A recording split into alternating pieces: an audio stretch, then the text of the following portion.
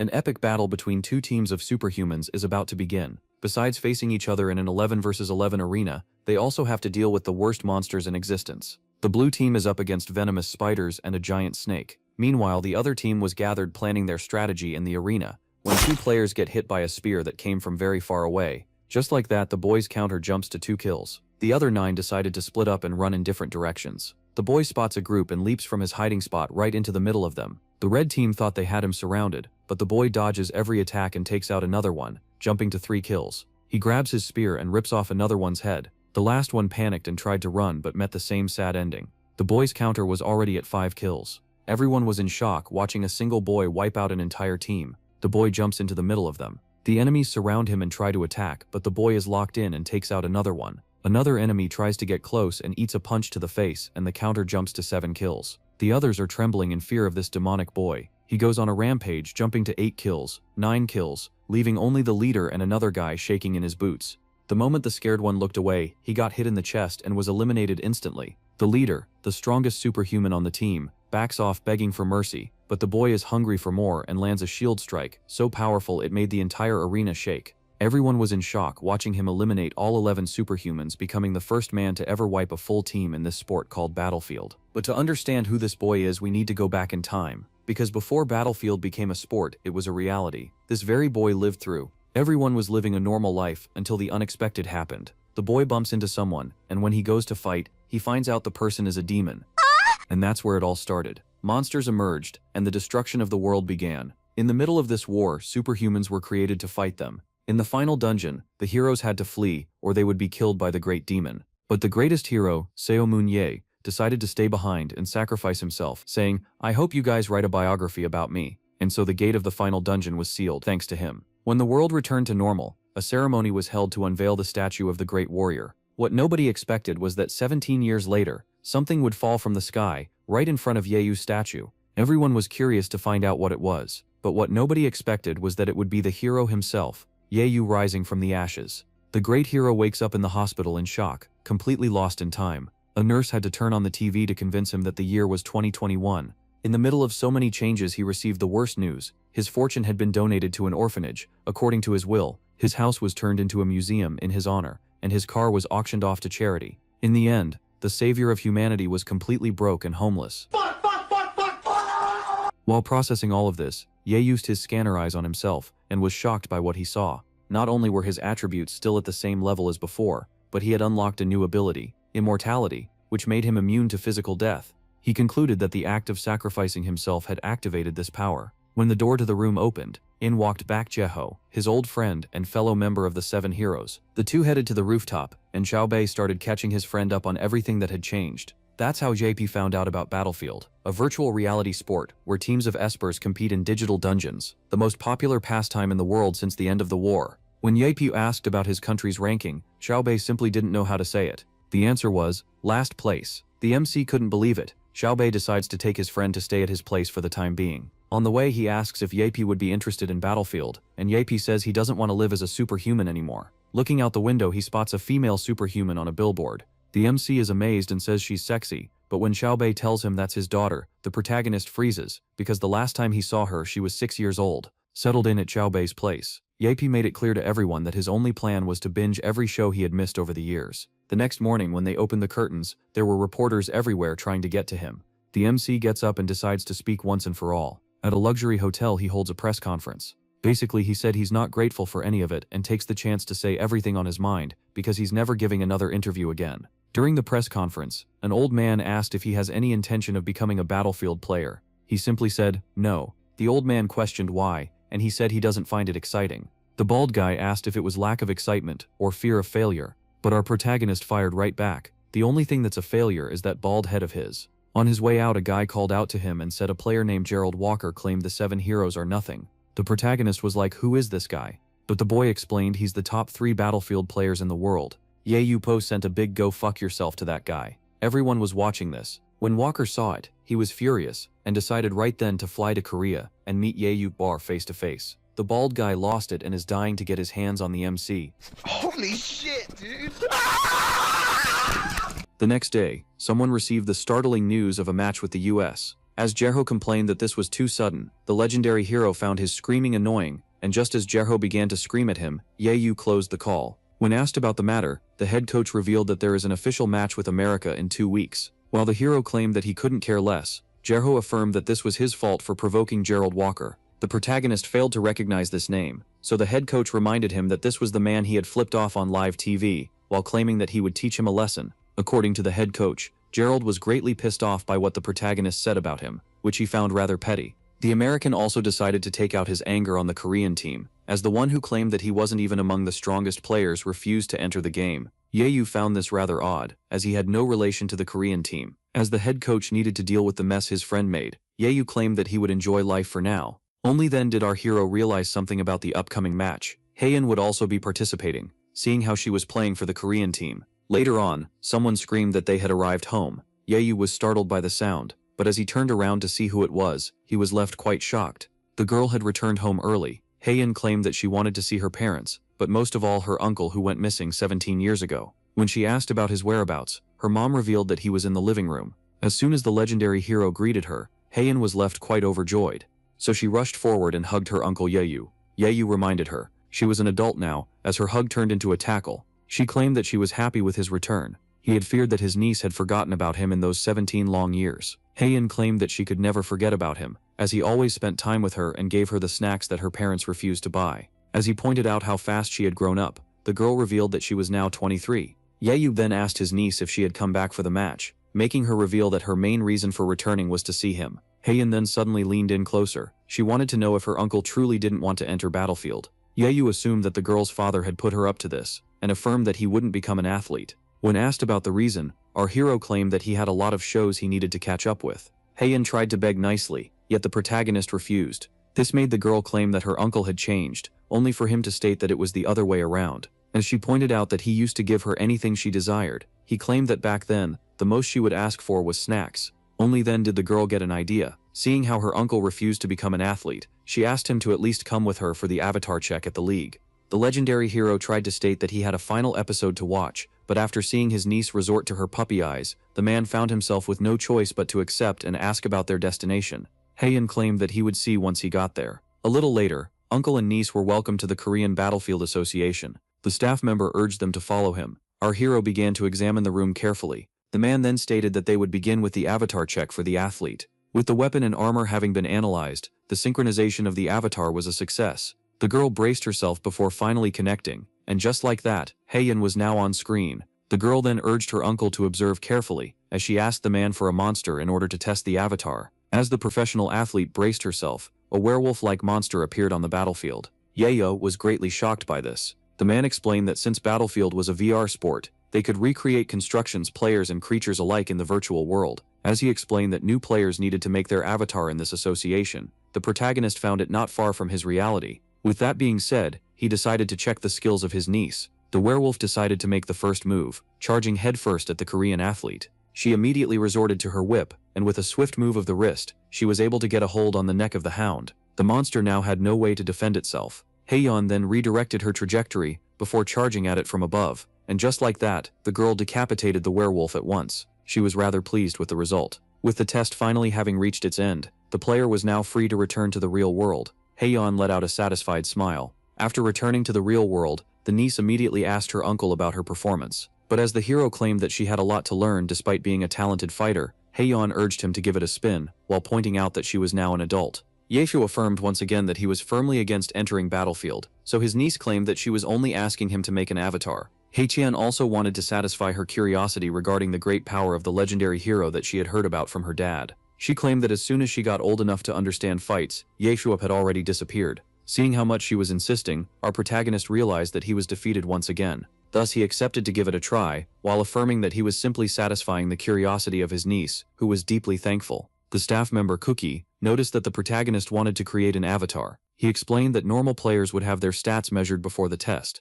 yet Yahello was free to immediately enter the virtual world, as he wouldn't be partaking in any match. Yahello then asked if he could enter the VR as he was, so the man explained that by doing so he would enter the dungeon with no weapons, and in his current attire. Thus he urged him to take a weapon with him. Our hero claimed that those weapons exhausted their users. The carriers were light for their size, making the man claim that those were normal weapons for the testing room. When asked if he would like something else instead, Yahello contented himself with what he had, as he claimed that the shield would only get in his way and that the spear was enough for him. And just like that, the legendary hero finally agreed to enter the virtual dungeon. Once the loading was done and everything had been analyzed, the scan finally ended, and the avatar based on the protagonist was about to be created. As soon as he opened his eyes, the man asked our hero if he could hear him. It was explained to the legendary hero that this virtual reality was an exact copy of the testing facility. Yahello was shocked, as he almost felt like he was truly going inside a real dungeon gate. The man then explained to the hero that his avatar synchronization would be very easy. As his niece wished him good fortune,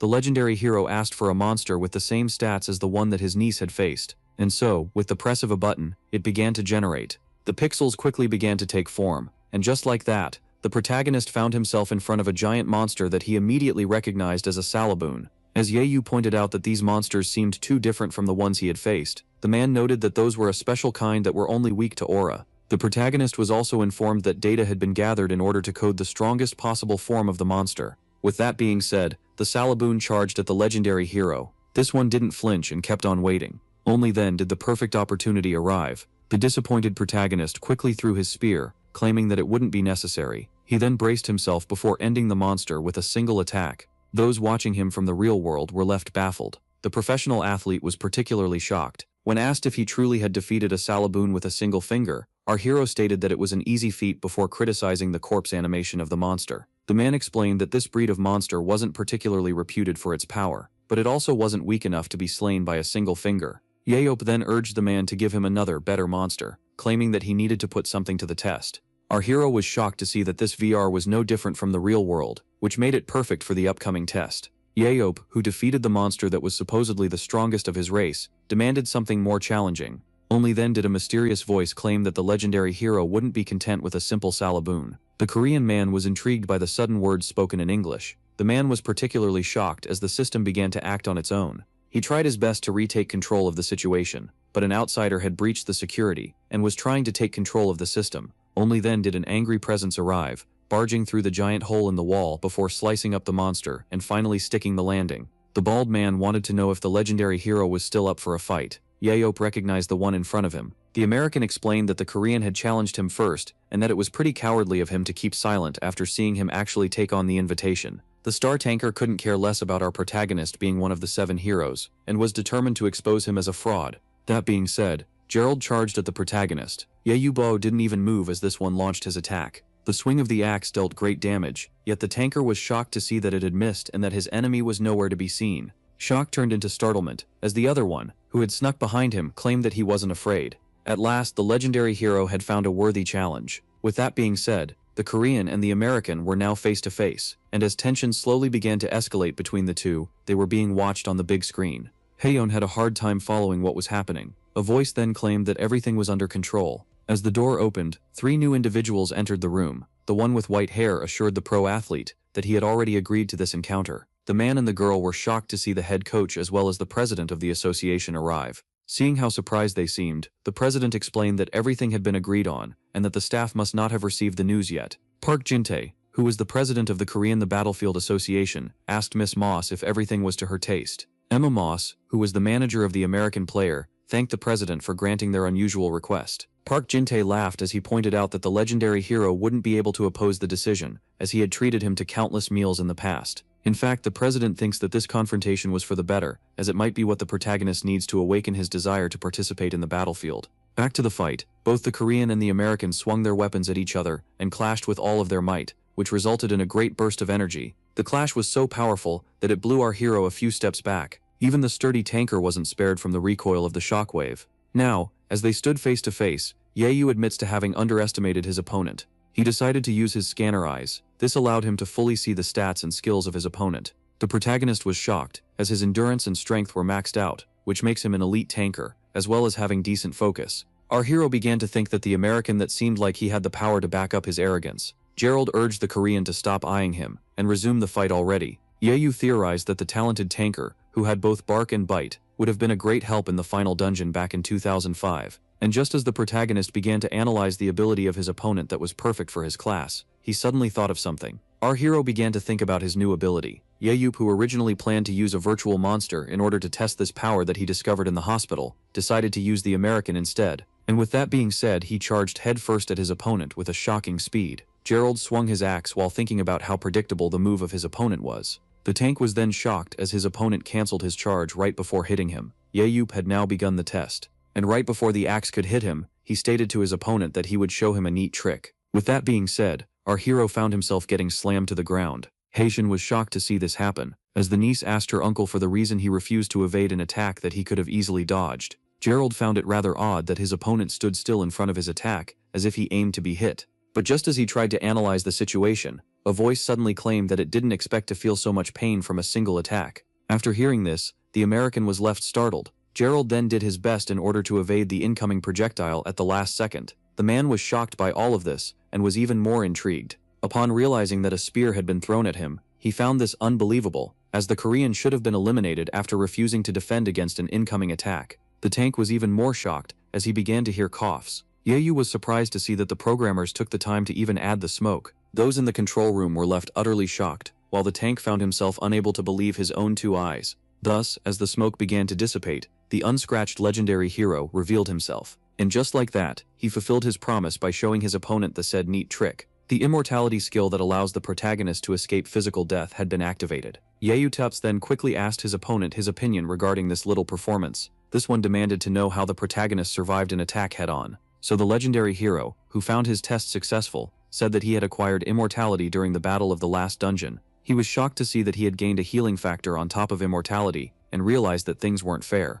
So he decided to turn to the man in the control room. As our protagonist explained the situation to the man, this one was left quite baffled by this one-of-a-kind skill. Yahello said that it would be low of him to resort to such an ability, and demanded it be removed from the avatar, which the man claimed was doable. And so, after a few presses of buttons, the man had successfully restrained the immortality skill of the protagonist. Seeing how shocked the American was, Yahello revealed that he wanted to test this ability, as it was brand new. Then he explained that he doesn't want Gerald to blame his loss on an overpowered power such as immortality. Seeing this, the American firmly grabbed the spirit of the Korean and began to approach him. He then gave it back while claiming that the arrogance of his opponent lived up to its reputation. While wondering if it was the same for his skills, Yahello clarified that it wasn't the case, as the rumors didn't do his great power justice. The tank claimed that he would like to see it for himself, while urging the protagonist to resume their fight, as it was finally a fair one-on-one. The legendary hero tried to argue that the American should at least go defeat the top 3 before challenging him for a second round. And as soon as he insinuated that he wasn't the strongest in the league, Gerald was left quite angered.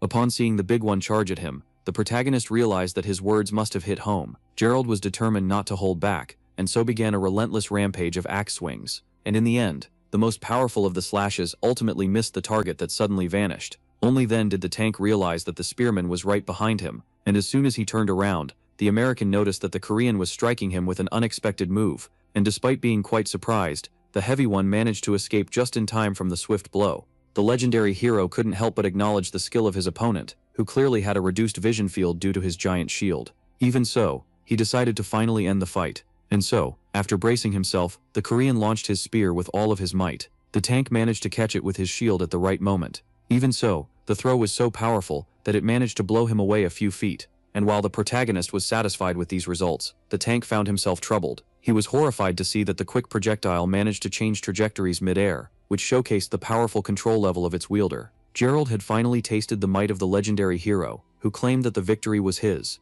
The American tried to argue that the fight wouldn't be over as long as he lived, making the Korean reveal that he had deliberately spared him. Gerald was then confused. As Yahello stated that his giant shield was a liability, he became more and more intrigued as the protagonist urged him to use a smaller shield in order to become a better tank. Yahello stated that he was giving him tips because he acknowledged his talent, while stating that the huge shield was limiting his field of vision. Gerald was then particularly shocked as Yahello correctly guessed that he was told that his vision wasn't wide enough back in his younger days. Our hero then theorized that this was the reason he decided to use a bigger shield, to increase his defense and give himself time to analyze the situation. He also explained that this wasn't a good solution, as the huge shield would turn against him in the face of someone skilled enough to abuse his small field of vision. For this reason, he suggested to the agile tank to use a smaller shield, as it would improve his performance later on.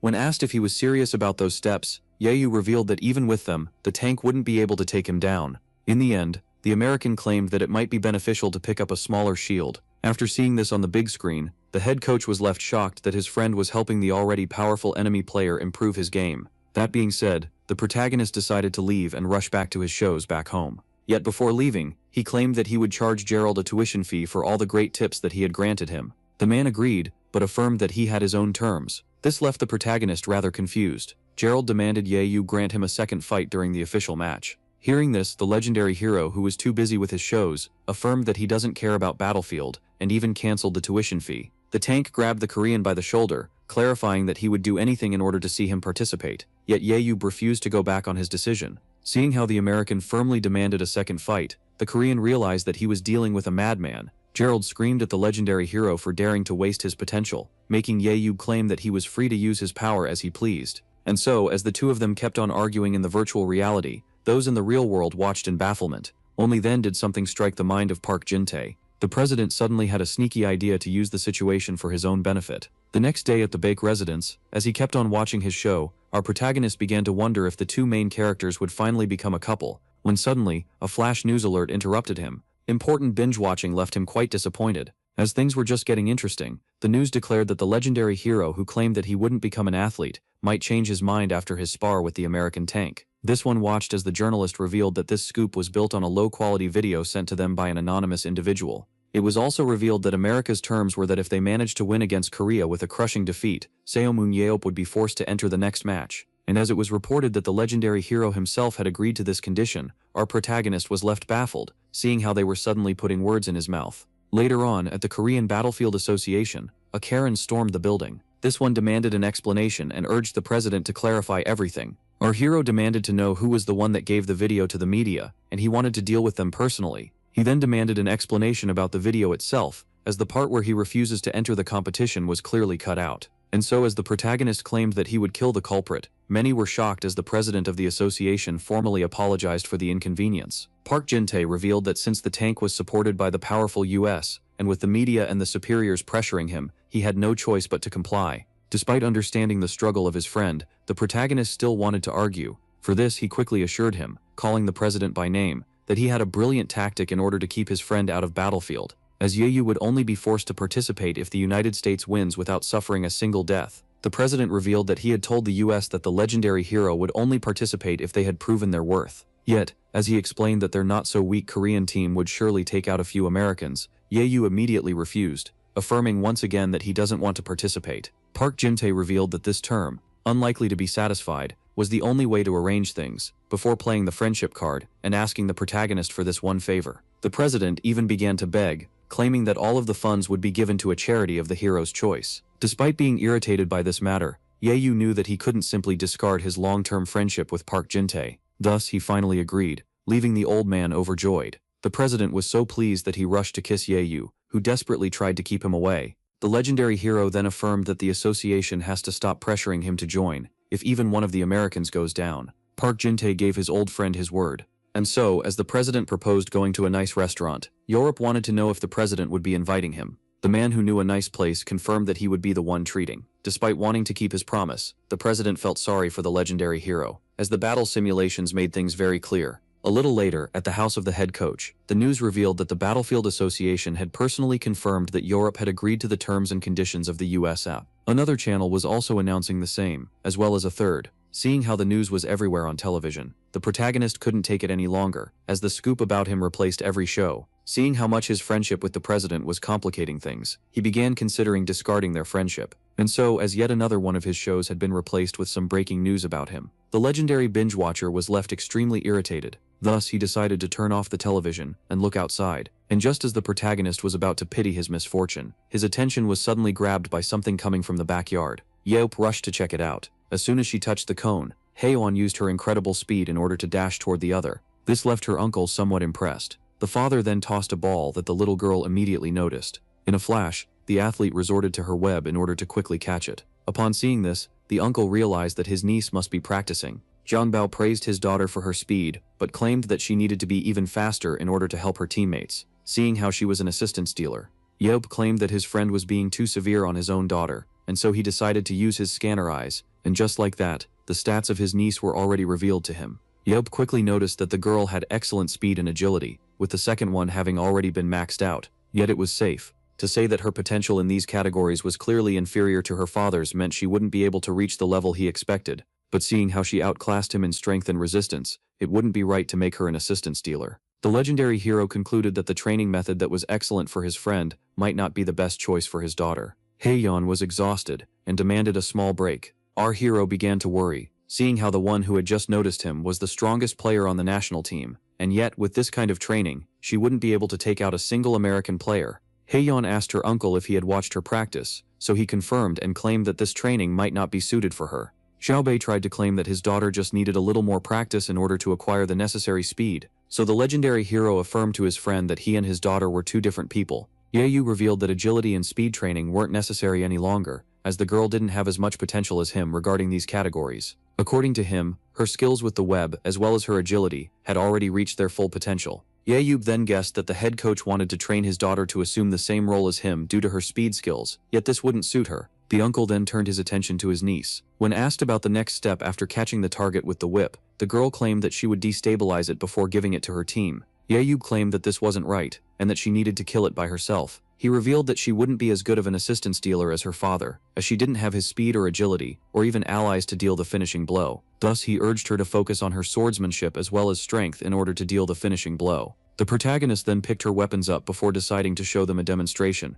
Now, in front of the training dummy, he quickly resorted to the whip in order to successfully catch the target. The legendary hero then explained that as soon as the enemy had been immobilized, they needed to be finished off with the sword immediately. Yayu Bei then asked father and daughter if they had understood him, but those two stood speechless after seeing this. The legendary hero then explained that since a whip alone can't secure a kill, it would be in her best interest to maximize her swordsmanship as well as her strength. With that being said, he personally changed the girl's position to a close-range dealer. Yet, as he addressed her father, both of them were left confused, and as Yayu ordered the girl to start a strength training that consisted of 500 sets, father and daughter were left blown away. The legendary hero then urged the girl to start already. Yayu clarified that they only had 2 weeks until the official match, and that he would personally train his niece until the day of the battle arrived. Meanwhile, in the hotel where the American team were staying and using as a training ground, John Kim, who was the agent and the manager, pointed out how Gerald Walker had improved a lot in a short amount of time. Gerald was left surprised as he asked the manager if he had progressed this much, and John confirmed.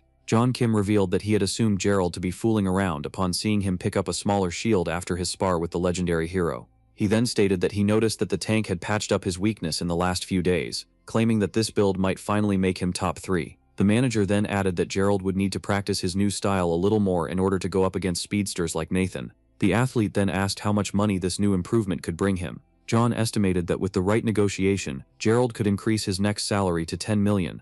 After hearing this, the bald man began to think for a short moment. He then demanded this exact sum to be sent to the protagonist. The manager was left shocked, as Gerald claimed that this was a tuition fee. Gerald was determined to make Yope an ally regardless of the cost. He was eager to have his rematch against the one and only legendary hero. And so, 2 weeks later at the International Stadium of the capital, the day of the match opposing Korea to the USA had finally arrived. The commentators claimed that most of the viewers must be excited for the final result, as it would determine whether or not Yope would face the American team. With that being said, it came time to make an overview of the players of the match. Each team was ready. The Korean team was composed of 3 tankers, 2 supporters, 4 proximity dealers, and 3 long-distance dealers. As for the Americans, they had 5 tankers, 2 supporters, 1 systems dealer, 2 proximity dealers, as well as 1 distance dealer. All were eager to see this match, especially with the Korean star Baek Haeyeon featuring in it, as well as Gerald Walker, the pride of the USA. One of the commentators claimed that he was eager to see the performance of the player who had just changed her position. Our hero prayed for his niece to have good luck on the field. The dungeon for today's match would be an underground castle guarded by skeletons. This place was known as Marta Born's Palace. It had 3 floors, each inhabited by a certain boss. The first level was home to the Skeleton Warrior. The boss of the second would be the Death Knight. As for the third and final level, it was guarded by 1 dragon and a lich. Seeing how there might be some new fans watching today's match, the commentators decided to briefly explain the rules of the game. The rules were that the other team needed to be wiped out to achieve victory. Kills would earn players points that would enhance their aura and change its color. With that being said, the players finally entered the stadium, with everyone being intrigued about who would be the ultimate winner in the end. With that being said, the first round finally began. As soon as the match started, the American team charged head-on. After exiting the starting point, the Americans immediately went to confront the skeletons. As soon as they were spotted, the Warriors of Liberty locked in. The members of the American team moved in harmony with each other, while slowly tearing their way through the skeletons. Compared to other teams, this one was pretty slow, yet the Americans would become an unbreachable wall after finishing their farming session, which made everyone wonder about the plan of the Korean team.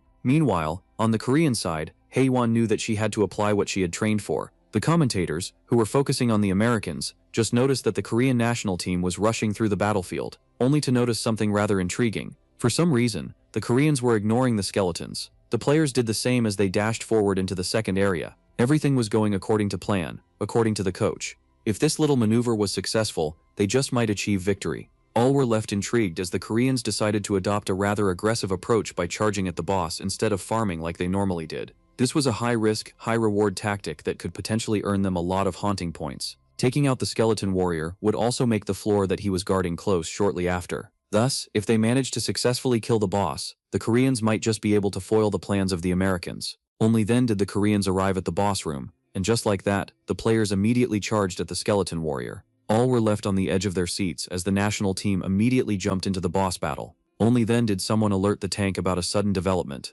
That person was none other than Paul Ward, the recon of the Americans. Gerald couldn't quite understand what he meant, and urged him to elaborate. The tank was then startled upon learning that the Koreans were actually going with a solid plan by trying to take the boss first. Hearing this, Gerald's teammates proposed to immediately escape to the second floor, yet he urged them to stop what they were doing and rush to the boss room. Meanwhile, back with the Korean team, the boss was almost down. All charged in as their ace was now able to secure the kill. The Koreans decided to protect her until she could finally eliminate the boss. But just then, something unexpected happened, and before the girl could even react, she was hit from the side by a giant tall, bald man. Haeyeon hadn't seen the tank coming. While her teammates began to panic, they were now in front of Gerald Walker. The head coach began to panic as it was explained that the tank had used the storm ability of a teammate to catapult himself through the air. After taking so much damage and being blasted, Baek Haeyeon was eliminated. Just like that, the pride of the Korean team was the first to fall. The tank commended the Koreans for their brilliant plan of tackling the boss first, only to then firmly affirm that they were destined to be defeated regardless of the outcome.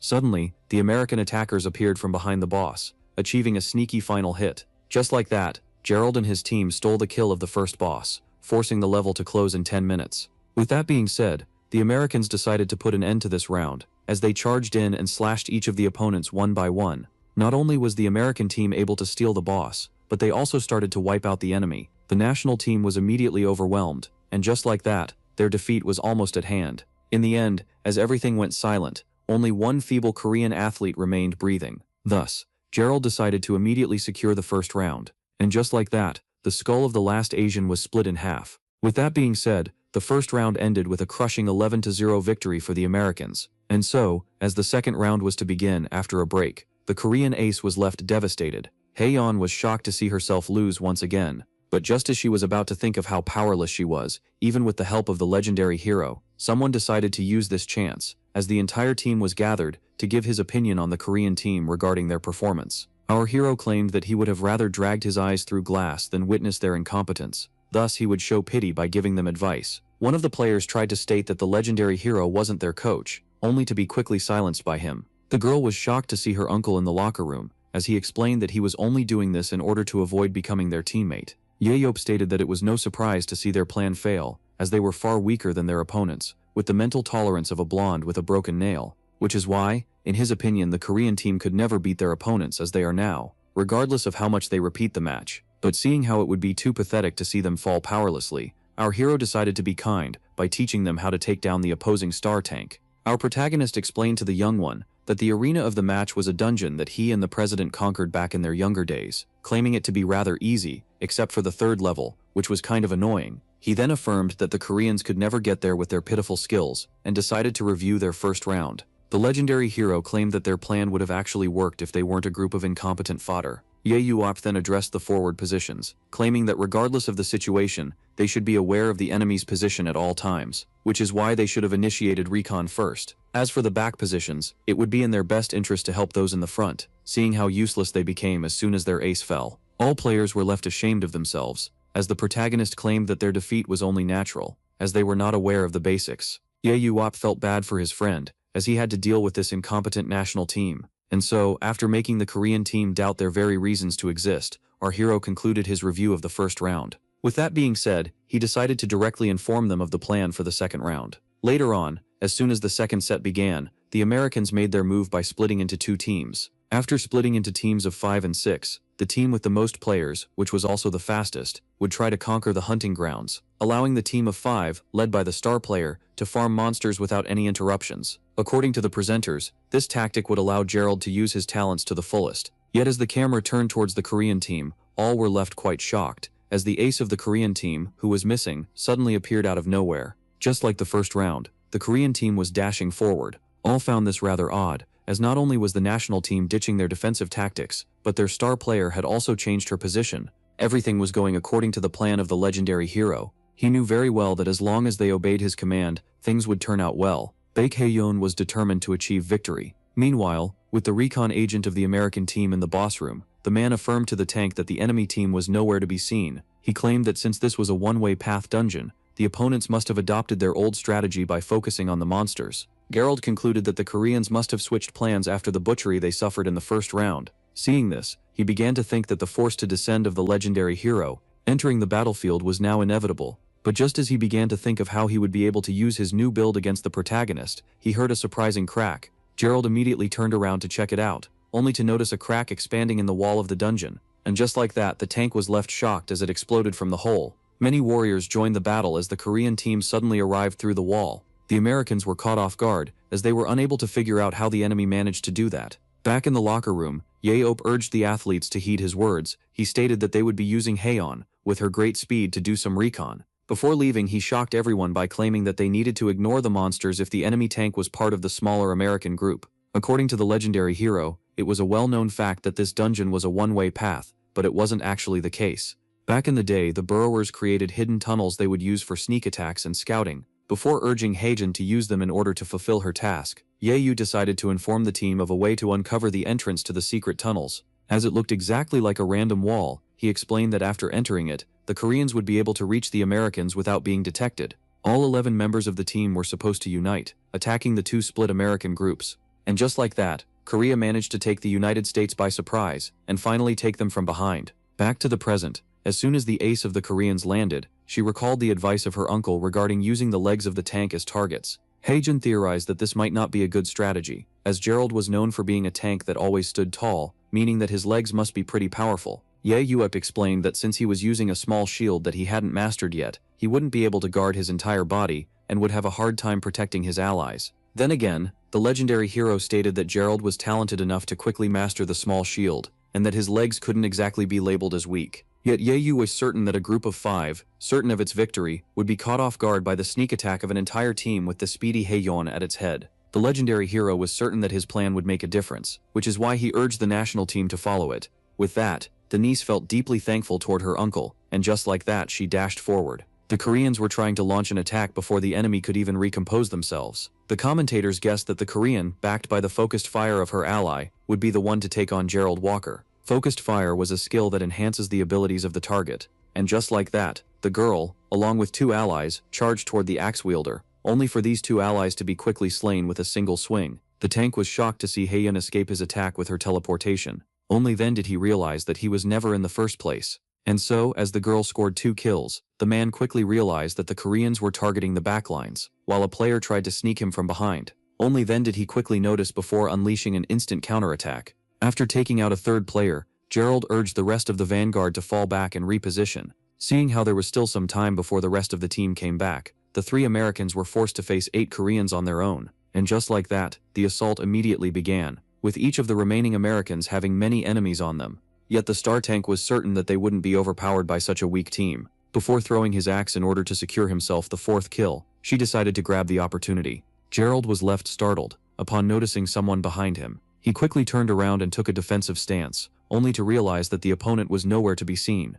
When suddenly, the ace of the Koreans reappeared in front of him. Haesun then delivered her blow and successfully amputated the leg of the middle-aged man. She then proceeded to grab the one he had left with her whip before making him fall to the ground. The American group fought well, but was overpowered by numbers, and was forced to fall, yet took out 7 Koreans with them. Now the pride of the US found himself facing an unavoidable demise. Gerald asked the girl if the legendary hero had given him any advice. They advised them, seeing how they had changed their tactic. Yet this one didn't reply as Yu simply pointed her sword at him. In the end, the impressed Gerald couldn't help but smile as he suffered a final blow. And just like that, the unexpected happened.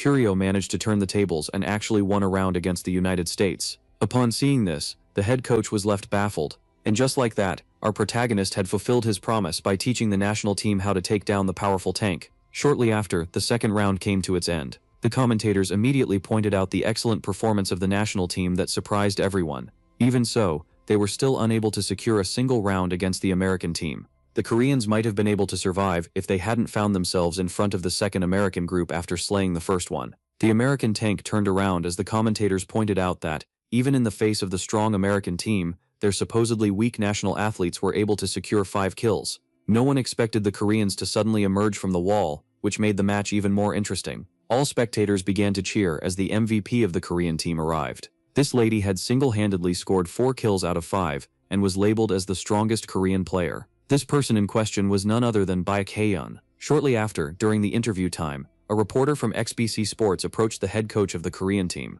She wanted to know his opinion regarding the unexpected approach that his team took during the match. Jang Kao claimed that despite the defeat, he and the players learned a lot, as a good performance against a powerful opponent was great for motivation. The reporters then asked him how he had thought of the brilliant idea of letting his team use the secret passage. Jang Kao affirmed that this was a brilliant plan, and decided to reveal to the public that he wasn't the one to come up with the strategy for the second round. Only then did the protagonist realize that his old friend was looking at him. This left him rather annoyed, as you know very well that he was still trying to persuade him. Shortly after came the time to interview the star player. The reporter asked her about the training that she had undergone. Seeing how she showcased the best performance in the match, Hae-yeon revealed that her uncle had trained her and that after following his advice, she changed her position. With that, the legendary hero was left greatly annoyed. He was irritated by the fact that Hae-yeon and Jae-ho were both praising him on camera. Only then did someone claim that they were just spitting facts. The president of the association claimed that his friend still gets irritated when flattered. Jae-ho stated that the president of the association should be in front of the cameras for the interviews. Park Jin-tae stated that he was too old to interest anyone.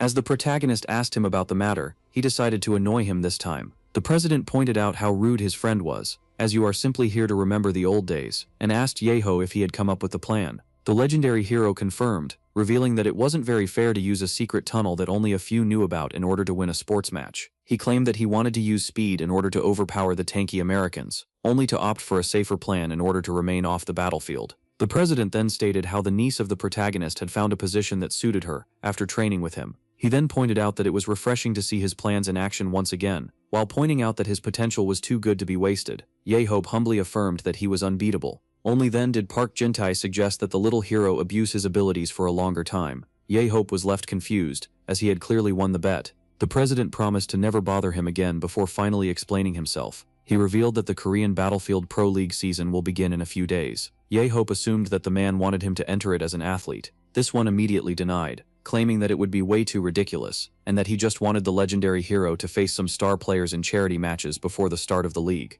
And just as the president assumed that his friend was about to refuse, Jae-ho stated that he would think about it. This left the old man shocked, and as he asked the protagonist to repeat what he said, Jae-ho claimed that he would give it some thought, while thinking that his friend was starting to lose his hearing. Park Jin-tae knew very well that his friend, the hothead, would immediately say no if he dislikes the idea. Only this time, he doesn't seem opposed to it. Jae-ho revealed that he grew intrigued upon seeing his niece fight, and that TV shows could never replace the thrill of real battles. The president was left baffled as the legendary hero claimed that VR might be his only way to fight once again. Park Jin-tae was so excited that he grabbed his old friend and praised him for his way of thinking. He then decided to show him the footage of the match that went viral. After just 1 hour, the protagonist watched in bafflement, as the comments on the 10 million views were all amazed by the match, and were praising him for his great plan. Yope was left irritated and urged the president to let him go at once. He then affirmed that the excited one was rather strong for his age, as he almost broke his neck. Yope then reminded the president that he had agreed to think about the matter, and hasn't accepted his proposal yet.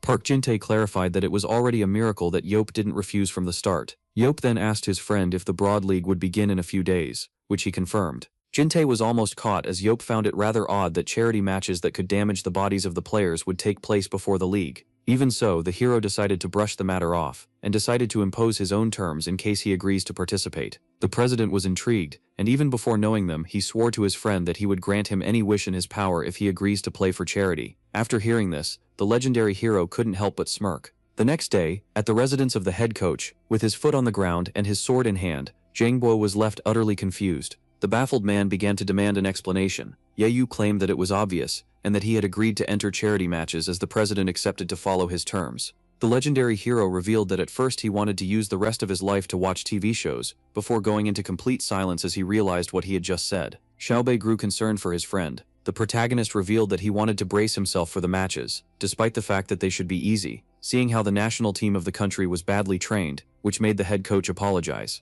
Xiaobei was happy to see his friend pick up the spear again, yet failed to understand why he needed to regain his sword, only to be then triggered by the protagonist, who wanted to drag him along to share his pain, as the only decent Korean player left was Haeyeon. Xiaobei stated that it was a bad idea, as he hadn't done this in 17 years, which made Yoap tease him about his fear of being ridiculous in public. The protagonist assured the head coach that he only needed a few training sessions in order to regain his sense of battle. The head coach tried to argue that he was a man on the doorstep of his 50s who hadn't fought in 17 years, so the legendary hero decided to remind him that he never makes mistakes. Thus Yoap resorted to his scanner, eyes on his friend. Xiaobei had truly fallen off his prime after 17 years of retirement, yet the protagonist was certain that he would recover most of it after some training. With that being said, he urged him to ready himself for a hellish training session tomorrow, as an evil smile appeared on his face. At that moment, the head coach realized that he was doomed. Park Jin-tae recalled the two conditions of Yoap, with the first being that Haeyeon must be on his side so that he won't have to kill her, and that Xiaobei must also participate. The president began to think of how having 2 of the 7 heroes on screen would attract a lot of sponsors. Thus, he decided to make a few calls in order to cash in a few favors. Shortly after, the news of Baek Xiaobei and Seomun Yoap fighting side by side once again covered all platforms as it spread like wildfire. Our hero still had 1 week before the charity game. Those 7 days were filled with a lot of clashing and screaming. Xiaobei repeated the words of his mentor regarding him having a failed technique if he is slightly slower than his opponent, which made the mentor even angrier, as despite knowing the right way, his friend still did it wrong. With that being said, the head coach began to harness his power once again, and just like that immediately dashed forward. The middle-aged man then charged at the legendary hero and began to bombard his shield with a tempest of sword slashes before finally taking a few steps back. Xiaobei was pleased with his performance. Yet his coach claimed that it was acceptable before recalling a time when he could stab an enemy 3 times in the split of a second.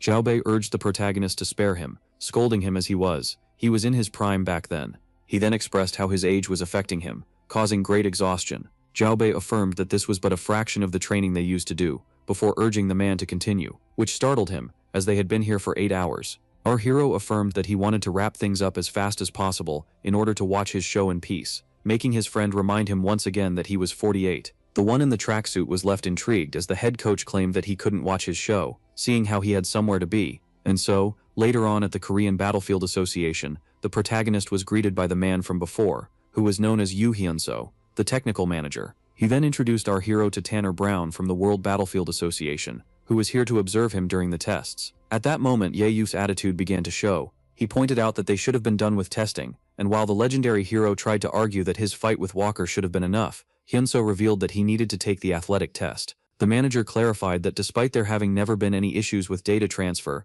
these tests make sure that the VR abilities are similar to their physical counterparts. Ye-Yu was shocked to see how accurate their application process was. Hyun-soo revealed that the technology was powerful enough to perfectly scan and replicate the data of the players, and as he revealed that it can even detect abilities that were still dormant. The protagonist was baffled by the technological advancement of the year 2021. The manager claimed that this was due to a well-guarded secret of the World Association that manages the system, which was created from certain espers. After hearing this, the man couldn't help but compare the word association to burrowers. Thus, the veteran demanded to know if they were certain that the World Battlefield Association wasn't governed by some enemy survivors. Upon hearing that they weren't, he revealed that he would have butchered them all if it was, which made the manager realize that he was dealing with a maniac. A little while later came the time to start the agility, aura, and strength tests in order to create an accurate avatar for him. First, the association needed to measure Ye-Yubup's strength. As soon as he learned that he simply needed to pull the lever, the protagonist did so with all of his might before finally letting it go, and as his score of 813 showed up,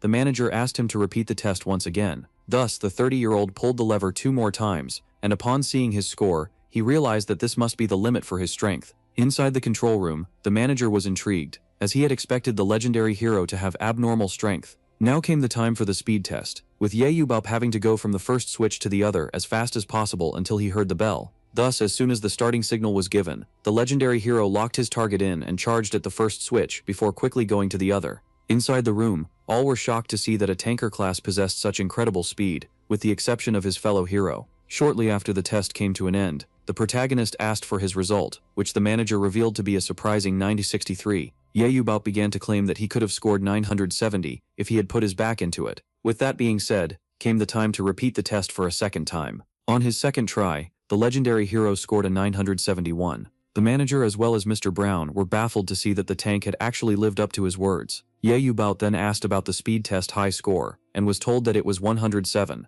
He suspected that the record holder was Nathan Bernard. Our hero had seen the player in footage sent to him by the head coach. After that, he had agreed to enter the charity matches. Yahello found himself intrigued by the young man whose speed rivaled even Prime Gemu, who used to have 100 points of agility. With that being said, the protagonist was having fun, and decided to retake the test and try to score 975. He then began to ready himself. The legendary hero began to concentrate. For some unknown reason, our protagonist was feeling as if he was at his peak, and so, after gathering his forces, he decided to unleash them, and just like that, the third attempt began. As he proceeded to go from one switch to another as fast as he could, everyone in the room, even his fellow heroes, was shocked to see that his speed had once again increased. Shortly after, as the test ended, the protagonist finally caught his breath. As he asked about his score, all were left baffled. Yahello, who claimed that he should have scored a little higher than before, was baffled to see himself get a 107, similar to the highest score ever recorded. He found this rather odd, as his speed should be slightly lower than Jeyu's and Nathan's, meaning that he shouldn't have scored this high. For some reason, the protagonist had surpassed the imposed limits. In order to confirm his suspicions, he demanded to retake the strength test. As it was explained to him that he just had to pull the lever once again, the protagonist began to concentrate, and just like that, he pulled it with all of his might. Once again, he left everyone in the control room utterly baffled. The score of the legendary hero managed to immensely increase, reaching 8-9. The manager assumed that the protagonist was warming up before making him reveal that it wasn't the case, and that it was related to focus. Yahello couldn't figure out how he was able to surpass his strength and speed limits. This shouldn't be possible, as according to his scanner eyes, he had already reached his peak. Yet his results were telling him otherwise. Yahello was certain that this new feeling wasn't alien, and only then did he realize where he had felt it before. This emotion was the same as the one he had when he was left alone in the last dungeon. The legendary hero had managed to surpass the human limit of concentration during his last experience with near death. He then realized that the focus category must have some hidden power, as it was strengthening his other stats after going over his limit. Yahello was now annoyed, having realized that he was now an immortal with great power who had no real wars to fight. For some reason, he couldn't help but feel that he was being forced to enter the battlefield. With that being said, came the time to use the giant marble for the aura test. The manager explained that Yahello just had to pour all the aura he could into it to change its color, which was more accurate than the method used back in 2005. This was the most important test, as aura was determined at birth most of the time, and was the hardest stat to increase. After awakening his powers and noticing that his order was 96, Yahello had undergone a lot of training in order to max it to 100. As soon as he placed his hand on the sphere, all were left at the edge of their seats, eager to see the result that would come out. The legendary hero began to fill the marble, while thinking about how he had 100 aura points, which was the peak of the human limit. At the end of the test, the measuring marble turned dark. After seeing this, Mr. Brown was left utterly baffled. Yahello, who had scored a 1030, asked about his own result, and only then was it revealed to him that he had actually exceeded the human record. Upon learning this astonishing news, the legendary hero claimed that it was only natural for him. It was then revealed to him that the previous record holder was Shulon, who was one of his fellow heroes, leaving him intrigued by the achievement of the young one, as it was pointed out that her record was hard to break. The protagonist pointed out that she did have a terrifyingly powerful aura. Shulon was as stubborn as Yahello, which is why every time he would scold her, they would get into a fight with each other. Our hero was certain that his previous colleague would become infuriated if she learned that he had actually broken her record. As the tests were finally concluded, the manager decided to notify the protagonist of something important. As it was revealed to him that his immortality would be forbidden in the matches, Yahello found it only natural, as he would automatically win if he was unkillable. The association formally apologized for limiting his abilities, promising compensation. Yahello couldn't care less, as he would only play once. The legendary hero then gladly welcomed the offered compensation, while claiming that his immortality skill was useless anyway. Meanwhile, somewhere else, a pointy hood affirmed to the others that their only hope and savior was that one individual, which is why they needed to hold on to their faith. He then firmly claimed that their faith had been rewarded with a great revelation, and just like that, this one person had been revealed. The pointy hoods claimed the legendary hero as the one and only immortal savior, who had recently returned, the dead. Now just like that, they decided to go prove their faith to him, as they began to cheer and chant his name. Sometime later, the protagonist noticed an odd crowd in front of the house. This left him quite intrigued. Only then did they begin to scream that he was the savior of the world and that they had faith in him as Yahello. Finally concluding that these people were journalists, his friend explained to him that those were his worshippers, who go by the Seomun Foundation. The protagonist was left intrigued, recalling seeing them from the window of his hospital room back then, which the head coach confirmed. Yahello demanded to know why they worshipped him without his consent, so Jayu explained that they think that he would come at the end of times to save them all. As the legendary hero claimed this to be pure anxiety, his friend pointed out how he had actually returned, and as it was explained to him that they were now praying for the end of times for their prophecy to be complete, Yahello was left quite annoyed. Thus he decided to go give his so-called followers a piece of his mind. As the head coach demanded to know what the legendary hero was about to do, Yahello claimed that the answer was obvious. And just like that, he dashed forward, jumping as high as he could before landing on the fence. He urged the Foundation to stay silent, yet as they kept on babbling among each other, he urged them to stay silent, until finally they obeyed his command. Yahello claimed that he was aware of their faith and his position in their eyes, which is why he urged them to come to their senses and get out of his sight, leaving all of them shocked. Yahello angrily screamed at them for doing this instead of finding a job, and affirmed that he would terminate their leader at once. At first the followers were shocked to see that their deity was refusing their faith, before then collectively agreeing that he must be testing their strength. The protagonist was then left quite shocked, as none of them moved from their spot. As soon as they kept on worshipping him, he was left quite intrigued. He was now certain that those people were fully delusional. Upon seeing how annoyed his friend was, the coach realized that a disaster was about to unravel. Yahello gave the association 10 seconds to get out of his sight, before he knocked some sense into them. Jaeho desperately tried to calm down the craziest of them all, as Yahello affirmed that laws don't apply to him, meaning that he was free to rough them up. And so, after a 10-minute-long beating, many of the cloaked lunatics were knocked down. Yahello had successfully dealt with the mentally insane who worshipped him. He then asked one of his young followers if he would dare to follow him again, so the child affirmed that he would. Yahello praised the boy for his cleverness, and urged him to stop following the cloaked lunatics. Thus, after calmly affirming that he was human, Yahello stated to Jaeho that now came the time to practice. The baffled coach addressed the legendary hero, and as he claimed him to be completely insane, Yahello took it as a compliment, before pointing out that he never consented to being worshipped. Jaeho realized that reasoning was useless, before urging his friend to go inside before the reporters arrived. Yet Yahello revealed that he would beat them up as well. Jaeho affirmed that this would attract trouble, as Yahello claimed this approach effective against those who want to know about his past in the orphanage. Meanwhile, a figure from high above was intrigued to see that the so-called savior, as the protagonist pointed out that he doesn't understand the fixation people have with celebrities, he suddenly noticed something afar. At that moment, this immediately made him leave, so Yahello decided to brush it off. The day of the charity match finally arrived, and everyone was gathered at Incheon International Airport. All the big names in the field were here for the protagonist, including the American battlefield agent, known as Joe Fellman. Joe explained that the last time he came to Korea was 15 years ago, as it was filled with great potential that made the American agency #1 after recruiting. As the man claimed that it was a shame that they couldn't get Jaeho, his assistant pointed out how he and the rest of the heroes weren't into battlefield at the time. Shulan, who finally decided to become an athlete, immediately resigned after that. She had been nerfed at the time. This was the only possible option, as her power and extinction ray would have wiped out a team of 11 in a few seconds. He had missed 2 heroes in the past. Joe was determined to finally get his hands on their leader, who, he was the strongest of all. Only then did something catch the attention of the Americans. They were left quite shocked as another foreigner set foot on Korean soil. This was none other than Jake Rand. The European battlefield agent was also an Esper. Just like that, he appeared in front of the Americans. The focus of the media immediately shifted toward the arriving European. As Jake pointed out that they needed to keep their competition fair, Joe realized that things had just gotten complicated, and so as tension immediately settled between the 2 men who were here for the legendary hero, the photographers suddenly focused on 2 other individuals. They had shiny jewels and expensive boots. The 2 shiny peacocks wanted to see the one who ruined their dungeon business entering the world of Battlefield after claiming it to be boring.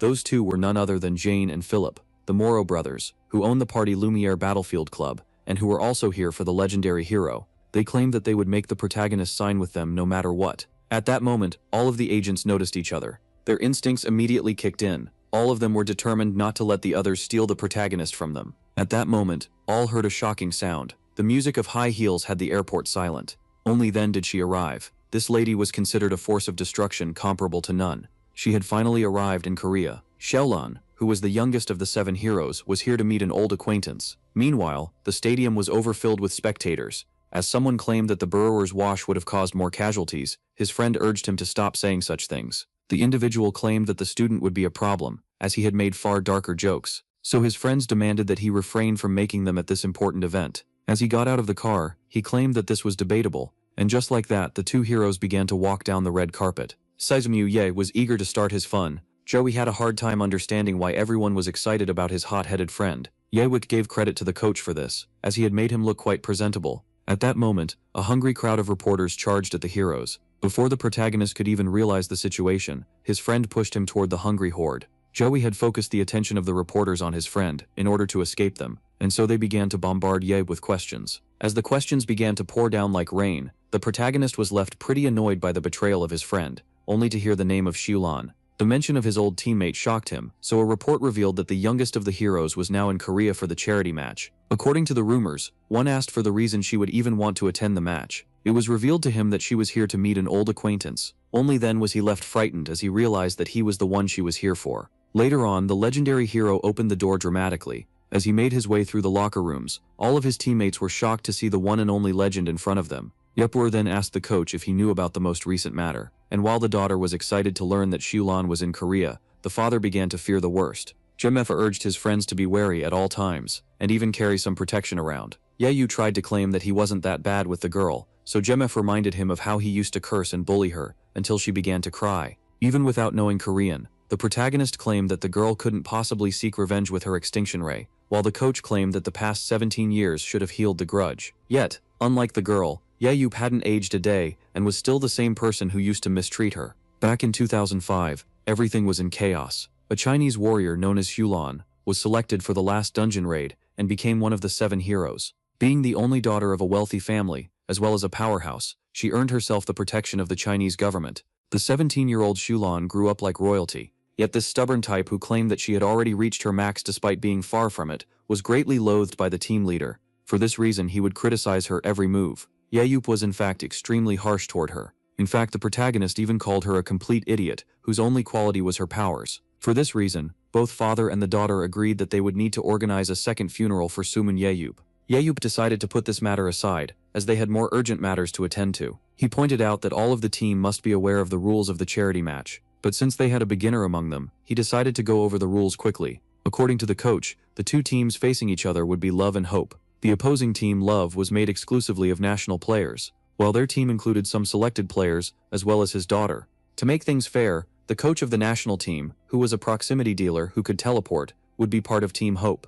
The legendary hero, who was a tanker, who would be armed with 4 spears and his shield, with his skills restrained, would also be their teammate. Yeyu revealed that he was a little anxious about the upcoming match, as he hadn't fought in quite a while. Park Chulho, who was the captain of this team, affirmed to the coach that they would do their best. Yeyu was shocked to see that these players were so confident, as he was certain that they were far weaker than the coach. He, with his scanner eyes, was certain that he would only need his high-level friend and niece in order to achieve a perfect victory. It didn't take him long for his skill to reveal that there was nothing special about the rest of the team, but suddenly, something caught his attention. A man known as Choi Hyuk had surprisingly decent stats. He also possessed a skill that allowed him to quickly infuse weapons with aura, as well as another that allowed him to harness it to create a shield around his body. It was also shocking to see that the man had a potential strength of 90. Thinking that the one known as Choi Hyuk would make a decent tanker, he urged them to approach. The man was left nervous as he introduced himself as a proximity dealer. Our hero was shocked by Hyuk's actual class, as he claimed that he was a proximity dealer sponsored by Sangsung Spritz. When asked if he wasn't actually a tanker, the man nervously claimed that, despite this being his childhood dream, his small size forced him to adopt a different class. The legendary hero then asked the player about his skills, making him reveal that he could only infuse objects with aura. This made Yehu realize that this player wasn't aware of his aura shield, which is why he must have become a proximity dealer. It didn't take him long to realize that a coach must have given him this position at random, as he was too small to become a tank, and Hyuk must have just assumed the position. With that, Yehu asked his niece to fetch him a shield, which she immediately rushed to get. As soon as he got it, the hero handed the shield to Choi Hyuk, who was left rather confused. Seeing how the match was about to begin, Yehu gave Hyuk a quick lesson on how to use the shield, explaining that he should attack before quickly hiding behind it. As Choi Hyuk tried to argue that he was a dealer, the protagonist got angry at him for not quietly obeying his orders. This made the rest of the team wonder if the dealer was to blame for anything, as they realized that the hero was in fact a madman, as he immediately switched his position. And so in this confusing situation, the younger player decided to turn to the coach, only for him to completely ignore him, and explain to the team that there would now be a formation of 4 tanks, 6 dealers, and a single support. And while Hyuk realized that no one would help him, the players who were informed of their lineups were now required to suit up. Yahyup found his attire light, so Jae explained how the suits offered the same protection as their armor, with a fraction of its weight.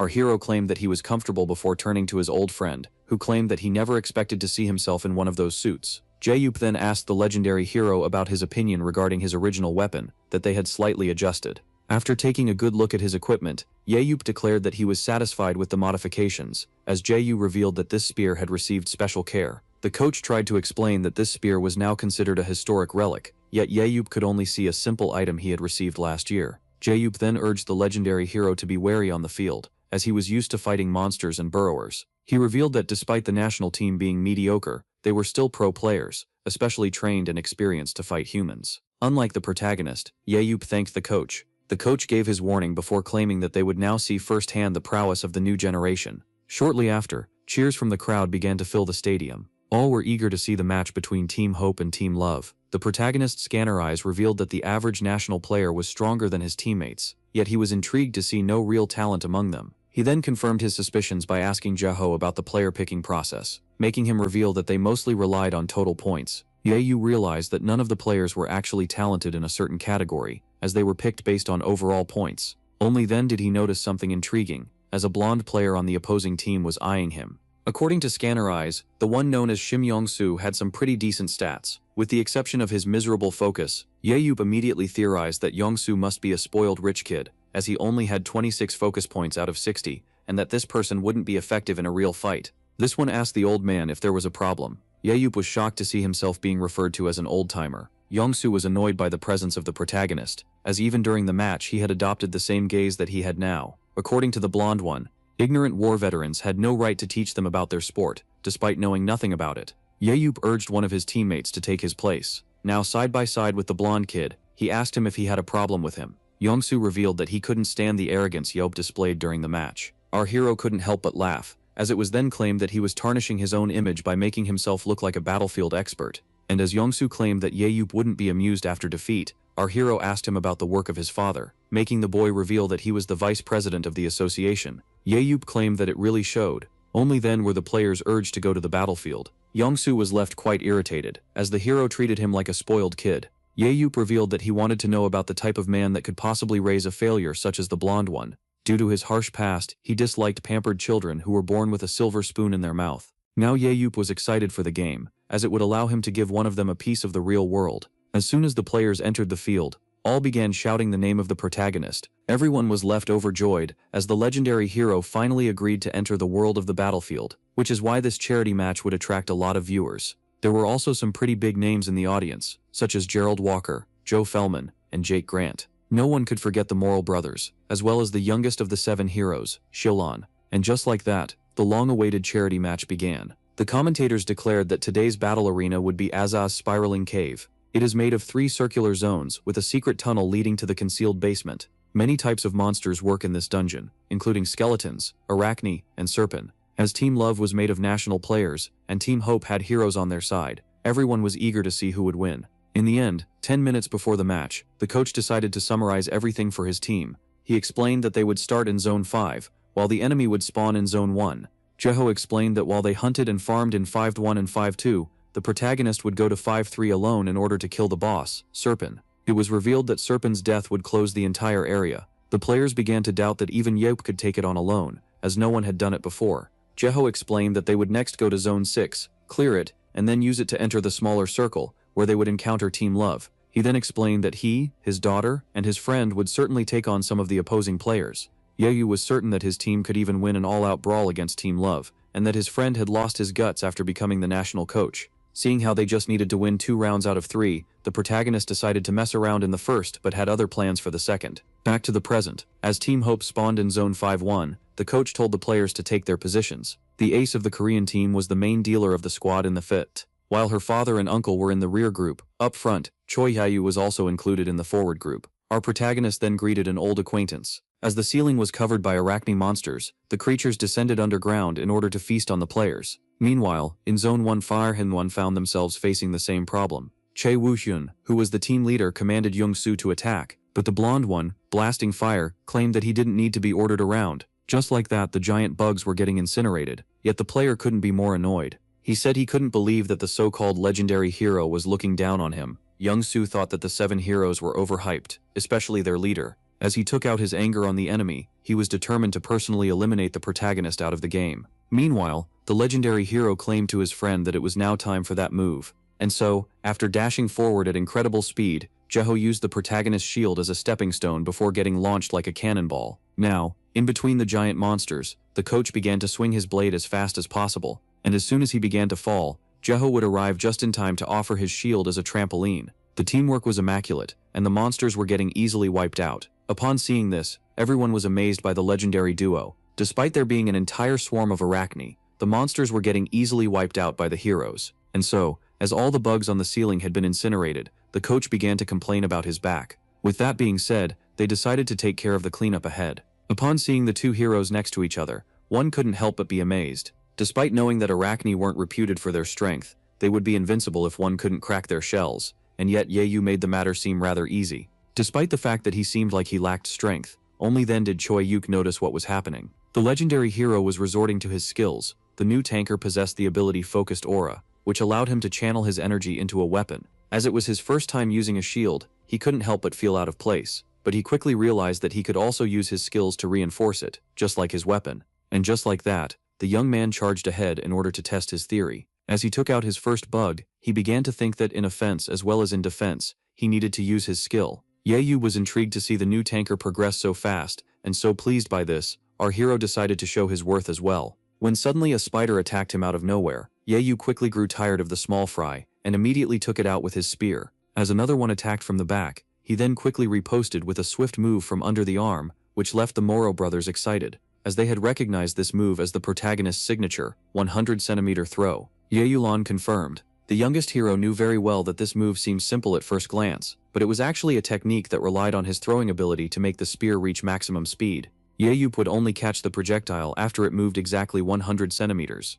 Yaeyu labeled this attack as a supersonic thrust that exceeded human physical limits. Even so, this extremely difficult technique, which required perfect timing and great speed, was being performed as a simple move with a great, confident smile on live TV. She was irritated by the fact that even after his disappearance in 2005, the legendary hero was still the same annoying man. Meanwhile, as our protagonist checked on a friend, he noticed something coming from above. First, he quickly ended its life. The legendary hero decided to put an end to this battle and threw his spear with all of his might. With that being said, the zone was finally clear, and our hero was free to proceed with the next step of the plan.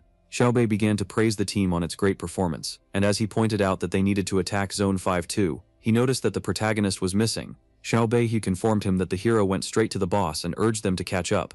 The coach knew that, despite his friend seeming like a hothead, he was actually a genius, which is why he decided to trust his judgment. With that being said, it was time to attack Zone 5-2. Meanwhile, in Zone 5-3, our hero found himself face to face with the boss known as Serpent. That was an old acquaintance of his. Yaeyu claimed that he felt as if he had fought this creature not too long ago, and so, after gathering his thoughts, he dared the creature to approach. The serpent quickly launched itself at our protagonist, only for him to immediately duck underneath it. Now that the reptile was exposed, the legendary hero gathered all of his strength before thrusting its skull with his spear, and just like that, a boss that requires a team effort to beat had been obliterated by Seom Yu-ye. Shortly after, he was surprised to see his team arrive earlier than expected, and while he claimed that he had expected them to take longer to reach him, all were left shocked. Yaeyu was sitting on the powerful boss after successfully killing it. During the match, he noticed that their order changed based on their kill count, and could grant players some kind of supplementary strength. With that being said, the legendary hero tasked his team with doing the rest, while the Bak father and daughter followed him. Yaeyu had a plan in mind. The commentators pointed out how the only relevant characters of Team Hope were heading towards the enemy without getting monsters, to stay discreet.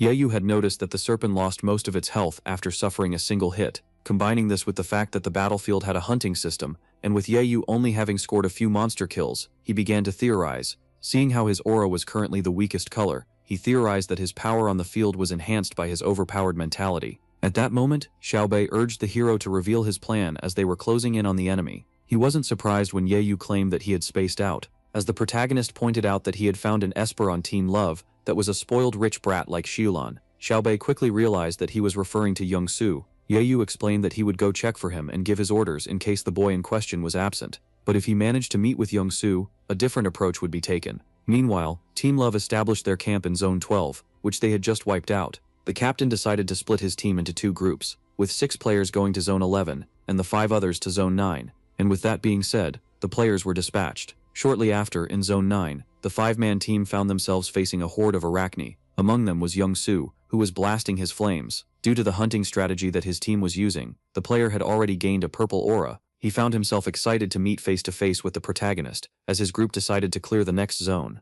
But as he began to fantasize about his victory, one of his teammates arrived just in time to save him. The projectile bounced off the shield before landing near the players. Young Soo found himself shocked as he began to bleed. At that moment, the boy realized that they had walked into a trap, and just like that, the 5-man group was left agitated. Meanwhile, in Zone 11, the rest of their teammates were also dealing with the same problem, and feared the presence of the legendary hero. But just as the captain was about to give his orders, arrows landed on the ground. The 6 members of Team Love found themselves in front of 8 members of the opposing team. Among the ambushers was the anxious Choi Hyuk. He recalled the instructions of the protagonist regarding them approaching Team Love from the other side of the dungeon. After dealing with the boss, Yop urged his teammates to do their best, as they were going up against a national-level player. And so, seeing how the protagonist had promised to help them once done with his task, the 8 athletes decided to charge at once. Back in Zone 9, the protagonist claimed that he had thrown his spear with all of his might, but his friend knew very well that he was just messing around. Yop stated that it would be embarrassing for the coach to die on his shield, yet his friend urged him to just get it over with. And just like that, the legendary hero gathered all of his strength before catapulting his partner Rudolph with his might. The protagonist decided to execute his spear throw once again, and so he concentrated all of his strength before throwing his weapon as fast as possible. With that, Team Love had to be wary of 2 incoming high-speed missiles. They quickly realized that they needed to protect the blonde one, as he was clearly being targeted by the heroes. And just as the boy braced himself for impact, he and the rest of his team were shocked to see that their teleporting coach was in fact aiming for the tankers. One of the players urged his teammates to deal with the proximity dealer first, only to be terminated in the blink of an eye by a spear throw. The members of Team Love decided to attack the coach at once, before his teleportation skill could reset. Only then did the ace of the Korean team come to the rescue. After grabbing her father with her whip, the girl blasted him away, and just as she was about to hit the ground, she used her teleportation powers to disappear. With that being said, both Bakes returned to the side of the protagonist. Yayu asked his partner if he was happy to feel the thrill of battle after so long. Yet the 48-year-old couldn't be more annoyed. Due to their last move, Yayu and his allies had wiped out the enemy tankers. And so, as those in blue braced themselves for a fair 3-on-3, their opponents were left in a tough situation. Yayu claimed that each of them would select his opponent, leaving the son of the vice president horrified. Meanwhile, back at the stadium, all were amazed by the ingenuity of that tactic. According to the commentators, it was amazing to see his team make a perfect escape after taking out the tankers while pretending to go for Yongsu. They claimed that the legendary hero, with his average Esper skill, was once a true master of his craft as he saved his friend with a simple spear throw. The commentators then pointed out that Yeyup was still throwing Jehu. Back to the fight, both father and daughter bypassed the son of the vice president before attacking their respective targets. And while the boy was unable to believe what he saw, the hero claimed that there was nothing amazing. He then proceeded to slam Yongsu with his shield, before asking him if he would like to run his mouth once again. Yeyup affirmed that the boy was nothing but spoiled bread, before striking the final blow. Meanwhile, in Zone 11, upon seeing that Tian Hope had scored 5 kills, the rest of Team Love was shocked to see that their teammates had already been wiped out. In fact, they had a hard time accepting that their allies had been terminated so quickly. One of the players was particularly filled with frustration. He immediately charged ahead, claiming that they could still win this round if they managed to terminate the 8 enemies, in order to defend their pride as national players. The target of the athlete was Choi Hyuk. This one began to recall the quick lesson of the protagonist, and how he should quickly hide and attack by using the shield. With that being said, he blocked the incoming hit. The boy then saw that his opponent was wide open, and as he tried to strike him down, this one backed away at the last moment to avoid a critical hit. The now irritated athlete was shocked to see that the newly appointed tanker was actually showing a decent defense. Thus he charged back at him, claiming that he wasn't worthy of his position. As the blade closed in, the young man realized that he needed to defend himself, when suddenly he tripped and fell. Shortly after, death particles began to fly through the air.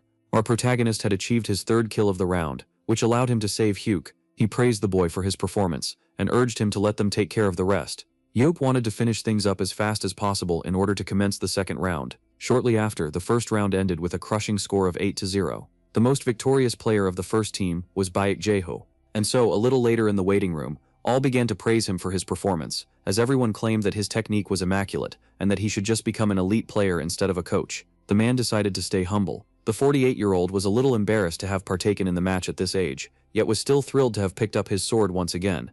Even so, the MVP of the game knew very well that all the credit for his victory went to his friend, the protagonist. The legend here was immersed in the show and was left baffled by the unraveling of the plot. Now came the time to start the second round inside what was described as a confusing arena made of confusing and dangerous rooms and stairs. The second round would take place in the dungeon known as the Labyrinth of the Damned. This dungeon was reputed for having killed many espers until the arrival of the legendary hero who conquered it. For this reason, all eyes would surely be on Ye, as he was the first person to conquer this very place. Meanwhile, the protagonist was rather annoyed. Most of his social interactions in 2021 had been with little pricks so far, starting off with the reporter that caused the rift between him and Walker, to the cult of the insane, that worships him, and now the son of the vice president wanted to witness the skill of the protagonist firsthand. Whether they doubt him or just want to have him tested, the legendary hero puts on his helmet in order to demonstrate what they want. Even so, Yeop decided to add his own personal twist to the upcoming show. Shortly after, at the starting point of Team Hope, the coach decided to summarize the plan for his teammates. But before he could even explain the details of the labyrinth, he was suddenly interrupted. Yeop claimed that he would roam the dungeon on his own, while urging the rest of the team to do as they please. When asked if he remembered the layout of this dungeon, the protagonist revealed that he was the one to create its map 1 year ago. Yeop, who realized that 2004 was actually last year for his time-traveling friends, explained that this VR dungeon was a perfect replica of the real one. As the coach agreed to let his friend go, seeing how he knew the dungeon very well, this urged him and the team to brace themselves for a surprise. Yeop decided to fight with all of his might. Thinking about how the other team was on the opposing side of the dungeon, this made it easier for him to guess their next destination, as he dashed forward.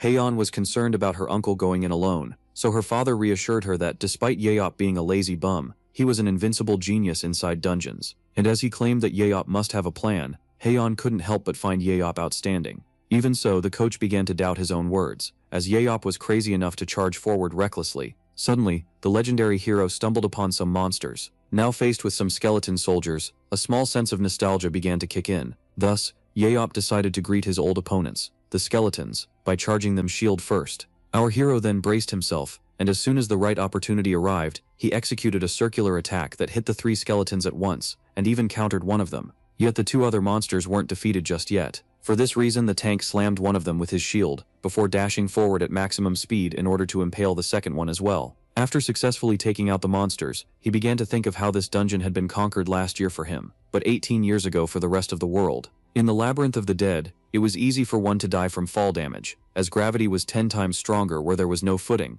The protagonist was aware of this, and threw his spear, in order to pin it against the wall. He knew what would happen if the right technique was employed. Yayutui then used his spear as a way to catch himself and ease his fall. And just like that, he turned one of the dungeon's greatest dangers into a helpful shortcut. Shortly after, Tien Love was shocked to see the legendary hero land in front of them. They were horrified to see him arrive so quickly, as the first 10 minutes of the round hadn't been over yet. Yayut revealed that he had completely analyzed his opponent and the first round. All were left on their guard, only for him to affirm that they were nothing but a bunch of mediocre athletes. The captain urged his team to stay calm and ordered the retreat. Che Wuyun affirmed that this was the only way, as the protagonist must be here with some of his teammates. The protagonist was actually here alone, and couldn't help but comment on the captain's decision to run away. Yayut knew that he would have won the match immediately if they had chosen to face him, and decided to show appreciation by letting the game last a little longer. With that being said, the legendary hero resorted to his scanner eyes. He began to look for a certain fighter among the enemy players, and as soon as he located him, Yayut immediately eliminated this player. The captain couldn't help but stand helplessly as Yayut scored the first blood. The protagonist knew very well that this player's poor speed couldn't have possibly dodged his attack. Yayut was disappointed by the fact that he couldn't retrieve his spear, but he didn't actually mind, as he had 3 others left. Despite seeing that his prey had escaped, the legendary hero kept a cool head, and decided to go to that one place. Meanwhile, Tien Love had retreated to one of the lower levels of the dungeon. As the captain pointed out that they had been caught by surprise, his teammates claimed that it might have been better to fight Yayut head-on, as he seemed to be on his own. But the captain affirmed that they couldn't risk it, as they would have suffered great casualties if it turned out that the enemy had been lurking in the shadows. And so, as he theorized that the protagonist might try to strike them once again, the commentators were left intrigued by the protagonist, who was now standing on one of the high grounds while staring at the bottom. After realizing that he had found a good point for retreat, Yeyu began to calculate the position of the enemy based on their speed and the time that had passed. His chances of actually needing the location of the enemy were similar to the odds of a flip of a coin. Thus he began to pour aura into his spear. Yeyu positioned himself for the throw. He then got quite excited as he launched his weapon with all of his might, while recalling a quote he had just heard from his TV show. And just like that, the spear began to make its way to the bottom of the dungeon. Its speed was infuriating. One could even label it a supersonic projectile. The enemy team, which was discussing the battle plan, failed to notice the spear that struck one of them like a falling lightning bolt. The captain of love was left incredibly shocked as the spear just appeared out of nowhere. The commentators were stunned as well. Yahello managed to achieve his second kill of the game by nailing the flip of the coin. According to the commentators, the very scene they had witnessed just now was the most stunning kill ever recorded in Korea. And so, seeing how the protagonist had scored his second kill with great ease, Young-soo was left irritated, claiming that they needed to fight, as the tanker was obviously alone. The captain desperately tried to calm the boy, who stated that they needed to deal with the protagonist at once, to hunt in peace, and send a group to pressure his team. Chae Woo-yoon revealed that the student was right, as they were short on members, which made the blonde one ask him about his plan. Upon seeing the commotion, the legendary hero quickly realized that his prey were arguing among each other. Young-soo called his allies spineless cowards. He tried to explain that his ability would be enough to take out the protagonist, yet the captain asked him to restrain himself, as his power consumes a lot of aura. At that moment, the boy grew tired of orders and decided to let loose and do as he pleased while attacking our hero. And just like that, his fireball resulted in a spectacular explosion. Young-soo proudly claimed that he had immediately figured out the hiding spot of the legendary hero. At that moment, Yelp called him a total idiot. The one who successfully blocked the fireball with his shield revealed that he had actually made his presence known on purpose in order to be noticed. He then proceeded to leap forward, while claiming that the blonde one had poor acting skills. Team Love was shocked to see that the legendary hero had blocked a head-on hit from Young-soo's fire abilities. Due to his great firepower, the blonde kid became the core dealer of the Korean team. Despite having the mental abilities of a toddler, they couldn't overlook the fact that his powerful fire blast had been casually blocked. The captain split his forces into two teams, with the first one tasked with farming, and the second one composed of dealers in charge of tracking down the protagonist. He asked the three dealers to pretend like they were going for recon on the western path to catch their target by surprise, and overwhelm him with numbers. The captain claimed that, assuming they could assess him, they would be able to take the powerful one down. The commentators immediately pointed out how Team Love was now trying to hunt the protagonist down, which was a difficult task. After all, Yahello was the player who was the most familiar with the dungeon. Only then Yahello from above called the players of Love predictable as he launched his attack. The legendary hero expressed his disappointment. Yahello was 2 steps ahead of the enemy and was now ambushing those who were supposed to catch him by surprise, and just like that he made a crushing entrance. Seeing how all of them had survived, the protagonist praised them on their reflexes. Upon realizing that he was going up against 3 dealers, the legendary hero couldn't be more pleased. Thus, he quickly snuck behind one of the attackers before scoring his 3rd kill of the game. With that being said, he turned towards the second target and used his legendary 100-centimeter throw. The legendary hero had now acquired a total of 4 kills. Now came the time to deal with the last dealer. Alone in front of the danger, this one began to panic. Thus he desperately tried to run for his life. Yet the player wasn't fast enough to escape certain death. With that being said, only 6 enemy players remained on the field. Thus Yahello decided to go and terminate them at once. Meanwhile, the crowd was left utterly shocked. A Korean athlete had actually managed to take down 3 national players in a few seconds. All were left baffled by how fast the legendary hero had taken out the enemy. This made the commentators wonder what would actually happen if the warriors of the past fought against the athletes of today.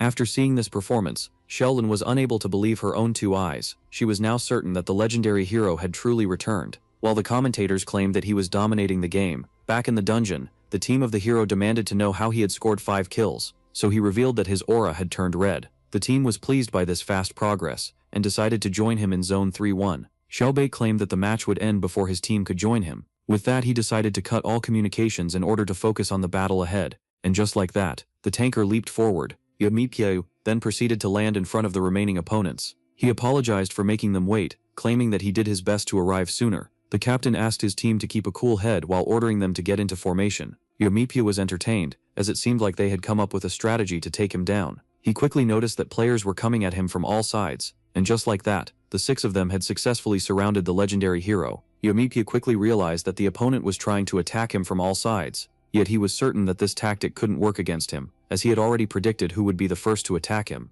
Our hero had correctly guessed that one of the quick players, such as Yubuko, would be the first one to attack. This athlete was using his skill, acceleration, in order to enhance his speed for 30 seconds. By using his aura, Yamipi began to think that this was a decent skill, as it allows the user to reach speed and agility that are over 100. Despite the fact that this ability would make him faster than other espers, there was a clear reason for why the national players always lose in the international league. Yamip was then surprised to see that the player had actually done his thrust, yet Yamip knew very well that even if he manages to increase the speed of his body, his mind would remain slow and wouldn't be able to keep up. And just like that, the protagonist managed to score kill number 6. Seeing this, the captain urged the core dealer to use his explosion spheres. Shim Young-soo immediately began to bombard the legendary hero with his firepower. The captain then urged the player known as Jin Yun to charge ahead, as the target must be blinded by the smoke. This one decided to spare no effort. He fearlessly charged right ahead, disappearing into the smoke. And after a quick moment of silence, the player was suddenly smacked down with a swing of a shield. And as the protagonist scored his 7th kill, the captain and the core dealer were both left horrified. Yumit now had 2 spears in hand. As he dashed forward, he quickly threw his weapons at the enemy, allowing him to score a double kill. With that being said, only 2 remained. Thus, after picking up his spear, Yumit realized that he only had to score 2 more kills to win the game. Young-soo began to tremble, as even the French team didn't butcher them with such brutality. According to Scanner Eyes, the enemy captain had decent stats and a slowdown skill that works on a target that has an aura that is weaker than the user. Yumit revealed to Che Woo-yeon that having a good ability won't find much use, as a good portion of the foreign players outclass him in aura. At that moment, the captain urged the blonde boy to flee and let him deal with the legendary hero. Yumit immediately criticized the two of them for babbling mid-battle as he stabbed the distracted enemy captain. Kill number 10 had been scored, and just like that there was only one. The frightened blonde boy demanded that the hero stay away. This one couldn't help but smile as he prepared himself to eliminate the rich kid. And just like that, he punched him with all of his might using his shield. With that being said, Seo Moon-ye finally achieved kill number 11. The commentators were left utterly shocked, as for the first time in Korean battlefield history, a player had managed to wipe out an entire team on his own. After the crushing victory of round 1, an even more unbelievable achievement had been made in the second. Despite the fact that the Korean team was missing its key player, the fans still. It flooded the media as the legendary hero had wiped them out on his own. None of the experts had expected him to adapt himself so fast to the battlefield. And just like that, all began to chant his name, Ye-yup. Then, asked about the odd object floating in the sky, his friend explained that it was a drone camera. As soon as he heard that this flying camera would record them and broadcast their image in the entire stadium, the first thought that crossed the protagonist's mind was to flip everyone off, which left the coach startled.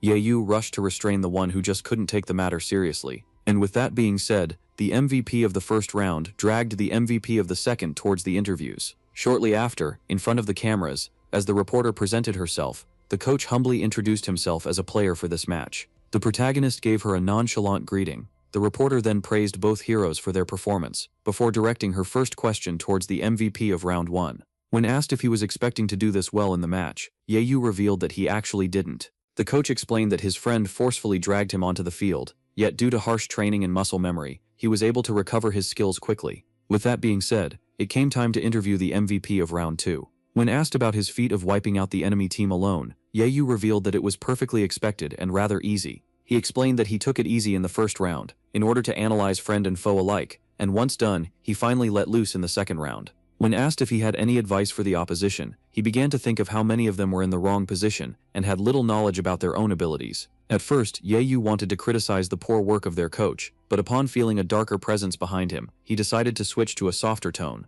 The reporter then asked the hero if he would like to teach the players, so he revealed that he wasn't even tempted, seeing how pitiful they were. Then again, according to Ye-yu, all things were possible in a capitalist world, in the right circumstances. Later on, the protagonist was enraged to see that they weren't going home, so Ye-yu revealed that they were going to the post-match party, and that Hae-yeon went ahead. The legendary hero was left disappointed, as he wanted to watch his show-stopping low kicks, yet the coach knew very well that he had already watched it. As Ye-yu kept complaining, his friend urged him to stop and questioned him about his answers during the interview. The legendary hero clarified that he wasn't interested in butchering the enemy on the field himself, but wouldn't mind teaching others how to do so. He then confronted his friend, who had become a coach despite clearly being bad at his job, so Jae-yu revealed that he had no other choice. Jae-yu thought that he could become a coach after spending a decade by the side of Ye-yu, only to realize how talented this one truly was. As he kept on training others, he had assumed that after being by the side of Ye-yu, he could become a world-class coach, just like Emrawakasa, who was also a fellow hero. Jae-yu began to assume that his friend truly wanted to be a coach, as he claimed that today's match made him realize that there was no proper trainer in Korea. Ye-yu claimed that, with the right salary, he wouldn't mind becoming a coach and helping his friend out. He even generously stated that he would give Jae-yu advice for free, which made him curious about what he had to say. Advice number 1. Choi Yuk is to enter the national team as a tanker. Number 2. The quick Yu should focus on final blows, as he can't manage his speed. As for number 3, it regarded Chae Woo-hyun who would do marvels as a rear-back tanker. Yet the last advice shocked the coach, as it consisted of cutting out the son of the vice president. Seeing this reaction, Ye-yu assumed that his friend was scared of the vice president, only for the coach to remind him that he was still a member of the 7 heroes. Jae-yu explained that they don't have a good enough reason to get rid of the player with the highest aura and the team who has incredible firepower. Yet Yue argued that the boy was as slow as a toddler and was the main reason behind the defeat of his team. Jae-yu tried to argue that he was still useful, but the protagonist claimed that he would remain a liability until he increases his focus. In the end, the main change for the national team would be to replace Young-soo with Choi Hyuk and focus on his strength, achieve great results. As he finished giving his advice, Yue urged the coach to inform the association president that he would need to pay him quite a fortune if he wanted to get him on the payroll. Later on, at the Hunter's Hotel, our heroes finally arrived. The uncle was immediately greeted by his niece. The father watched in disappointment as his daughter happily expressed how this place was filled with alcohol, and especially good vodka. Thus, as he left the two booze enjoyers alone, the man rushed to talk with the president. Thus, as the only reasonable one in here finally left, Yue offered to drink as much as possible. Only then did the swarm of hungry agents notice Seomun Yoabe. Seeing how the rivals began to circle his prey, Joe decided to make his move at once, yet his assistant urged him to wait. She reminded him that the crazy protagonist might get offended if approached for scouting purposes. And so, as he decided to take his time, someone came in front of him. That man immediately greeted the legendary hero. This individual was none other than Jake Rand, the European battlefield agent. Joe couldn't help but watch helplessly as the arriving agent and the star player conversed in a foreign language. He began to reassure himself by claiming that, despite Jake stealing a player from him before, he was certain that the man wouldn't prosper this time. According to the American, Seomon Yeop was an extraordinary player who would only sign up with someone that really understood him. And so, as Jake gave the protagonist his card, while Joe was certain of his failure, Haeyeon was intrigued by her uncle speaking fluent English, seeing how he dropped out of school, so he explained how he learned it while traveling around the world. Yeop then explained that during his encounter with Walker, he also spoke English, which intrigued the girl, as she had only heard her native tongue. Haeyeon was devastated to see that her idol wasn't a bad student like her, and as Yeop began to tease her about her stupidity, she was left rather offended. Seeing how the European had left, the American decided to step in, only to be left behind once again. At that moment, two shiny eggs asked the legendary hero if he spoke English. The Moro brothers were left utterly amazed as the Korean claimed that he spoke French as well. They were even more shocked that the legendary hero was aware of them as the owners of the French weapon business. Haeyeon explained to her uncle that they were now the owners of Field Club Paris Lumiere, which was currently #1 worldwide. As it was revealed to him that Nathan Bernard was also part of their club, our hero quickly realized that this was the boy who was as fast as Prime Jeho. Yeyu assumed that the club owners were here to scout him, only for the brothers to affirm that it wasn't the case. This left our hero intrigued, as they explained that even if it would be an honor to recruit him, they also wanted to respect his decision to stay away from the field. In fact, the Moro brothers claimed that they were here for Lady Haeyeon.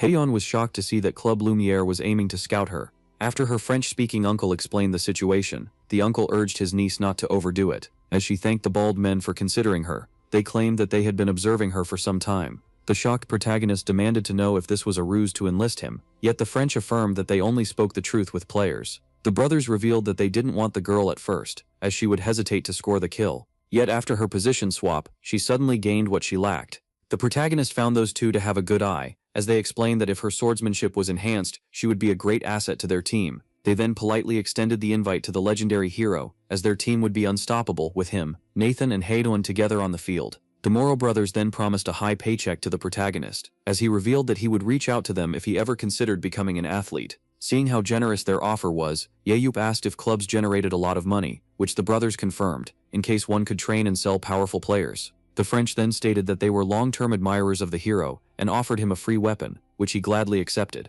With that being said, the two eggs decided to take their leave, and as they disappeared in the blink of an eye, the legendary hero couldn't help but compare them to a tornado. Yeop found himself getting tired of all the socialization, while Haeyeon asked him about his conversation with the French. Thus, as the young one kept on, she insisted on knowing, so uncle decided to reveal everything to her while sipping a glass of vodka. When suddenly another nuisance arrived, Yeop immediately turned around to confront him, delaying his drinking session. The man introduced himself as Young Minyoung from the Blue House, which left Yeop intrigued about what the Blue House could want from him. When asked if he was familiar with the Esper Meritorious system, Yeop explained that it was a fake program that promised to reward all those who contributed during the war. Yet Young claimed that the monthly pension of the Tier 1 contributor, the legendary hero, was very much real and had been compounding since 2005. The man revealed that the Blue House wanted to give him all the money he had earned since the day he disappeared. After learning that he would acquire a sum amounting to more than 2.5 billion won tax-free, the protagonist was left shocked. Even after a little while, Yeop was still amazed by the huge sum of money he would receive from the Blue House.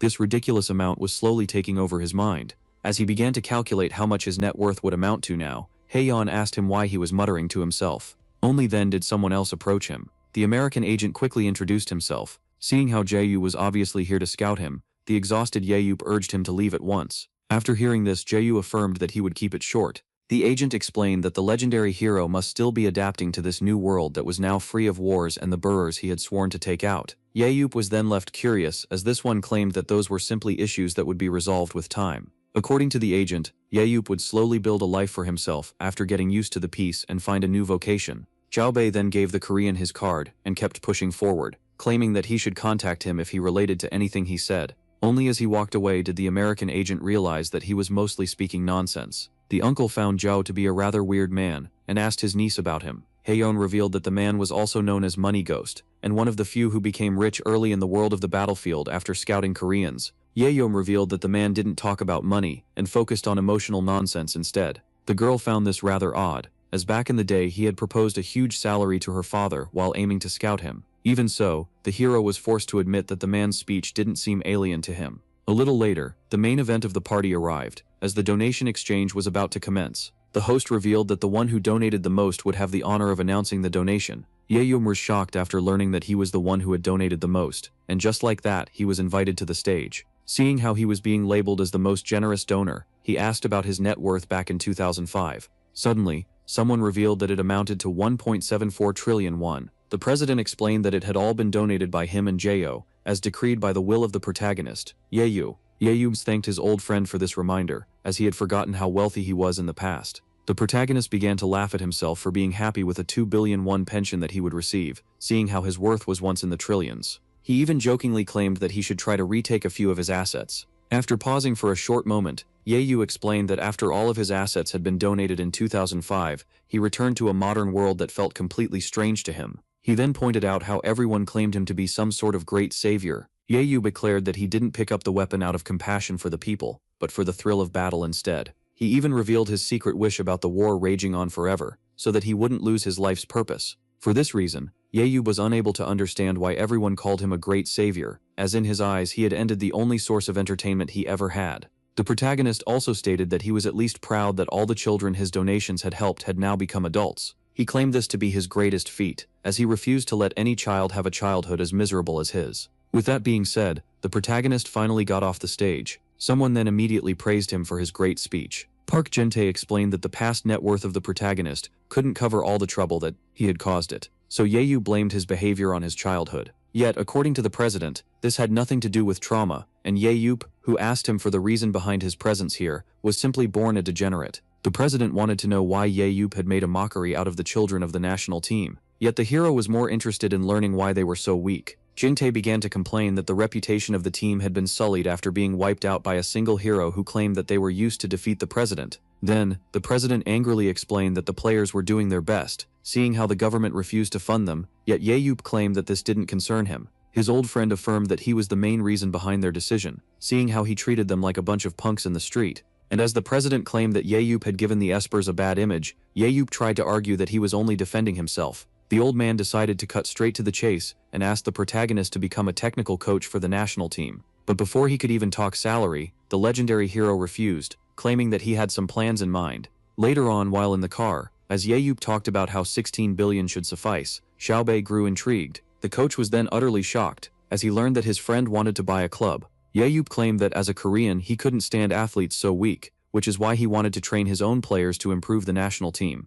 Xiaobei explained that he would need at least 20 billion to buy a first division club, so Yaeyup declared that starting and improving a second division club would grant him more money. Only then did the coach realize that his friend wasn't trying to help his own country and simply wanted to fill his pockets instead. Yaeyup couldn't help but laugh, as if to say it should have been obvious from the start. As soon as they arrived, Xiaobei urged the protagonist to get out of his sight. Only then did Yaeyup notice something intriguing. He spotted a figure near the house that seemed quite familiar. Xiaobei rushed to greet Xiaolan, who claimed to be here to resolve some personal matters. The legendary hero was left intrigued, as back in the day he could easily read the emotions of the girl, who now seemed calm, and so feeding her extinction gray, he decided to scan her stats. Upon seeing the girl's powers, the protagonist was left shocked. This Xiaolan was stronger than the one he once knew, as she had gained a new ability and had almost maxed all of her stats. Thus he decided to directly ask her if she was here to take his life. Xie Yulan revealed that the idea became tempting after learning about his immortality, but claimed that this wasn't the reason behind her visit.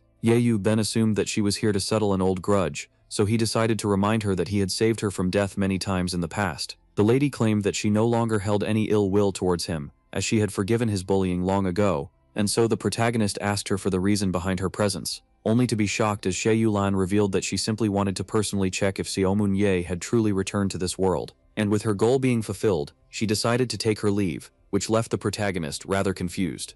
In the end, the Koreans were unable to understand the reason behind the presence of the Chinese lady. Ye Yu Deep then began to remember the old days. Back then, Ye Yu Deep would scream at her for her incompetence. Ye Yulan couldn't help but cry, and claim that she was unable to get any stronger. The girl then noticed something alarming. Suddenly, a giant monster appeared behind her. Ye Yulan immediately rushed to use her ability, yet found herself at the complete mercy of the monster, as she didn't have enough energy for the extinction ray. And just like that, the monster dealt a powerful blow. Only then did the savior of the girl criticize her, as she was about to get herself killed by such a weak creature. The legendary hero, who saved Yolan's life at the last moment, asked her if she was injured. The baffled teenager couldn't help but blush. Back to the present, the lady was happy to see that the one who had saved her many times had truly returned. The next day, as the protagonist received the promised money from the Blue House, he began to wonder which club to buy. Jinga was surprised to see that his friend had learned about mobile banking, and asked him if he truly wished to get himself a battlefield club. The protagonist confirmed, claiming that he needed a new hobby. Those who supported his decision claimed that this wouldn't be cheap.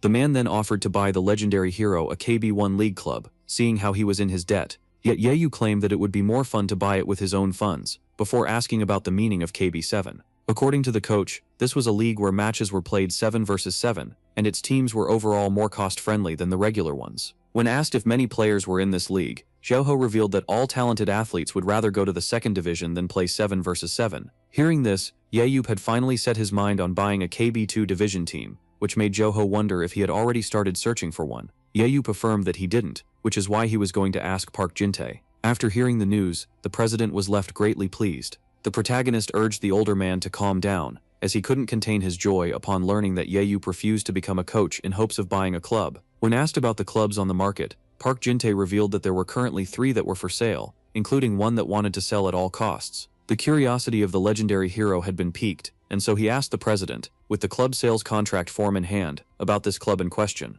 Later on at Bushoen Stadium, a game between 2 teams was about to occur. The one known as Hanjoan Industry particularly piqued the interest of our hero. Meanwhile, the inside of the stadium was filled with cheers. Most of the spectators encouraged the GT Knights, while the few others cheered for Hanjoan, who had always been in last place. Seomun Yop was certain that his disguise would allow him to blend in, but as soon as they saw a man covering his entire face taking a seat, most of his neighbors decided to change their seats. Yop began to pray for one good player, as the second division must be a total disaster. Seeing how pathetic the national team was, soon both teams appeared. The confident members of the GT Knights once again faced off against Hanjoan and their low morale. The first player checked by scanner eyes was rather pathetic, as were the second, the third, and the way to the fifth. Only then did someone interesting appear. Our hero suddenly laid eyes on 2 players known as Namgung Juhoon and Nojungwan. Yop was intrigued to see that the skinny one with glasses was a supporter. His ability seemed decent for the role, as it allowed him to shield himself and his allies using aura, but seeing how he had a skill potential of 95, it was safe to say he would be better off as a dealer. No one could have guessed the true potential of the one with the glasses, seeing how skinny he was. And just as our hero was about to label the others as trash, he noticed a player with stats comparable to Chae Woo-hyun. This one also possessed a common but powerful ability that greatly buffed his strength. Yeyup was surprised to find 2 diamonds in the middle of these lousy players, before taking a look at the benchwarmers. Only then did he find something stunning. A player known as Lee Na-yeon had some intriguing stats. Upon seeing her jumping ability, the legendary hero couldn't help but compare her to a flea. The stats of the girl were pitiful, yet she could still be useful with a bow. In fact, this player could even become a frightening force if she manages to reach her speed limit of 100. And so, 60 minutes later, Yeyup was left quite amazed.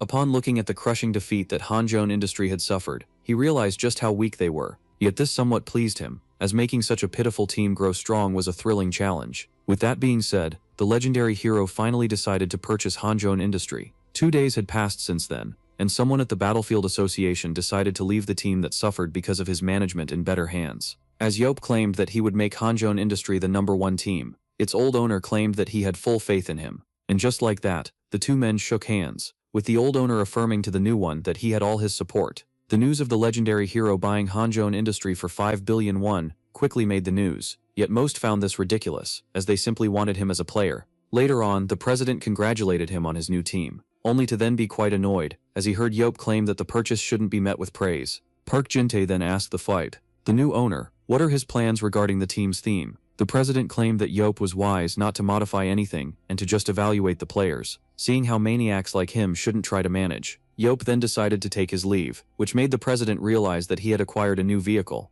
Our hero explained that since he now had a reason to get out of the house, he couldn't ask Jae-hyo to drive him around forever. Yope had used his remaining money to buy himself a motorcycle, and with that being said, he started to ride. Not long after, a maniac began to drive on the crowded highway at high speed. One of the drivers began to scream, wondering what kind of madman would drive so recklessly on the highway, with no helmet. But upon seeing who the rider in question was, the man must have choked, and even decided to let it go, as it was none other than the legendary hero. No one seemed upset by Yope driving like that on the highway, and claimed that the cup would recognize him more easily, since he didn't have a helmet. And just like that, everyone's favorite maniac kept on rushing to his destination. After some time, he finally arrived at the Hanjin Industry Clubhouse. Upon taking a look around, Yope found himself rather disgusted. This so-called clubhouse was nothing but a spacious ruin. Suddenly, a man approached our hero, claiming that visitors were forbidden, only to quickly realize who he was talking to. Upon seeing that he was addressing the new owner of the club, the man apologized and introduced himself as Coach Choi Dongjun. Yope then confirmed his doubts regarding the man being an esper, and concluded that he was a supporter. Back in the day, due to his stats, when asked about his age, the confused coach revealed that he was 43 years old. He was then left even more intrigued, as the new owner claimed that he was 47. Choi Dongjun, in front of the menacing aura, had no choice but to admit that his 30-year-old boss was in fact his senior. And so, as Yope decided to address his new employee casually, this one referred to him as Sir. Once asked for a tour of the place, the coach showed the owner everything, ranging from the cafeteria to the dormitory that housed their 14 players. Yope stated that the number of players was far too small, yet was pleased by how spacious the old place was, as the coach claimed that they had installed all necessities. At the end of the tour, the legendary hero was brought to the training arena. Yope was left curious, as there were only 11 pods in this old and wide building despite the team having 14 players. The coach explained that they lacked the funds to secure 14 pods, which the owner found ridiculous, as his recovery ability could earn him quite some money. The legendary hero realized that the coach was worth keeping around,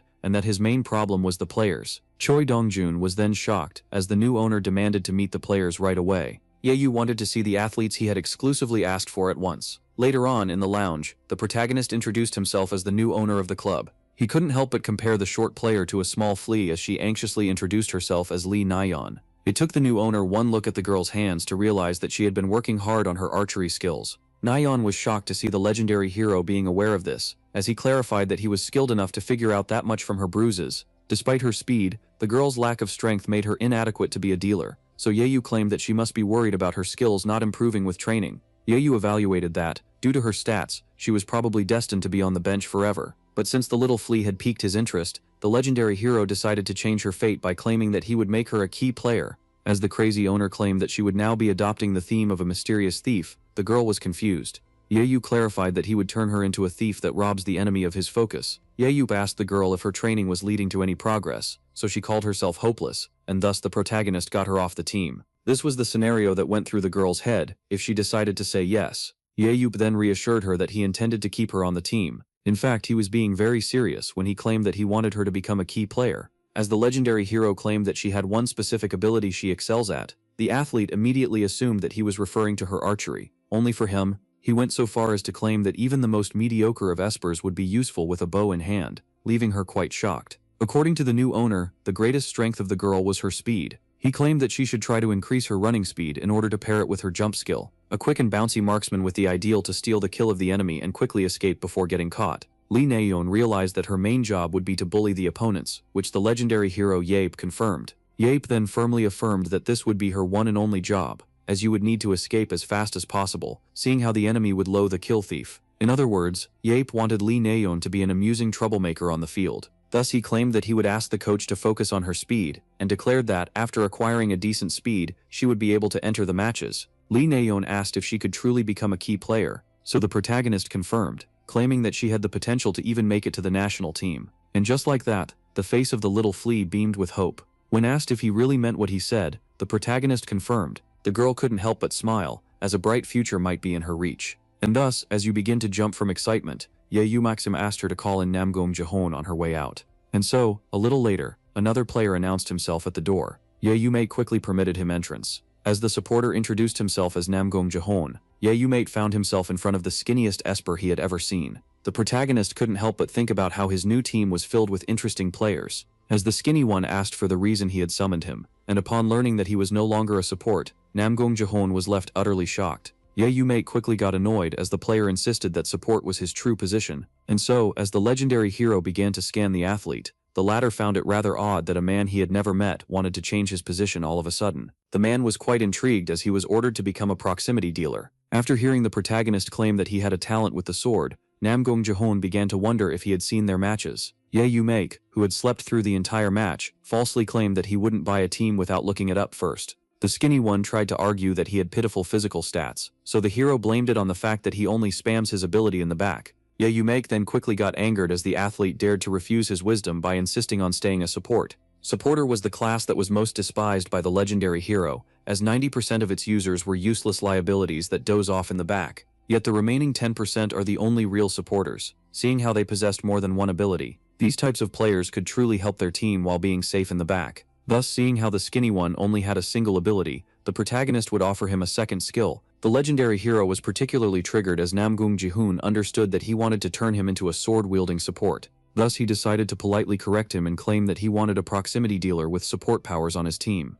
Yahello then came to suspect that the skinny one didn't want to change classes because he was terrified of the front lines. The owner affirmed to the player that he needed to follow his advice and change his mentality in order to become a key player. When asked if this would truly open up the path to success, the protagonist confirmed, but claimed that Namgung Jahon needed to work hard as well. Yahello revealed that he would gladly throw the athlete out if he refused to switch his role. With that being said, the protagonist asked the young one if he would rather sit on the bench of the worst team in the nation, or make a bold choice that would forever change his life. And just like that, Namgung Jahon agreed to become a proximity dealer. As he exited the lounge, the coach asked the hero if he had finished his business for today. He was then intrigued as Yahello asked him for a coach capable of teaching swordsmanship, and upon learning that this coach was required to monitor Namgung Jahon, the one who tried to argue that the athlete was a supporter was shocked to learn that he had switched to a proximity dealer. The man was left even more intrigued, as he was demanded to focus on Lee Nayeon and her speed. Yahello then urged him to enhance the stamina of the first team, as they were far less durable than the GT Knights.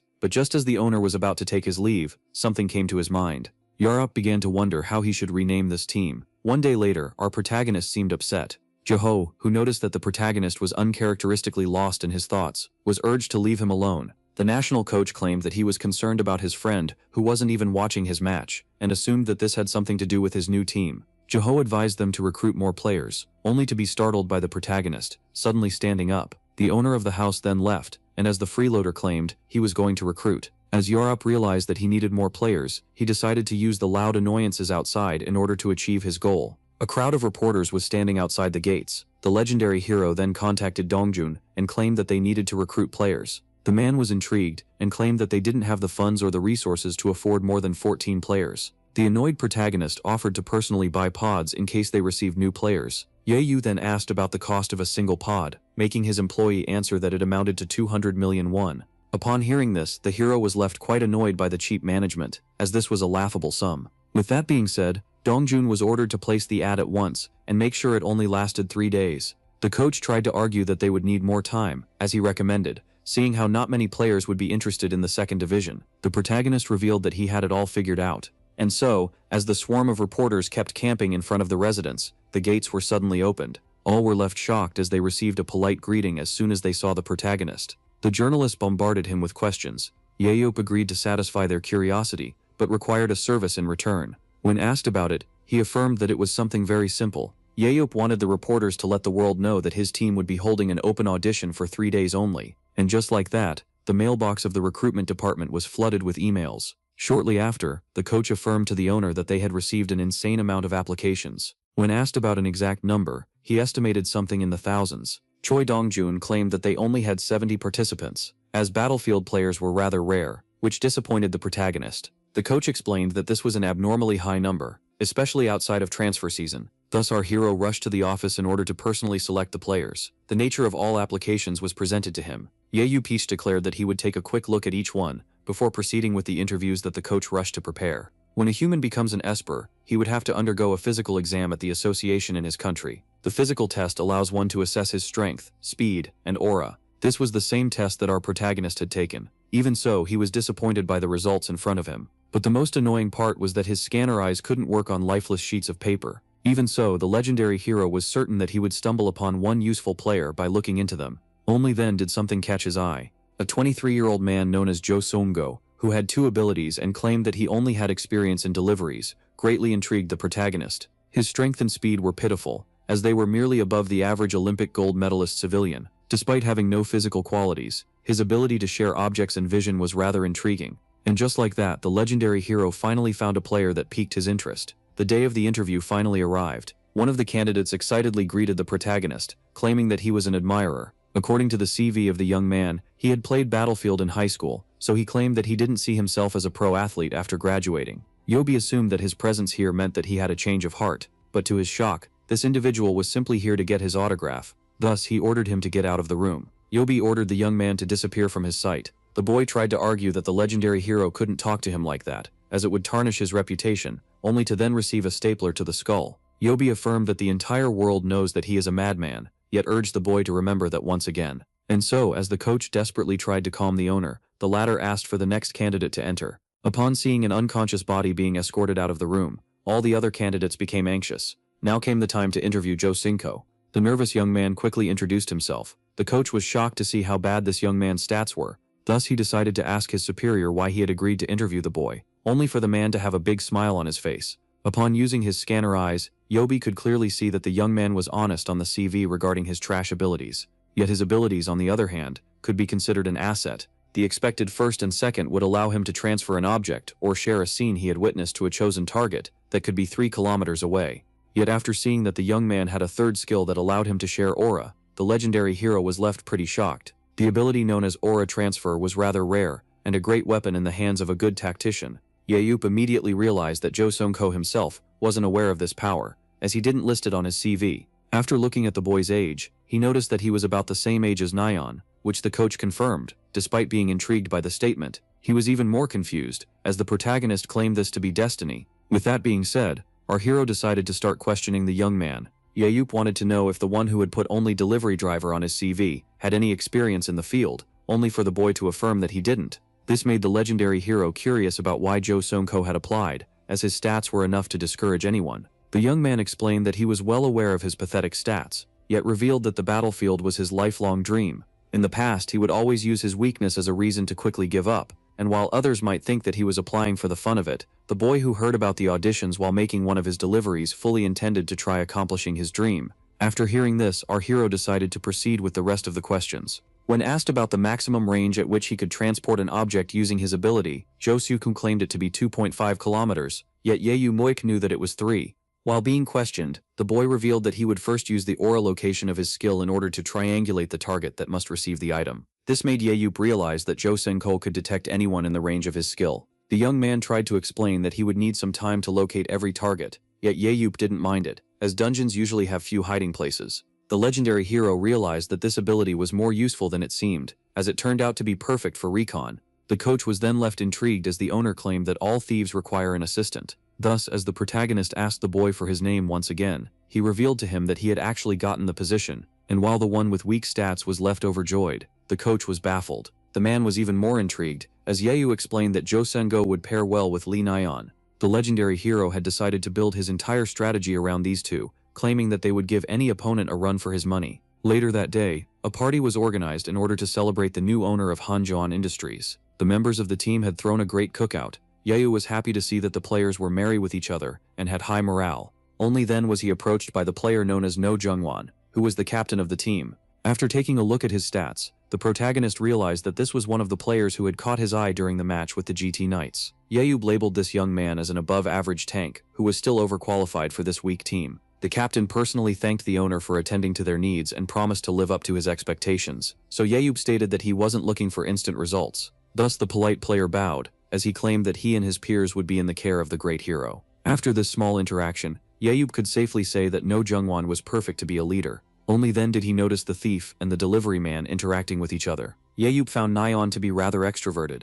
Thus the owner asked these two players to come forth. When asked if they had already met, Nyan confirmed, claiming that they were coincidentally both freshmen on the team, and about the same age. The boy and the girl were rather intrigued, as the pleased owner revealed that they should get along, as they would become a duo from now on. Both youngsters were intrigued as the legendary hero explained that every grand thief needs an ally in the shadows. Thus it was revealed to the little flea that the delivery man would become her new secret partner. The owner then urged the two players to go enjoy themselves, as he would reveal the rest of the tactic another day.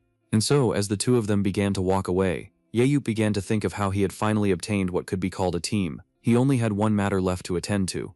As he looked at the name of the team behind him, our protagonist decided to rename it. Thus he demanded the attention of all present players, and revealed that their team would adopt a new name. And then they came along to pick the one that would represent him the most. 3 months had passed since then. In today's match, everyone expected a lot from the new Hanjong Industry team, that had now become USM. The commentators revealed that despite the fact that Yahello had bought the club 3 months ago, no remarkable changes had been recorded. Yet today was the first time that the new players would finally enter the field.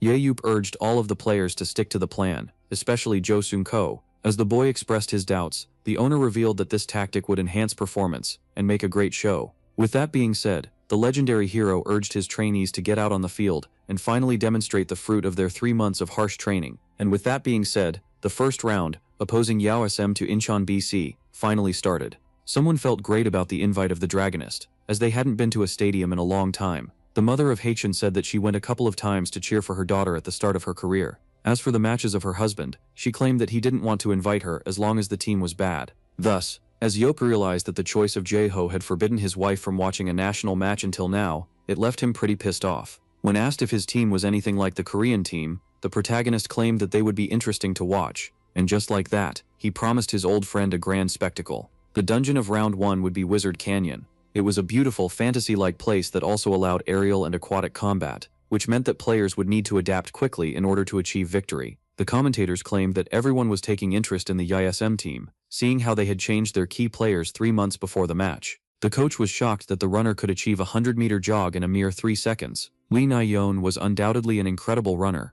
The coach pointed out to the owner that Jae had also improved, but the girl who had never entered a match before was a real talent. Before asking how he had uncovered it, Yelp, who wanted to keep his scanner eyes a secret, stated that he simply observed her muscle development, along with other factors. And so, as the coach began to praise the eye that discovered Baek Jae-ho, Yelp urged him to focus on the players instead, who would need to run in different types of dungeons. Lee Na-yeon's performance would be greatly improved by a fixed running form, which would make her prepared for matches. And just like that, these passed in the blink of an eye, and only 50 were left until the match. In training, the little flea managed to steal many monsters from the enemy. Even so, she was so fast that her opponents were unable to keep up with her. And just like that, the thief escaped with no problems. The legendary hero was pleased by the performance of the girl and asked her opponents about their opinion. The opposing team claimed that they were losing focus and were infuriated that their hunting had become much slower. The protagonist then praised the player for her performance, and decided to teach her some trash talk in order to pressure the enemy even more. Despite the fact that she always accepted the compliments with a smile, the player couldn't help but feel anxious. The world #1 warrior, who owned her club, had promised to make her a key player, and yet she had a hard time believing that the lowest of the low like her could become a key player or even make it to the national team. She couldn't help but doubt his words. In fact, one could say that the girl was doubting her abilities, and just that anxiety began to eat her from the inside out. Only then did someone call out her name, Lee Na-tan. She was suddenly snapped back to reality, as the captain pointed out that she must be nervous. The flea began to panic, and clarified that she was calm, yet he claimed that there was no use hiding it, as it was only natural for her to feel fear in her first game. Some of her teammates claimed that they had felt the same in their first match as well. The captain explained that there was no shame in feeling anxious and that she should believe in herself. He claimed that since the #1 Esper had faith in her, she was certain to become the best thief in the game. And just like that, Lee Na-yeon was cheered up. The captain then pointed out to his team that they were trained by the legendary hero himself, and that they shouldn't let him down. And with that being said, he hyped them up while stating that they should execute the plan perfectly. As soon as the match began, YOSM split into 2 teams of 4 and 1 team of 3. The commentator then explained that YOSM must be using a special tactic, as one of the 3 groups skipped the hunting and made its way through the dungeon. The group of 3 was moving at an incredible speed. It didn't take them long to reach the enemy's side of the dungeon. Only then did the 3 of them stop moving. The group was now in a perfect position.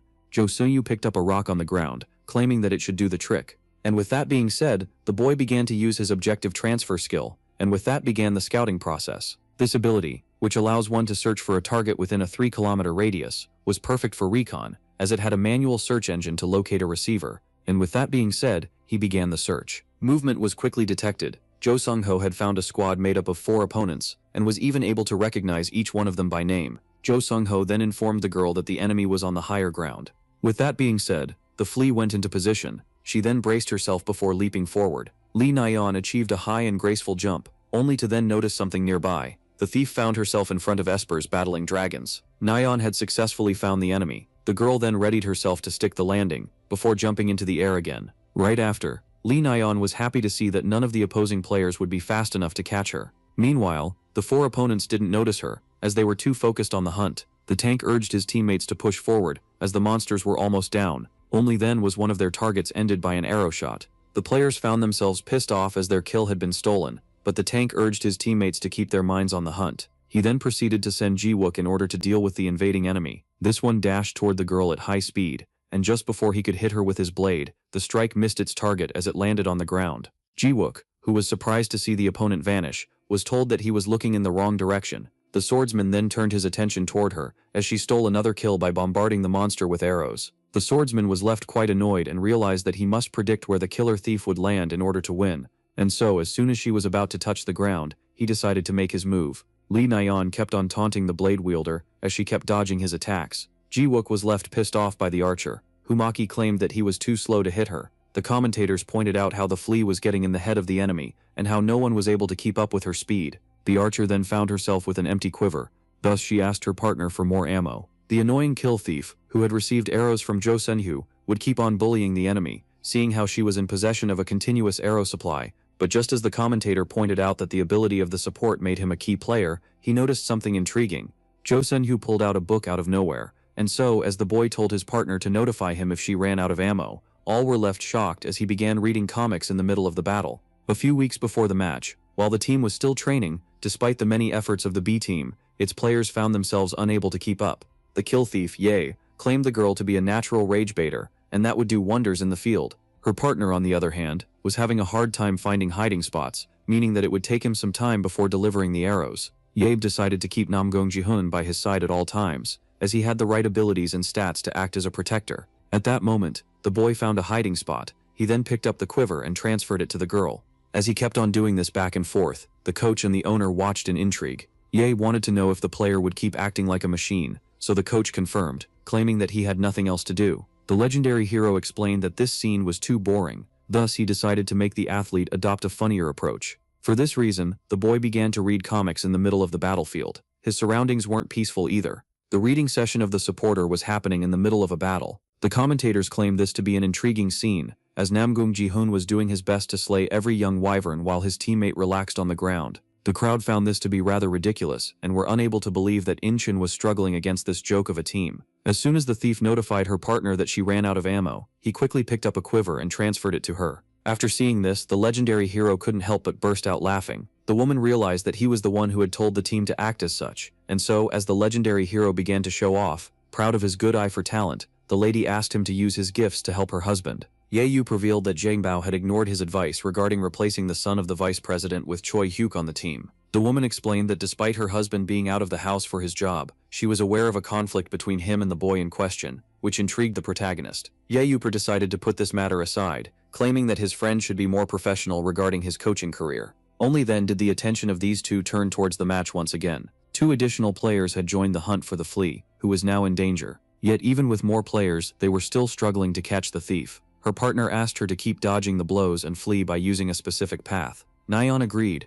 As the boy asked if she would be okay, the nervous girl confirmed. While the enemy was still on her tail, Na-yeon was now experiencing her first fight against an enemy team. Yet upon remembering the faith that the owner of the club had in her, as well as that of her teammates, the archer began to believe in herself. Upon remembering that their team was fighting in order not to disappoint Seo Moon-yabe, the girl realized that fleeing wasn't an option, and just like that she kept on evading the incoming blows. The flea jumped back as fast as possible. All were left greatly annoyed, as she began to call them out on their laughable speed. Na-yeon was running as fast as she could while a total of 6 espers desperately tried to eliminate her. Even so, her speed and jumping abilities allowed her to escape death many times. Everything was going according to the plan. Na-yeon had predicted that the opposing team wouldn't abandon the chase so easily. The opposing players were determined to get their hands on the kill thief at once, in order to stop wasting time and finally farm in peace. When suddenly, the girl stopped. She had nowhere left to run. The opponent asked her to take a look behind her. Nyan found herself on the edge of a cliff. They were so high up that even her jumping ability wouldn't allow her to land perfectly on her feet.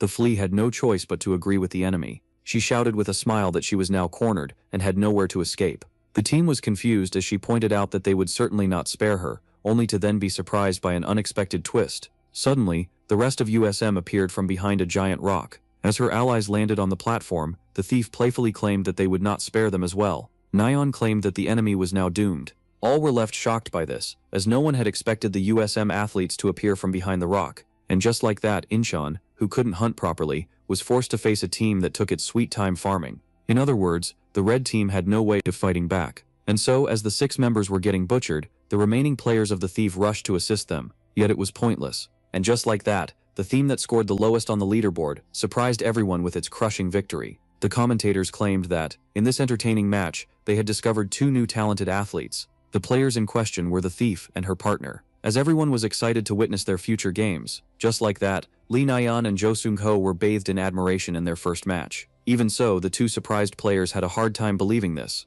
The girl that noticed something intriguing, as she turned to the owner of the club Yahello, recalled his words to her. He had fulfilled his promise, and the flea was now a key player. And so, upon receiving a thumbs up from the #1 esper in the world, the 2 young athletes couldn't help but be flattered. With that being said, round 1 ended with a crushing victory. No one had expected Yahello to win. This outcome was so surprising that it completely destabilized the enemy team. YSM used the same containment tactic as set 1, and the second round left Inchin powerless to fight back. And just like that, the team that was on the bottom of the leaderboard achieved a perfect win in both rounds. Everyone had already predicted who was to be nominated MVP. Lee Nyan claimed that she was honored by the title, and that she would like to thank the man who spotted her talent and taught her how to rob people. And just like that, the legendary hero was given credit for this victory. It was safe to say that this match had broken the internet, as comments showered the girl in praises for her outstanding performance. And despite the fact that the flea was the main center of attention, her equally important partner had also received his fair share of merit. On top of making 2 beginners superstars right away, this match was able to revive the Korean League.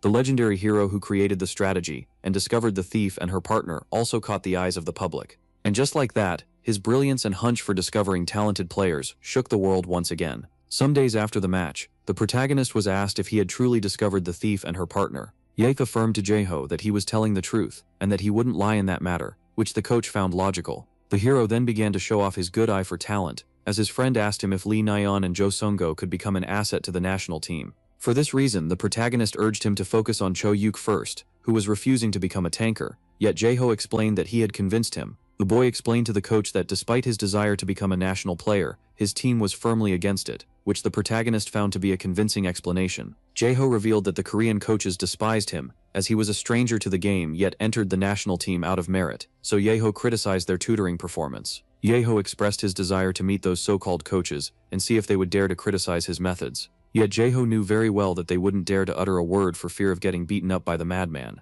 The coach was then shocked, as his friend asked about the price of Cho Yuk. The club owner expressed his desire to buy this player. According to Gonggam News, Yaesem had extended its win streak to 5, under the influence of the legendary hero. The thief became known as a force to be reckoned with, and she and her partner were now considered superstars in KB2. The coach happily showed the article to the hero, claiming that this was the first time ever that their team had won 5 matches with no defeats. With that, the man couldn't help but burst out in tears, as he had never expected the team to become so successful. Yeyu claimed that this wasn't that much of a feat, and asked about the team's previous record. After some hesitation, the coach revealed that it wasn't even 3, which pissed off the legendary hero, who began considering cutting the man. Choi Dongjun pointed out how Nayeon became a celebrity after her first match, and that the protagonist was right, seeing how surprisingly well she was performing. The man was then forced to apologize, as Yeyu recalled how he had doubted his decision to hire Jo Sung-go and increase the speed of the girl. The legendary hero then explained that this wasn't the right time to celebrate. He explained that every team was now aware that Jo Sung-go was the weak link of their strategy, and asked the coach's opinion regarding the matter.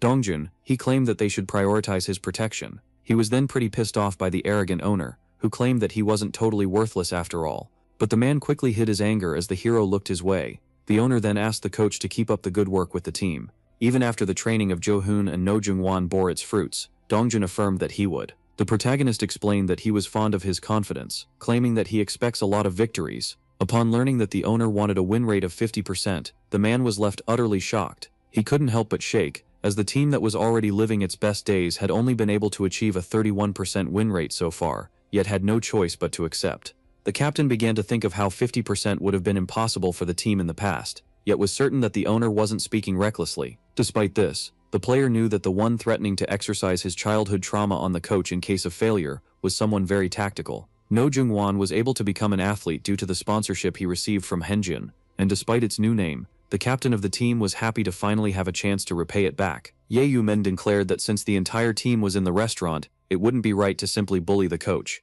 Thus, he required the attention of all who were present in order to make an announcement. The legendary hero explained that he would invest more in the promising team if they managed to raise their win rate to 50%, and as he asked if he had been understood, all players confirmed while clapping their hands. Ye Yuup then decided to take his leave and urged the coach not to send him off, as he disliked this custom. Once outside, the owner began to think about how he needed more players. The object transfer and scouting abilities of Jo Sung-go were limited to 3 kilometers, and if the enemy focused on him and took him out, his partner would be useless. Ye Yuup was well aware that if their strategy was countered, the glorious days of the team would be over. The legendary hero wanted to incorporate more diversity into the team and have enough players to run 11-on-11 training matches. He knew that the previous candidate just wanted to be claimed by him, and began to wonder about a new way to scout. As the team's new sponsors provided the funds, and just as the protagonist began to think about getting Choi Hyuk, he suddenly received a text. Ye Yuup was advised to look into the youth minor leagues, as despite many talented players having been scouted, there might still be some undiscovered talent. The protagonist was happy that Jae-yu was finally being useful for once. He then stated that he could start looking into the high schoolers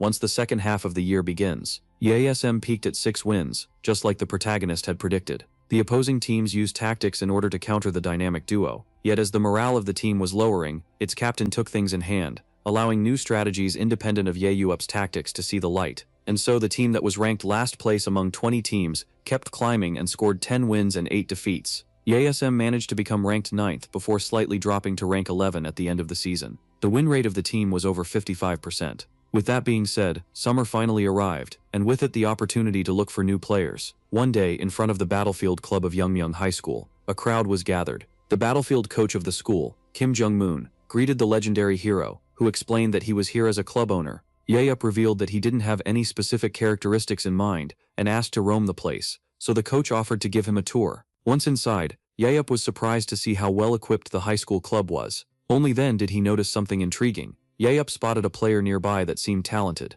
The coach explained that he wasn't surprised by his good eye for talent, but revealed that the young man had already been scouted by a first league team. Ye-Yup was irritated and disappointed that such an average esper had already been swooped up. The legendary hero wanted a young man with a stat average of 90 and an overpowered ability, yet doubted that anyone would live up to his standard. Yet as he was immersed in his attempt to find treasure among the trash, the coach snapped him back to reality, and so began the tour of the facility. Kim showed the protagonist every player present in the building. Ye-Yup found himself annoyed, as the task was harder than it seemed. Seeing how all of the talented high schoolers had already been scouted, he couldn't help but be pissed off at the big teams that swoop up every player, just like fishermen with nets would do. Only then did someone arrive while apologizing for the delay. The coach was happy to see Beom arrive, and asked him if he was studying well for his entrance exam. Only then did the young man notice the legendary hero in front of him. Ye-Yup was curious about this one, and decided to analyze him with his scanner eyes, only to be left quite surprised. When asked if he ditched the sword for the books regularly, Beom confirmed, explaining that with his weak skills he had a better chance to enter college than a pro team. The protagonist was intrigued to see that no one had tried to scout the young man until now. Beom then revealed himself to be a fan of the legendary hero, who offered to shake hands. The young man was worried, as this one was known for beating up his admirers, so Ye-Yup explained that he gets a pass. The protagonist then revealed to the boy that he wanted him on his team. Beom, who had now been analyzed by scanner eyes, was left shocked by this. Ye-Yup was amazed to stumble upon the ability of shadow walking. This skill increases the walking speed of the user in the shadows, and even allows him to use them as camouflage with enough control. And so, while the owner of this ability was left utterly confused, Ye-Yup was certain that it would make wonders in the Korean League. Thus he immediately invited Beom to UISM, as getting him before the other teams was a must. Beom appreciated the offer but asked the club owner how he could decide so fast, as they had just met. In order to keep his eyes a secret, Ye-Yup claimed that he had seen one of the boys' matches, only for this one to reveal that he had never gotten up from the bench. The legendary hero realized that he had messed up, so in order to save himself, he claimed that he had researched the boy, seeing how he wondered how someone like him could be a bencher. Yayup explained that the high schooler had hidden potential that he was unable to see. Biome stated that the protagonist must have the wrong person, as he was weak, slow, and had a pitiful ability. Yayup explained that he had the ability to see potential, while giving some of his players as examples, which made the boy point out how incredible this is. When asked about it, Yayup revealed that the most special thing about the athlete was his skill. Yayup revealed that he had enough experience to know that the boy wasn't well acquainted with his power, as this one explained that it makes him faster in the shadows. According to Biome, his powers were useless. Yayup explained that power reflects the wielder, and that his shadowy power must reflect his lack of confidence and desire to be seen. Despite being unable to burst his bubble, the legendary hero explained that, with some work, the ability of the boy can gain in power. He claimed that it could be seen as a one-time evolution. Yayup then offered the young man a 2-year contract, before adding 3 more if he found himself comfortable living as a player. The legendary hero then decided to add a 300 million won compensation to the contract, as Biome was left utterly shocked. The protagonist explained that this sum should perfectly make up for the 2 years he would have wasted outside of college. Thus, as the boy claimed that he needed to ask his mother, the protagonist decided to take him to see her at once. He then urged him to get on the motorcycle, before starting to drive at high speed like a maniac. Yoon Biome signed a 2-year contract that is open to extensions, with a 55 million won bonus, 35 million won in annual income, as well as 300 million won in compensation. Yayup was left so greatly pleased by this, that he began to hope that he might find more players to join his team. For this reason, the adult was eager to visit the next school. Yet upon arriving, he was shocked to learn that all the players had already been scouted. Even so, he decided not to give up, as there were still many schools on his list. Thus, as he traveled from high school to high school, only to be met with a constant absence of talented players, the annoyed legendary hero finally reached the last establishment. Yayup decided to make this school his last stop. Shortly after, he was left pretty pissed off that the player he was here for refused to become an athlete. Choi Jungmin, a player with the skill observation that allows him to locate the weaknesses of his targets, revealed that he doesn't think professionally about Battlefield. The teacher explained to the hero that the young man, with good attributes and decent ability, was refusing to go pro, despite the many offers that were made to him. Choi Jungmin, who had asked about his parents' opinion, explained that they claimed he was wasting his talents and missing out on a good life. As the young man claimed that he wanted to live his life as he pleased, the protagonist realized that he was talking with a flawed boy. Upon hearing this, he revealed that he aimed to become an author. He realized that he was dealing with an artistic kid. This made the legendary hero think for a short moment. Ye Tian explained to the confused Choi Yuk that he was the one and only legendary hero who saved the human race from extinction back in 2005. He pointed out that the biography that was published back then was outdated and offered that the students rewrite it. Choi Jungmin began to see the potential of this book, as its protagonist explained that it would make a great dark fantasy. The boy was left particularly intrigued as Yo offered to tell him about the last dungeon that he had been keeping secret until now. The protagonist explained that he would only permit this if the boy entered his team. The boy immediately took the bait, leaving Yo quite pleased. Just like that, the club owner secured himself a player with the 160 million signing bonus and the 55 million annual income for the next 3 years. It was only natural for this high schooler to be more expensive than the previous one, seeing how many clubs wanted him and his great ability. Choi Jungmin then gathered his courage and addressed the protagonist, claiming that he had a question for him, so our hero affirmed that he was all ears.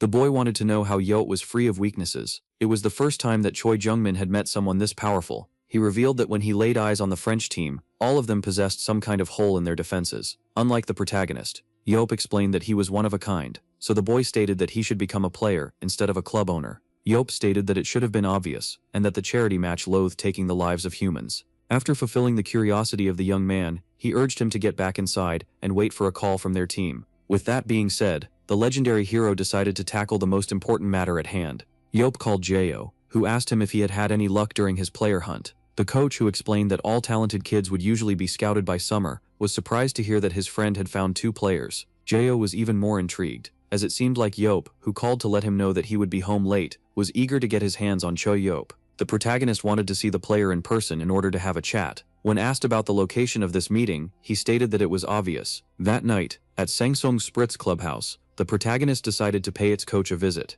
As the security tried to forbid him from entering, he recalled a similar situation that he encountered back at the Blue House. Upon recalling how he had beaten up many guards while seeking the president back in the day, the guards of the clubhouse asked for permission to notify the owners before letting him enter, which Ye Yu didn't mind. Just like that, the guards stepped aside to protect their coach. As he made his way through the fancy clubhouse, our hero couldn't help but admire the fancy training field as well as the shiny new buildings. Yeyu realized that this club was far wealthier than the one that he owned, but tried to console himself by claiming that his could be used for many activities. He then realized that it was only good for hiking, seeing how it was high in the mountains. Suddenly, he was approached by someone. This man was Kim Jin-tae, the head of this club, who rushed to the scene after being notified of the presence of the protagonist. Seeing how this one referred to himself as Ye, Yeyu realized that he was there for finding and selling players. As the club owner revealed, Choi Dongjun was in charge of such tasks in his club. The man claimed that the one in question must be really talented. The annoyed Yeyu stated that this statement wouldn't even pass as a joke. Kim Jin-tae was aware that he needed to be worried at all times,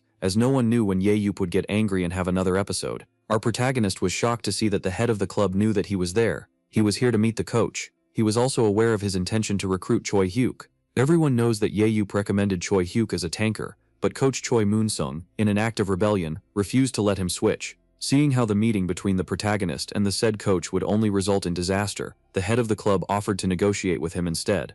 Yeyu repeated his words a second time and urged the man to take him to the coach. And just like that, the fat one had no choice but to comply. Shortly after, in the coach's office, Seomoon Yeyu introduced himself to Choi Moon-sung and explained that he was here to address official matters. But as he shook the hand of the man he still hadn't threatened, he was surprised to see him trembling. Only then did our hero realize something. He realized that the man in front of him was rather familiar, and that he must have seen him somewhere else before. As a player, the hero asked if he was acquainted with the coach. The protagonist was intrigued by his presence, so this one introduced himself as Yeom Ji-hook, the captain of this team, who had been suddenly called here by the coach, and as the one with the mustache claimed that he should stay aware of the situation of his peers, the bald one knew very well that he was here to protect the coach. The legendary hero decided to brush this matter off, yet for some reason he couldn't stop staring oddly at the coach. As Yob was now certain that he had encountered the coach before, this one began to panic. The one with the mustache began to sweat, and claimed that the protagonist, who meets a lot of people on the regular, must be confusing him with someone else.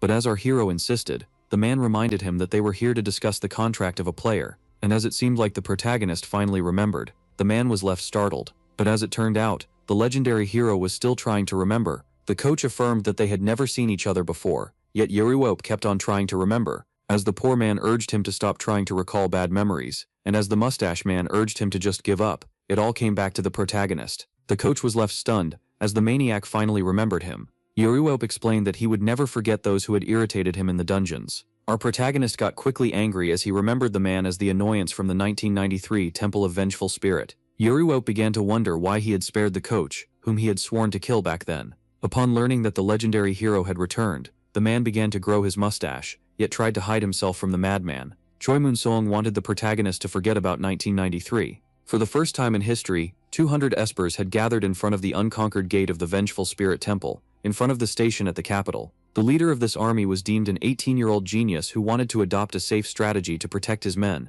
especially the weak ones, from the traps. When suddenly someone opposed this command, one of the warriors proposed to stop wasting time with complicated plans and just finish things up quickly by overwhelming the dungeon with their numbers. A 24-year-old Choi Moon-sung claimed that the young one was being overestimated for his good reputation, and claimed that he should lead in his place. And so, as the redhead kept on babbling, Jin-tae desperately tried to hold back the young maniac that was Ye. Park Jin-tae reminded the boy that their priority was to conquer the dungeon, which is why they needed to focus on the plan. With that being said, the protagonist promised to settle his score with the swordsman once the dungeon was conquered. Yet Choi Moon-sung was unable to take him seriously, and decided to go against this plan, as he was convinced that he was powerful enough to clear this dungeon. Once inside the Temple of the Vengeful Spirits, the humans were quickly attacked by the golems. Yehub urged the forces to proceed slowly, and let the main unit attack the monsters while the rotating tanks protected them. When suddenly the unexpected happened, Choi Moon-sung charged right ahead, claiming that they would never beat the dungeon if they progressed this slowly. Distortion claimed that they shouldn't need an 18-year-old to lead them, only to then step on a moving tile. At that moment, the redhead realized that he had messed up. He recalled the words of the protagonist regarding this dungeon being filled with traps, and just like that, giant boulders came flying from the ceiling, and just as the swordsman thought that he was about to meet his end, he was pulled away at the last minute, and saved from a crushing death. Just like that, the path of the adventurers had been blocked, and they had no choice but to retreat and take one of the longer roads. Choi Moon-sung was left shocked as a menacing presence appeared behind him. Shock quickly turned into fear as the maniac asked for a private conversation once outside of the dungeon. Back then, Choi Moon-sung received a beating so brutal that he still trembles to this day upon remembering it. Thus, he decided to keep acting as if the legendary hero was confusing him with someone else. So Yeyup asked for a private conversation.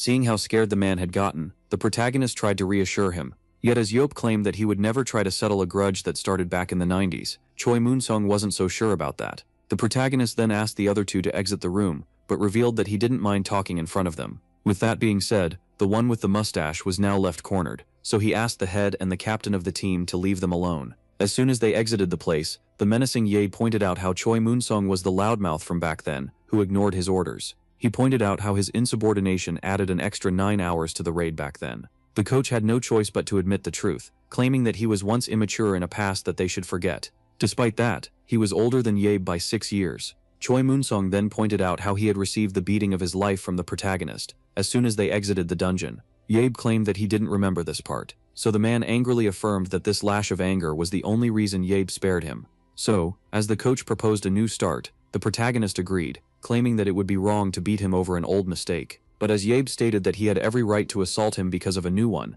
the coach was left frightened. Yabe, who decided to forgive the man for his past mistakes, was now planning on punishing him for one that he had made in the present. And so, as the maniac cheerfully rushed to beat his elderly opponent, claiming that he would hold back, the coach was left horrified. He then demanded an explanation, so the legendary hero revealed that his sin was to oppose the position change of Choi Hyuk. Even so, Yabe commended the man for his bravery, as he had opposed the position switch despite being aware of the one behind it. So the coach tried to argue that the player was perfect as a proximity dealer. As the club owner pointed out how he was badmouthing him and Jae-ho, the man was relieved and asked about the second method. Jae-ho revealed that he would tell the reporters about the incident of 1993 in order to tarnish the reputation of the coach. Upon hearing this, the coach threatened to sue the legendary Esper, who was immune to the law. The legendary Esper found this laughable and dared Choi to take things to court, as he promised to personally track him down. With that, the coach asked the club owner what his main purpose was. Jae-ho revealed that he was here to buy Choi Hyuk. As the hero pointed out that the player's contract would end soon, the coach stated that he would extend it to prevent the career ruiner from taking the player. Yet Jae-ho affirmed that Choi Moon-sung was the real career ruiner here, as he refused to let the boy live up to his true potential in order to satisfy his hatred. With that being said, the coach had no choice but to accept, while thinking that he had many proximity dealers to replace Choi Hyuk, and so the coach demanded a 1.2 billion won transfer fee. The protagonist found this amusing. He claimed that the coach, who was working in a rich club, was trying to hustle a poor club owner such as himself. He then revealed that he had gotten the sudden urge to strike the coach down, but promised to spare his life for the right discount. At that moment the coach began to panic. He was certain that the one he couldn't help but see as a monster would surely live up to his threats. As he lowered the transfer fee to 1 billion won, Yae-yu wasn't satisfied. The coach went down to 500 million won, yet this wasn't enough to ensure his own safety. In the end, he couldn't take the pressure any longer, and lowered the transfer fee to 100 million won. Choi Moon-sung claimed that with this fee, the protagonist should bury any tension left between them, and so as the club owner agreed, the coach stated that he would consider this a promise. With that being said, the redhead assumed himself to be out of danger, yet little did he know, the real Seo-moon Yae-yu was far pettier than the monster he had in his head. Some days later, at YSM, the young man finally arrived. Our protagonist welcomed Choi Hyuk, the new tanker on his team, who was to be paid 600 million annually, according to his 5-year contract. It was then explained to the public that coach Choi Dongjun bought Choi Hyuk from his old club with a final transfer fee of 50 million won. Later on, in front of the player contracts, Yae-yu began to think of how, despite all of his efforts, he was still 4 players short of acquiring a team of 22 athletes. At that moment, Hae-yun arrived home. She quickly noticed her uncle, whom she had rarely seen recently, and rushed to check his work. The uncle then explained that his niece was the busy one, seeing how, according to her mother, she was barely home these days. Only then did he notice the book in her hands. Upon reading the title, the protagonist assumed that it must be filled with easy French lessons. Yae-yu began to tease Hae-yun by claiming that 2021 was really wonderful, as it even had books for the mentally challenged.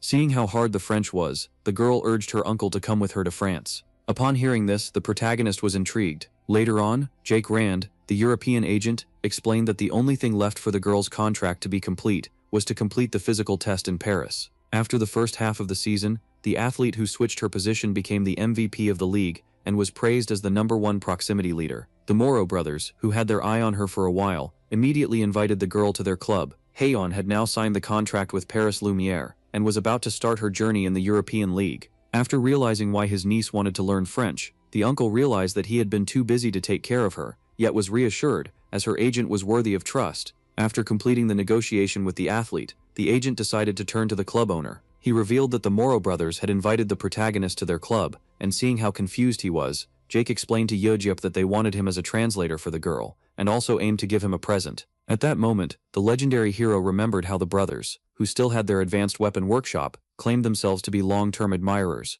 and promised him a tailored weapon. As the Korean claimed that they must want to give him the weapon, the agent explained that this was the best they could do to attract him to Paris. Yeojip claimed that he was too busy with his club to think about traveling, so Jake offered a helping hand. The hero realized that asking someone as important as him would be beneficial, and revealed that YOSM currently lacked money and players. He was then particularly intrigued as the agent proposed extending his scouting to Paris. Jake explained that Korea allowed a max of 5 foreign players per team, and that since France was more invested in the game, he might scout a decent athlete there. He then pointed out that observing the French league would greatly benefit the legendary hero as a club owner, and so after giving it some thought, Yeojip realized that this idea was genius. And just like that, the Koreans got on the plane. Later on, at the international airport of Charles de Gaulle in Paris, the plane finally landed. Yeojip, Haeyeon, and her mother finally set foot on French soil. The lady explained that she hadn't been in Paris for a long time and wished that her husband could have come along with them. Yeojip explained that his fellow hero was too busy with work and that they should just let him watch over the house while they figured out a good place for Haeyeon to stay. Yet as soon as they arrived at the airport, the Koreans were quickly spotted by the French media. The legendary hero couldn't be more annoyed, as reporters always acted like parasites, regardless of the country.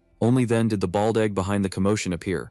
Yeojip accused the man of bringing the reporters and demanded to know why an owner would personally welcome a player, making him reveal that he was the player manager. The egg then explained that the spotlight could only be beneficial to their new Korean recruit, which our hero couldn't deny.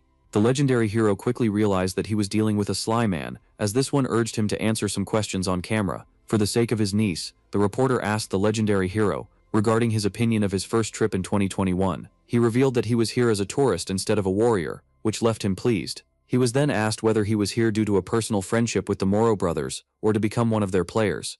Yeojip revealed that he had actually rejected their offer, and was only here for the sake of his niece. One of the questions shocked the protagonist, as he was asked if he would be seeing Eric Thurman, who was one of his fellow heroes. From what he had heard from Joho, Yeojip was aware that Eric had gotten married, and was now living in the countryside of France. Yet since his stay in France would be short-term, he couldn't afford to pay him a visit, but would gladly meet him if he was here in Paris. Upon seeing on the television that, according to the legendary hero, Eric was a simpleton who might have gotten scammed and lost all of his money, the man in question, who was now unemployed, couldn't help but spill his coffee. Eric, who was one of the 7 heroes, was shocked to see that their leader was in France. Thus he decided not to waste any more time, and immediately dived into the sea. He explained to his friend that they would have to go on their fishing trip another time, as he needed to rush back to France. The one with white hair was left utterly shocked, as they were currently in the middle of the Atlantic. Meanwhile, at the clubhouse of Paris Lumiere, the brothers were excited to see that the legendary hero was finally visiting their club. At that moment, the brothers asked their visitor once again to sign with them, yet Yep claimed that the competent Haeyeon should give them everything they need, which the French didn't doubt. With that being said, the brothers offered the protagonist to take their physical test. And so, as they began to demand many profitable things like his signature, his presence at an exhibition, or even the right to film him, Yep was left annoyed. Thus he urged the French to stop, just as they had expected. Shortly after came the time to proceed with the physical test of Haeyeon. In the control room, the French asked the girl via his translator if she was all right, which she confirmed. With that being said, they decided to commence the test. Baek Haeyeon was tasked with terminating all spawning monsters, and as it was explained that she only had 60 seconds, the girl began to move quickly. She used her incredible speed in order to dodge the monsters, and before they could even try to keep up, Haeyeon unleashed her power. She then resorted to her whip and sword in order to terminate all the monsters. And just like that, the athlete completed the test in 22 seconds. As the girl asked her mother and uncle about her performance, both affirmed that she did incredibly well. Haeyeon claimed that she was practicing regularly, as the club owner, who was blown away by her performance, rushed to sign her up. It wasn't a surprise for Yeju to see his niece exceed all expectations, as even at 24 years old she still had some room to improve. Despite knowing that she did well because of his instruction, the protagonist realized that the coaches of Lumiere would take good care of her. Despite the fact that the girl needed to improve her skill and aura, the legendary hero theorized that she had the necessary talent to become a key player. He also knew that the brothers were extremely lucky to sign his niece for a mere 5.6 billion won. Only then did someone enter the room, asking about the protagonist. Haeyeon and her mother were both surprised to see this handsome figure arrive. There was no mistaking who this player was. That person was among the top 3 of Battlefield. Ye was intrigued by this one player, who rivaled Prime Jeho in terms of speed. The elite player Nathan Bernard was also a member of the Paris Lumiere team. The protagonist had no idea he would meet this man, so suddenly, and just like that, Seomu Yeop and Nathan Bernard were now face to face. Back in 2005, after that, the 7 heroes closed the gate of the final dungeon, and after the war finally reached its end, many espers abandoned their weapons, yet their kind was brought back to the spotlight once again, with the rise of Battlefield. Shortly after, only one topic inhabited the mind of everyone. All wanted to know who would become the successor of the legendary hero, as the #1 warrior. As Battlefield became the most popular sport, the public presented many names that could be worthy of the crown, yet only one player was always included in the debates. This man was the #1 of the French national team, and the star player of his club was also nominated Player of the Year, 3 times in a row. This man was none other than Nathan Bernard. The brothers were shocked to see their star player in the facility on his day off. So Nathan explained that he was here to see the legendary hero, Yeop. Yeop was intrigued by the gaze of the blonde Frenchman. Nathan claimed that he also wanted to greet his new teammate. Heikith did her best to say hello in French. The girl then asked her mother if she had understood a word Nathan had said, yet she was distracted by his blue eyes. Nathan then explained that it was an honor to meet Seomon Yeop. Our hero quickly noticed that this man was more polite than Walker, and was still intrigued by the look in his eyes. And just as the protagonist decided to treat him with respect, as he was the new teammate of his niece, he noticed something intriguing. At first our hero thought that he was being attacked, but just as he was about to fight back, he was shocked as the young man was going in for a hug.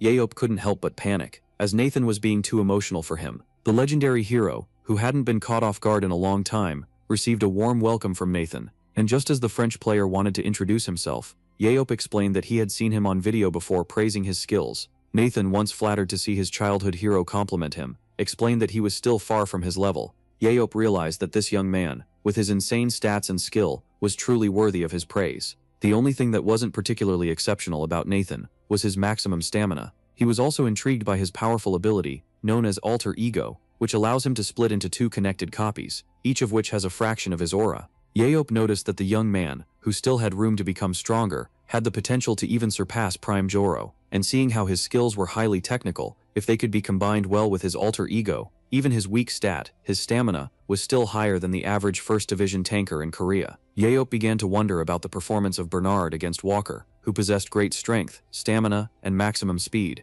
And just as he began to think that he would pay to see the two of them fight, he realized something horrifying. Yeop finally understood why the public likes Battlefield, as it allows them to satisfy their curiosity regarding who is the strongest Esper. Bernard, who spoke the name of Walker first, explained that the tanker had been continuously praising the hero after meeting him, despite their conflict at first. Yeop revealed that he didn't consider his encounter with Walker a fight, but more of a tutoring session instead. As Bernard was left shocked, the protagonist explained that he had taught Walker about humility, and gave him advice worth $10 million. Bernard was shocked to hear that things had been wrapped up quickly between the two of them, so Yeop stated that it was all over the news. The Moro brothers explained that the news didn't announce the winner. The protagonist explained how it was his victory, despite sparing the man. As Bernard asked the legendary hero if he could truly take on Walker alone, he didn't understand why they were so surprised that he could rival another human. The brothers finally realized why Walker had returned home stronger than ever, as he had received help from a man he had once hated. They then claimed that the legendary hero had allowed a potential opponent to grow in strength. Thus they began to sing his praises, as he was the only one who would do something so bold. And so, while the legendary hero was blinded by the 2 shiny eggs in front of him, Bernard began to think of how he managed to take down the star tanker and match the quick player, who always avoided confronting Walker on his own. The main reason for this was that, in matches, fights between a tanker and a proximity dealer were discouraged. Yet even then, Bernard wasn't sure about his victory. With that, he began to wonder about the strength of the legendary hero, who desperately tried to free himself from the club owners. Back then, the young man thought that he couldn't fight the legend, as it was presumed dead, but now, he was eager to try and take it on. Yeyu began to think of how Bernard must have stolen the hearts of many ladies with his blue eyes, and so, he decided to warn his niece about him, only for her to claim that he wasn't to her taste. The mother appeared out of nowhere and asked her daughter about her type. Haejeon revealed that she had a soft spot for hot-headed men, thugs. As the protagonist began to think about whether he knew any barbaric maniac who matched his niece's taste, he failed to notice how she was looking at him.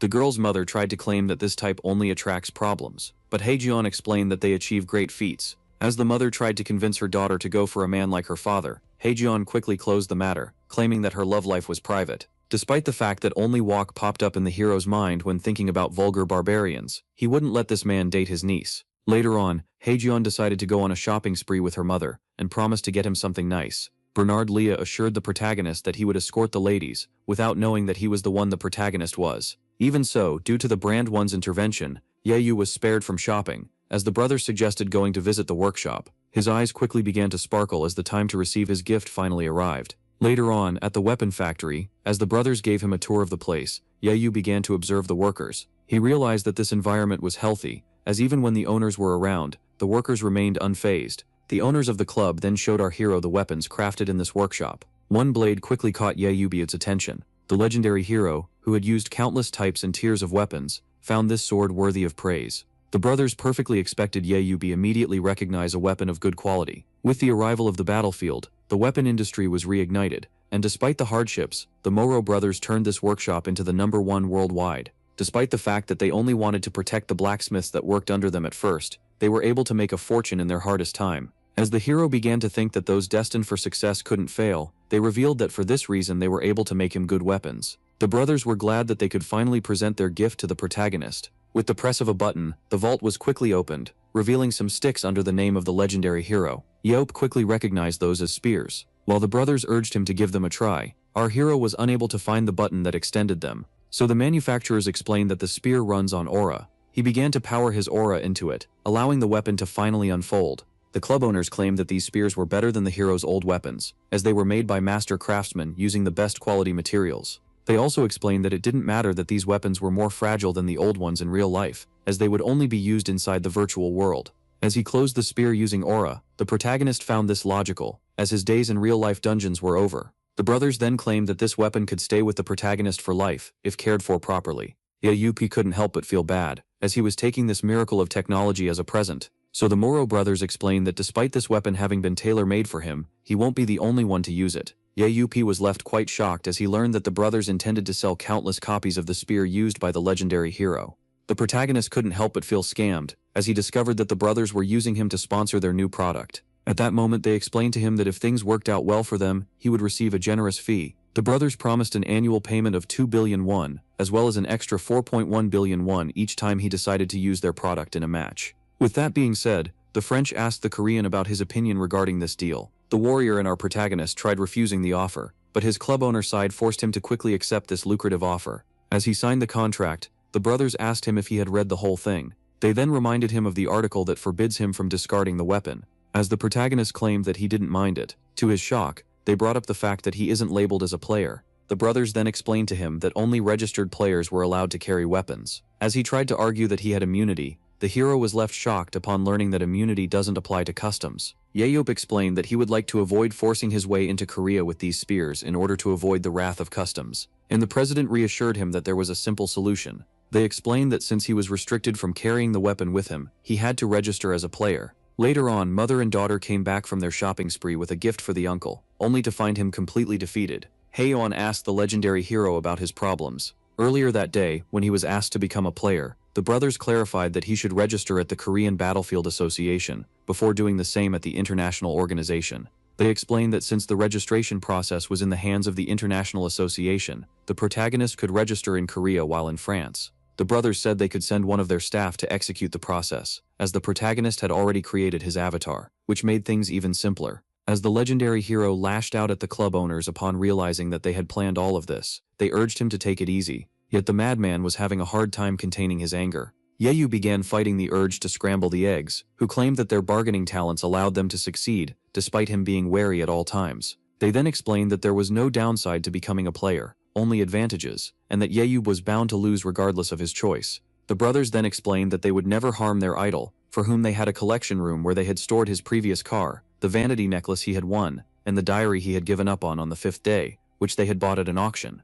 With that, Yahello was left boiling with anger, as he was forced to ask for an employee. Yahello was baffled by the fact that he was forced to become a player when he only planned to enter matches in case he needed money. The girl began to congratulate her uncle on becoming an athlete. Yahello couldn't help but be heard by her praises. Yahello explained that he wouldn't be forced to play matches, but the thought of losing to the Moro brothers enraged him. As they suddenly asked him to become one of their players, he quickly threatened them. Haeyeon revealed that she would like to see him join Paris Lumiere, so she could fight by his side, just like her father did. So the legendary hero clarified that what she considered long ago was yesterday for him. Only then did someone point out how the protagonist had gotten new spheres. This was none other than Nathan, who asked our hero to test them out. Nathan, who was on vacation, then said to train 2 times a week, as the next season was near, and that they had practice tomorrow morning. With that being said, Nathan urged his childhood hero to practice with them. Yavis realized that the young man wasn't even trying to hide his intentions. He couldn't help but be interested in Bernard, and thus accepted his invitation. As the next day dawned at the clubhouse, the players of Paris Lumiere were all gathered.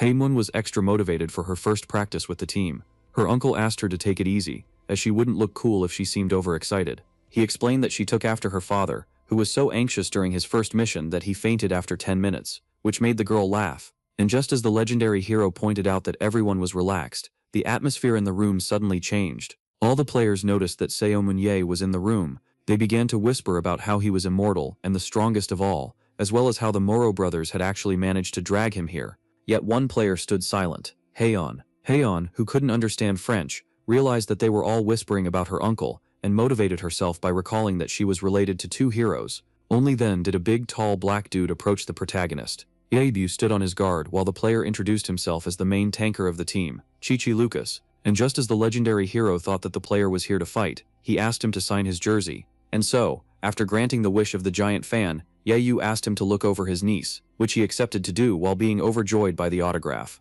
Our protagonist realized that this tanker was a kind soul and wanted to tell his niece to get closer to him. The main reason for this was his incredible stats.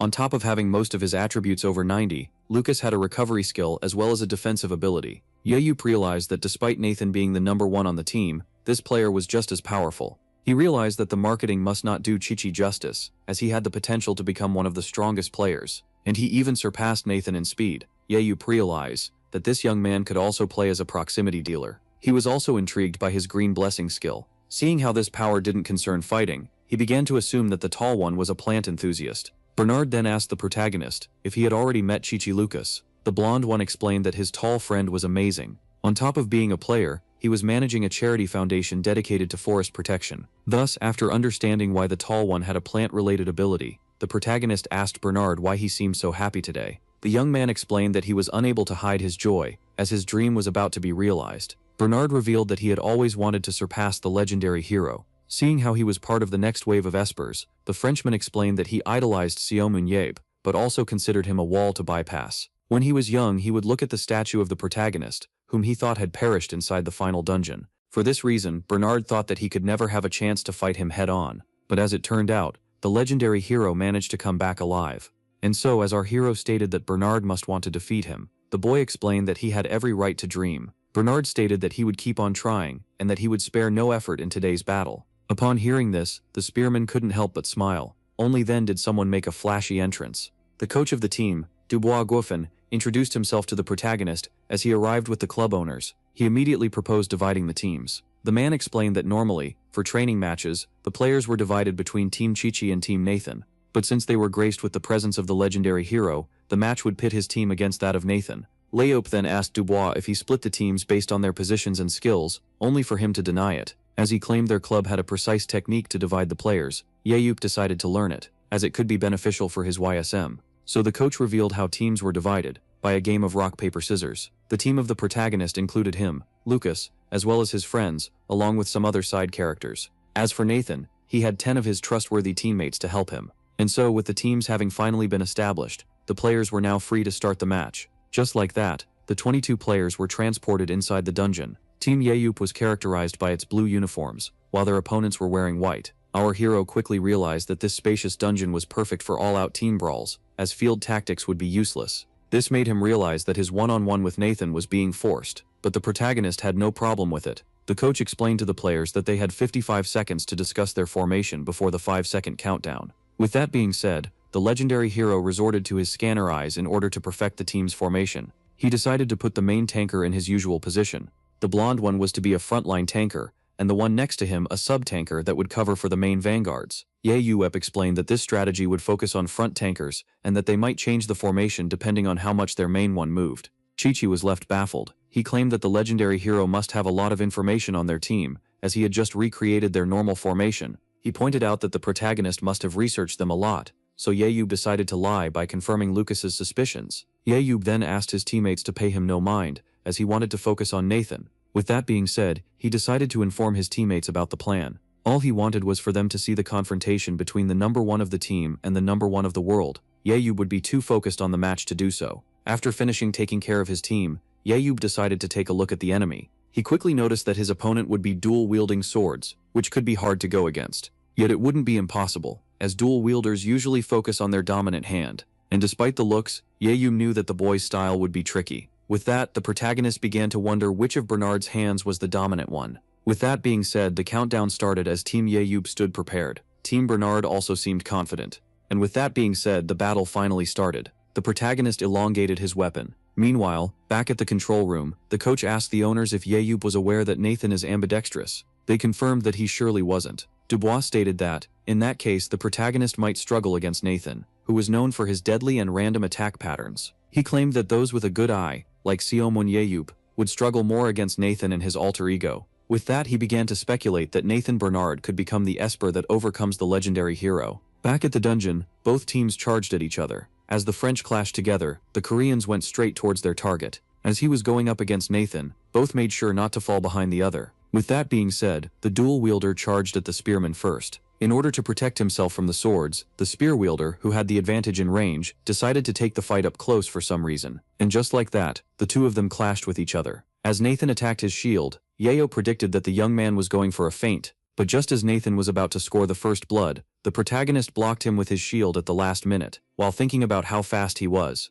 Nathan kept attacking relentlessly, so Yayo decided to counterattack by using his 100-centimeter throw. But even his supersonic attack only managed to hit the afterimage of the French player. With that being said, after repositioning himself, Nathan charged at the protagonist first. Yayo knew that the slightest mistake could result in his demise, and so he tried his best to block the tempest of slashes that was thrown at him. And so, as the young man unleashed attack after attack, the war veteran couldn't help but smile as he blocked them all. Only then did the Frenchman notice a hole in the defense of the Korean, and thus he immediately went for it. But to his shock, the legendary hero easily blocked his attack. Nathan was left baffled as the protagonist praised his reflexes. The young man realized that his opponent, who was way too calm, had given him an opening on purpose. With that being said, Nathan backed away. And so, as Nathan began to think of how he should try to overwhelm his opponent with speed, the protagonist claimed him to be predictable. Nathan was left too startled as the protagonist was now going for an attack, and so he backed away at the last moment. Yayu was thrilled. He stated that his opponent was adorable for trying to fight him without skills, and decided to grant him his wish, and just like that, the tank charged at the sword wielder.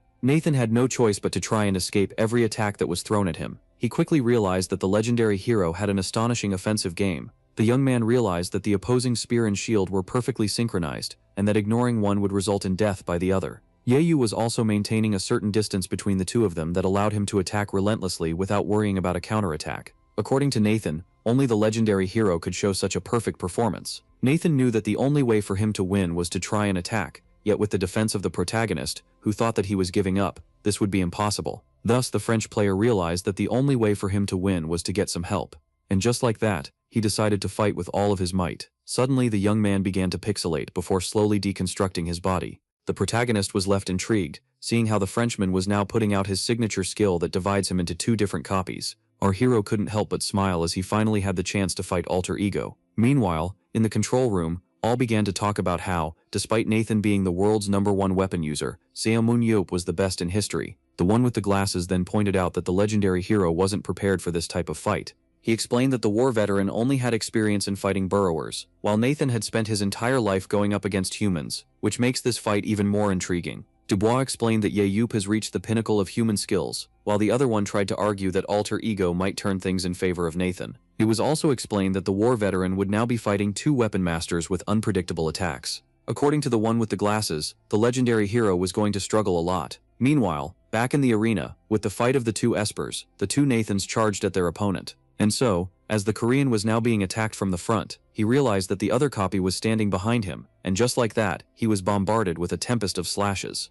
Despite his skills, even the legendary hero was having a hard time defending himself. Nathan found this rather odd, as a regular player would have already tried to flee from his attack range, yet Yayu was blocking them all. He was particularly intrigued, as none of his countless attacks managed to bypass the shield. Nathan was also surprised to see someone actually resisting his full power. And so, as the first copy was buried by the shield, the legendary hero noticed the second, and as he tried to attack it, this one, with his great reflexes, managed to dodge while questioning the humanity of Seomun Ye. With that being said, our hero decided to try and catch his breath. Nathan was unable to find a path to victory, yet the marks left on the ground by the fight made things very clear to him. His tough opponent was also having a hard time, as he was being overwhelmed by ability and speed. And despite knowing that pressuring the legendary hero would lead to an opening, Nathan couldn't help but be wary of his smile. The young man couldn't help but be impressed, as his idol kept on smiling throughout this entire fight. But little did he know, his so-called idol was now panicking because of his strength. Yahello, who had been dominating the fight at first, was now getting overwhelmed after the activation of alter ego. He knew that a long battle against an unfamiliar opponent who knew everything about him would only result in his demise.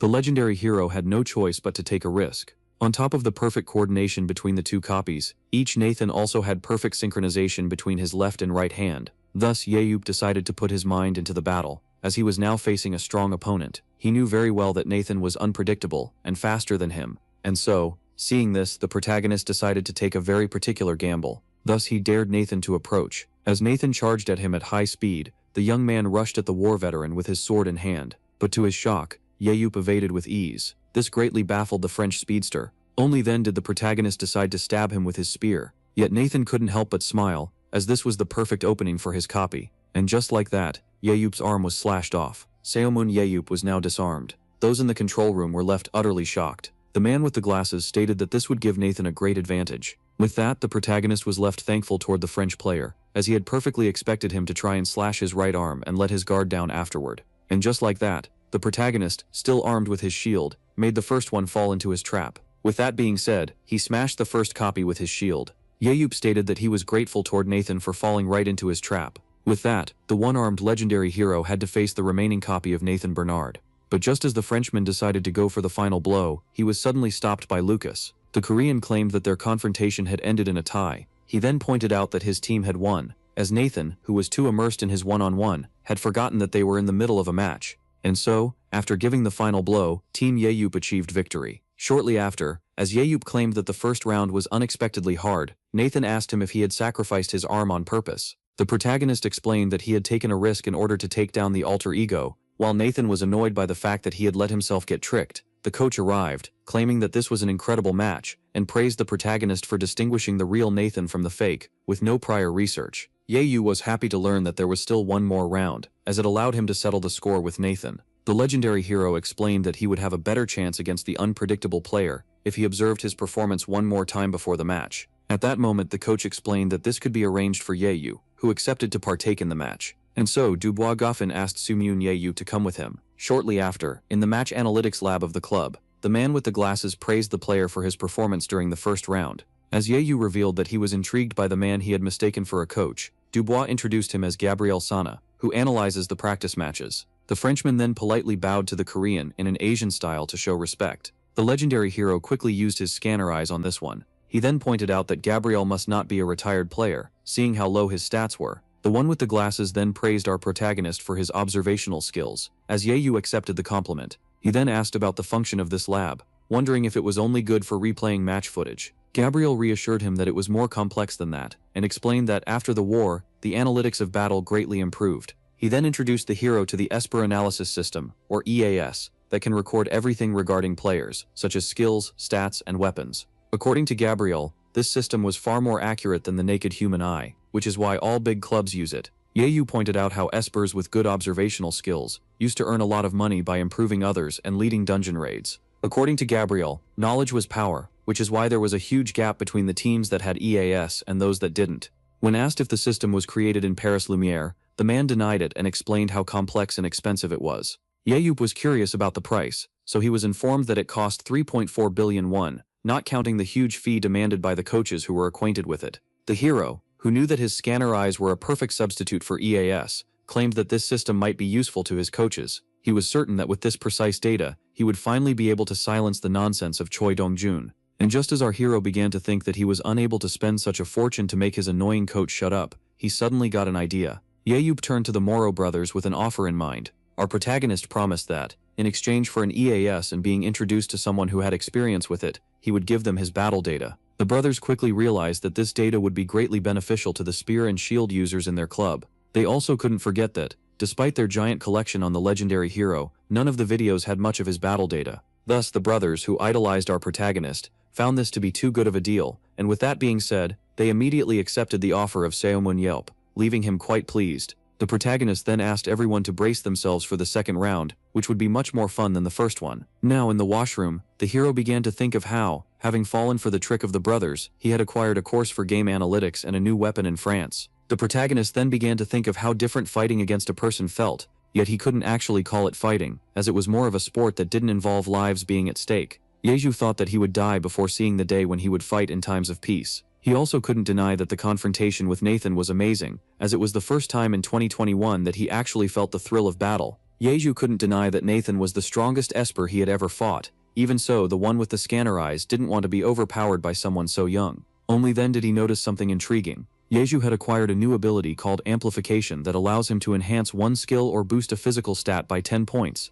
Humanity still had a lot to learn about the abilities of Espers, yet as more and more of them began to appear, some facts were determined as certain. The abilities of Espers could be either innate or born from a traumatic experience, like the Countess's one that the protagonist had faced 1 year before. 1 year before our hero escaped the orphanage, there was one sentence that he used to hear countless times, and just like the many scars on his body, those words were forever carved into his soul. Back then, young Yeyu knew that the orphanage director had to pass by this one specific road. Only then did a car approach. This left the young hero startled, as he had to recognize the car as the one that belonged to the orphanage director. And just like that, the protagonist threw the rock in his hand towards it. It broke through the windshield and made the car crash. That day, when the life of the evil orphanage director was taken, was also the first night that Yeyu discovered his throw skill. And while some people might claim that revenge amounts to nothing, it made the young man have a revelation. Upon achieving his revenge, Seimun Yeyu smiled for the first time in his life. Back to the present, the next round was about to start. While the legendary hero was thinking about it,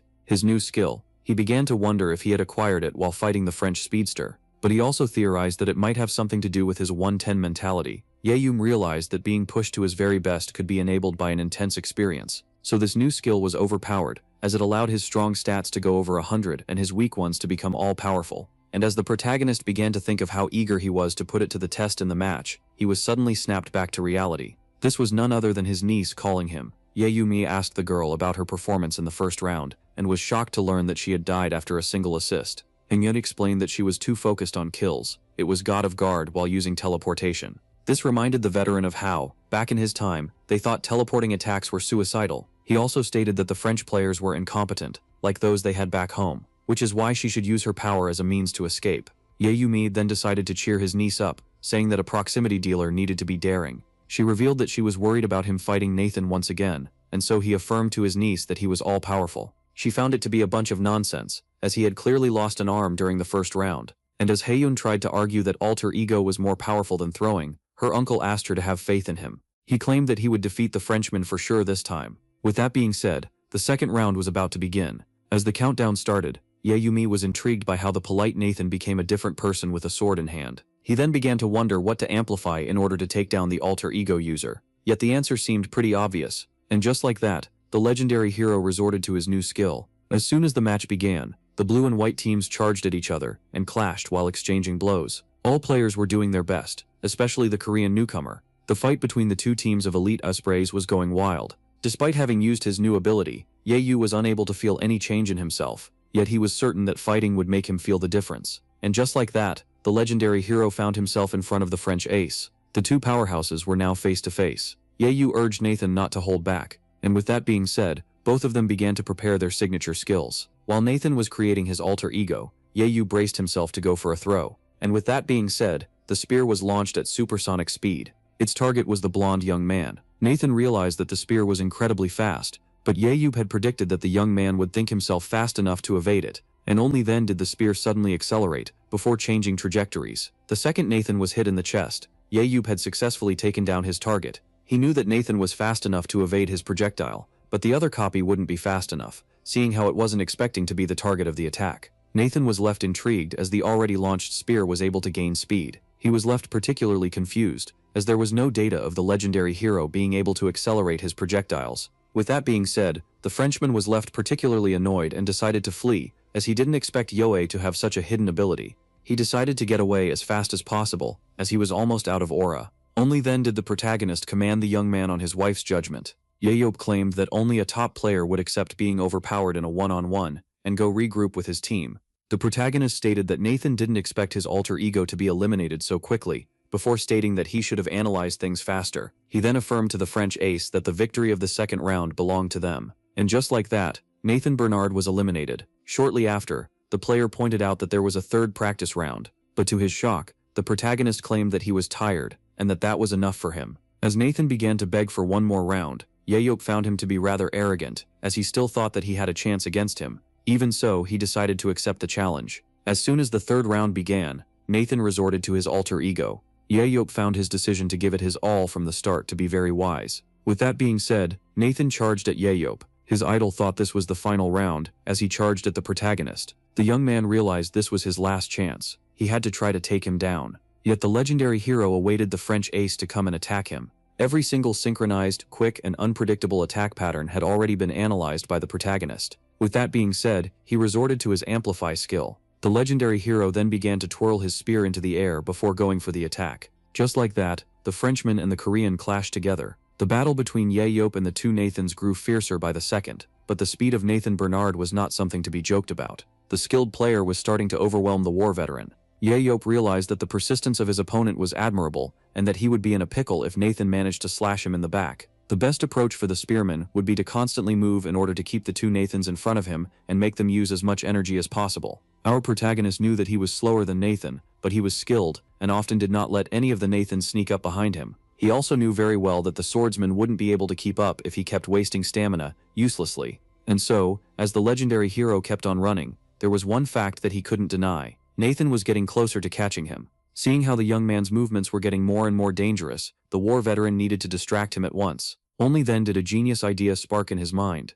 Yahello suddenly remembered that this was a team match, and with that being said, he landed between Nathan Bernard's teammates. The protagonist decided to get sneaky on his opponent. Those in white began to wonder why he was standing between them. Just like that, the legendary hero made his move, and took out a man in white, using his spear. Both Nathans were shocked by this. Yahello knew very well that anxiety could create holes in any defense. For this reason, he extended his spear and decided to cause as much chaos as possible. Only then did Nathan Bernard come from above, in order to interfere. Yet Yahello stood ready. He firmly grasped his weapon before slaying yet another player in white. The biggest fish in the pond was left baffled as he was being ignored. The two Nathans began to panic as the war veteran took out yet another one of their allies. With that being said, the legendary hero decided to see if the two Nathans in the air would be able to dodge his spear. Yahello then threw his weapon with all of his might, as the targets couldn't possibly regain the ground before getting hit. Seeing how critical this situation was, both Nathans decided to act at once. In that moment, the two of them used the other as footing,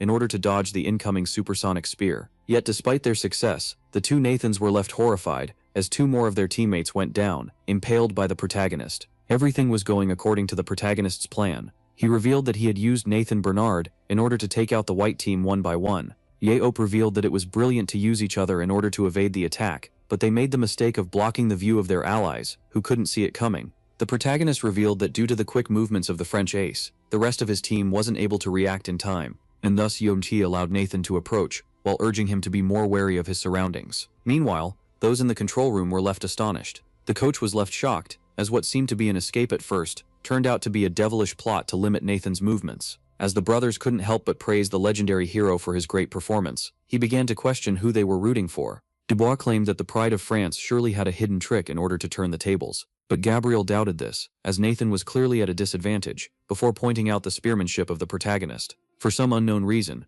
Yahello was now able to perfectly parry all of Nathan's attacks. This was something that those in the control room couldn't help but find amazing. The coordination between the two Nathans was immaculate, the result of a marriage of hard work and talent that gave birth to a perfect synergy between the man and his copy. But even with this perfect synchronization, the protagonist was able to launch his attacks at the exact second his opponent would start to. This allowed him to mess with the synchronization of the two Nathans.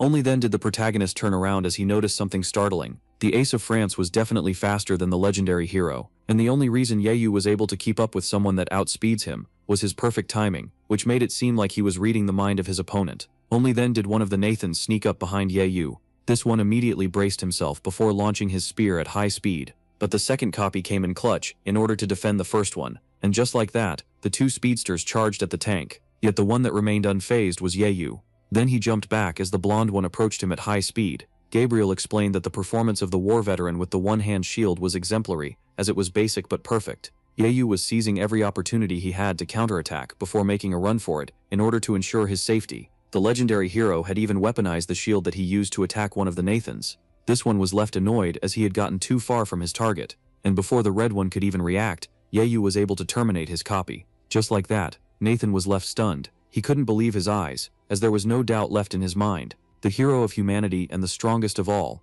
who came back from his grave back in 2005, was truly Seomun Yahello in front of him. And so, after losing his other self, Nathan realized how much of a monster his opponent was. Even then, the young man remained unfazed and decided to pour everything he had left into this battle. And just like that, the speedster charged alone at the tank in order to end this battle without any regrets. In the end, the victor of the third round was Seomun Yahello. Yahello began to praise the young man, claiming that he was stronger than Gerald Walker, and that he deserved his place in the top 3.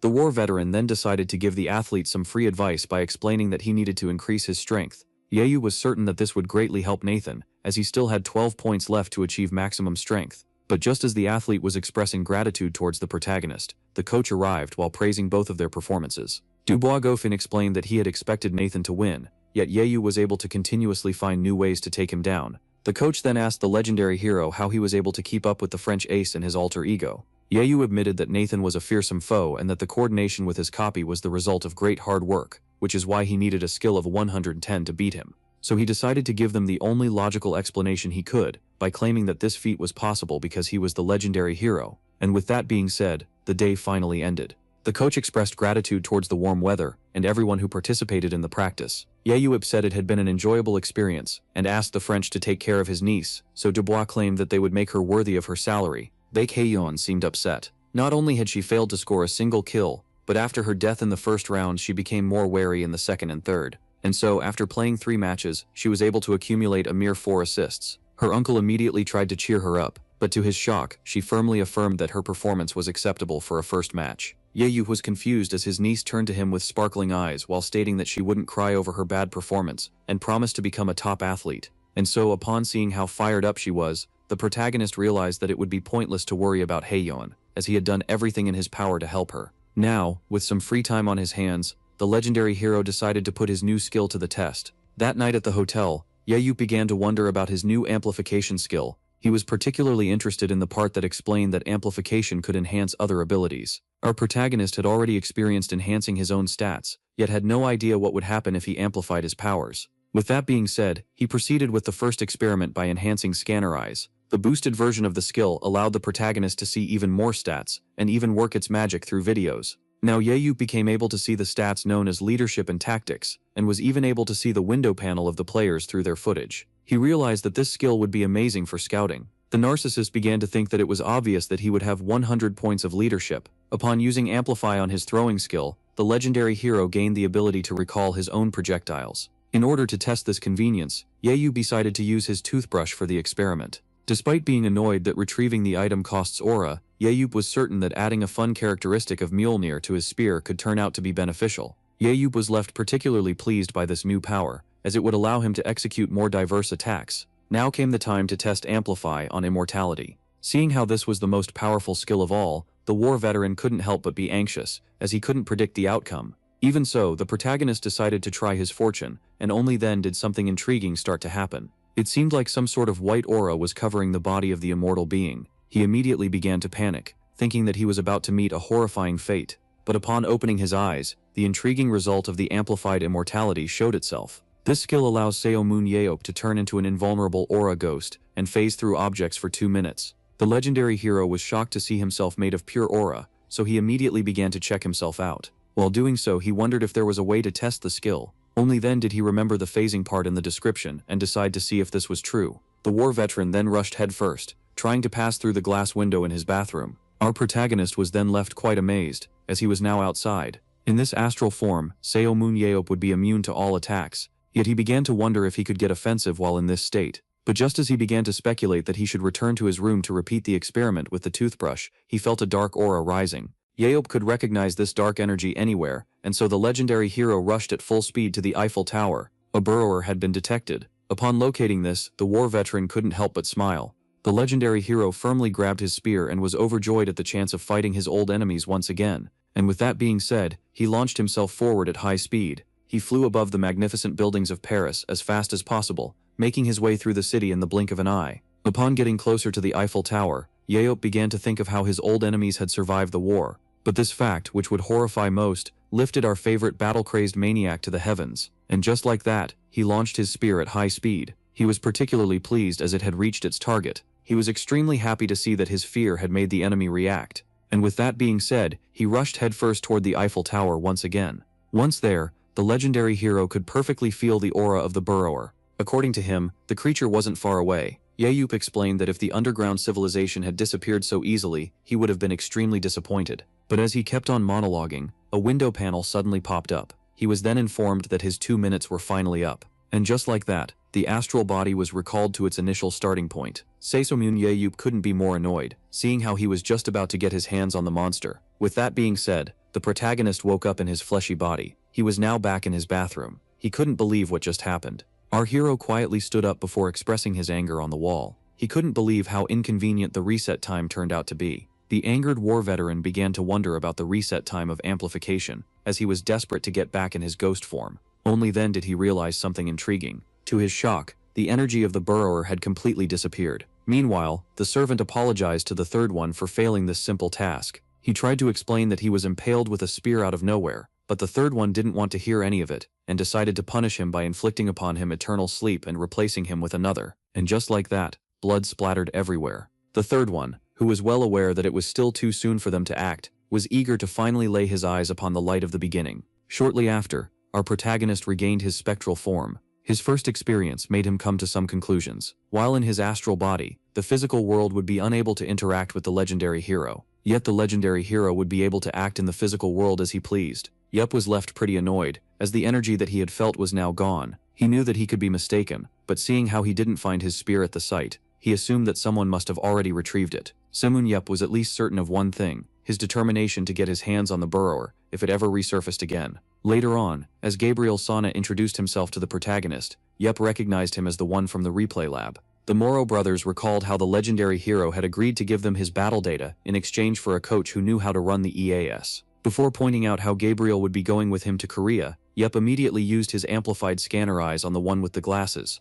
Upon checking his stats, he realized that he had an ability that allowed him to focus on a task for 6 hours without any interruptions. Combining this with his excellent leadership and tactics, it was safe to say that this man was perfect to become a coach. The brothers explained that the genius Gabriel, who had coached the reserve team of their club 3 years ago, had recently returned to train the first division. Yup asked the man if he was truly ready to give up the strongest team in the #1 country to join a second League One in a weak country like South Korea. Gabriel explained that he was well aware of it, and that entering the YSM wasn't his original plan. But after witnessing the match, he, who was interested in strong players such as Nathan, became more attracted to the team created by the one who had beaten the young man. And so, as Gabriel explained that he would be entertained by the side of the protagonist, Yup claimed that he didn't mind his philosophy. Yup explained to Gabriel that he would be paid well and made the head coach as well as the manager, only for the one with the glasses to refuse. Our hero assumed that the man didn't want to become a coach, so Gabriel clarified that these terms weren't enough for him. The man then arrogantly stated that with his skills, it was only natural for him to become manager as well as head coach, which the protagonist couldn't argue with. Gabriel then pointed out how his career would be greatly affected by ditching his position in Paris Lumiere in order to go to Korea, which was number 127 on the leaderboard.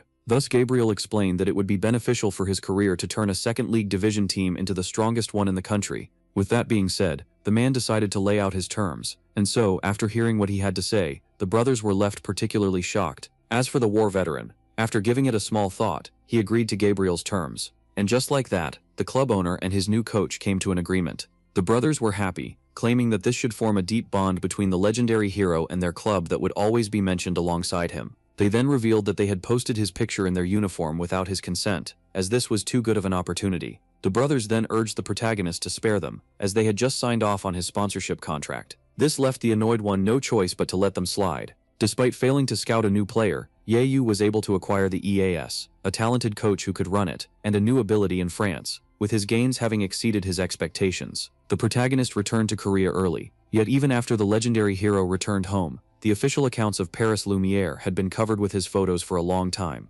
Many of the rival teams were left concerned due to the rumors regarding Seomun Yeyu becoming a battlefield player, yet one man was left particularly irritated. The best team in Germany, which was the greatest rival to the club of the Moro brothers, was the Berlin Blitz, and at its head was one of the 7 heroes, Emre, who even after all this time could never guess the thoughts of the protagonist. Back at the ISM clubhouse, Gabriel was giving instructions to the workers on how to install the EAS. The man's simple appearance screamed intelligence. The players who were peeking at him began to whisper about their new coach and the EAS system that no one in their country knew how to operate. They then began to praise their club owner, as he had brought them a system that even the first division teams in Korea didn't have. Shortly after, upon hearing the sound of the motorcycle, all realized that the legendary hero had arrived. As soon as he arrived, Seyfun asked Heng. He asked his players if they had been working hard in his absence while requesting all hands on deck. Yuba revealed that during his dream last night, one of his ancestors appeared to him and decided to grant him 6 digits in order to compensate for all of the troubles they had caused him. The thief and her partner were immediately shocked by this. Our protagonist revealed that, despite his refusal, his ancestor begged to give him the 6 digits, and now they were carved into his head. This made him think that God decided to grant him a winning lottery ticket in exchange for preventing humanity's extinction. When asked if he had actually purchased one, Yuba affirmed that he hadn't. The protagonist explained that he doesn't need to purchase a simple paper, as the young people in front of him were his winning lottery tickets, which is why he asked them to practice well in order to become great players. With that being said, he informed them that he had brought back a present from France to help them improve. Yuba introduced USM to Gabriel Sana, the new super coach that he managed to bring back to Korea after lots of effort. He then asked the man to introduce himself, after explaining to the others that he was paying him generously. With that being said, the one with the glasses introduced himself to the team. The man explained that he would receive help from the annoyed Choi Dongjun as the head coach. Before the session, we reveal his objective. All were left shocked as Gabriel explained that his goal was to make this team enter the first division this season and win it in the next one. The one with the glasses then affirmed that success would be guaranteed if all players followed his command. The players were then left utterly amazed as Gabriel explained that, in exchange for his service, this legendary hero would participate in 3 matches each year. This made the legendary hero recall their conversation in France. Back then, Yeyu didn't expect Gabriel to want him to enter the field as a player. He explained that he doesn't want the hero to become a key player, as it would be unfair for other teams, but he needed to work with a talented athlete to keep his skills sharp. Gabriel promised to make Yeyu being them #1 in Korea in exchange for the skills of the one who had beaten Nathan to be put to good use. And so, after giving it some thought, the legendary hero agreed, but claimed that he would only play 3 matches a year. Gabriel was pleased, as the participation of the hero would make his mission easier, and he also decided to prove himself in the games where Yeyu would be absent. With that being said, the club owner agreed to the terms and conditions of his new coach. Back in the present, he urged his team to play so well that he wouldn't be forced to enter the battlefield. Shortly after, Gabriel began his first training, which was the group hunt. All players were doing their best in order to take down as many monsters as possible. Yeyu found the EAS to be rather impressive. He claimed that it was almost as accurate as his scanner eyes. As Gabriel pointed out that Lee Nayeon, Namgung Ji-hoon, and No Jung-won were perfectly using their abilities, Yeyu found that natural, as they had received his help. The coach focused the attention of the club owner toward Jo Sung-ho and his pathetic stats. Yeyu claimed that the young man had already come a long way, yet Gabriel stated that this might be the end of his progress. The hero stated that the boy wouldn't improve much, even if taught new moves, as Gabriel stated that despite his skills, he was the weakest player on the team. Yeyu knew that the man was speaking facts, yet he could see something else in the young man. According to his scanner eyes, Jo Sung-ho had rather high tactics and leadership limits, making him a valuable asset. For this reason, Yeyu proposed making the smart and calm athlete a sub-leader, as his ability to locate enemies makes him perfect for the job. Gabriel realized that Jo Sung-ho would be able to command the team without interfering with the main orders of the captain, so he decided to personally train him. The man then decided to talk about the 2 high schoolers that the protagonist had scouted. Yeyu had brought these 2 young men into this team as he was interested in their skills. Gabriel claimed that Choi Young-min and his observation power, which allows him to not waste stamina, had great potential. As for Yoon Baeum, the one with the glasses failed to see why the legendary hero had recruited him in the first place, as, according to him, there was nothing special about this boy. The protagonist knew very well that the genius Gabriel was speaking according to the facts of the EAS, yet the protagonist's scanner eyes revealed some details about the young man that the system could never show. Walking needed 70% of aura in order to reach full power. Yeyu explained that his judgment was always accurate. This greatly intrigued Gabriel. The club owner asked him to have some patience, as the young man would reveal his true potential after acquiring 1 more point. Now, with the ISM player training program in hand, the one with the glasses began to question it all. Gabriel explained that it was a miracle to see ISM perform so well with such a bad training program. As he gave all credit to the club owner, his fellow coach was left speechless. With that being said, the man decided to rearrange the entire program and focus on the basics before the second season starts. The first training demanded by the program from the one with the glasses was aimed at increasing speed. Due to her excellent stats, the flea of the team ranked first in the race. Meanwhile, Yun Biom struggled to achieve rank 14. As the young man complained that his legs were about to give out, the captain revealed that Gabriel had a doctorate in sports medicine, and that this training was beneficial. It was then revealed to the boy that Gabriel had adjusted the training of Paris Lumiere for them, meaning that the French players endure this training every day. With that being said, the captain dashed forward in order to catch up with the others. Yun Biom was unable to keep running, and found himself far behind his teammates. Shortly after, in the coach's office, Gabriel was left intrigued. Even after watching the practice matches countless times, the performance of the players was what one would expect from a second division team. Yet Gabriel couldn't understand how such players were able to progress so quickly. With 5 athletes distinguishing themselves from the others, the KDA of the team's captain greatly improved after training stamina. The skinny player with his protection skill became deadly after becoming a proximity dealer. The thief and her partner were able to enhance kill steal and scout tactics by training their speed, while Choi Hyuk gained strength after switching to a tanker. All 5 of these players had been found and trained by the club owner. Gabriel began to think that with these 5 treasures, the legendary hero participating, and 3 matches each year, reaching the first league would be easy. Yet there were some things that even the genius trainer didn't understand. According to him, Choi Hyuk had just as much value as a proximity dealer as he did as a tanker.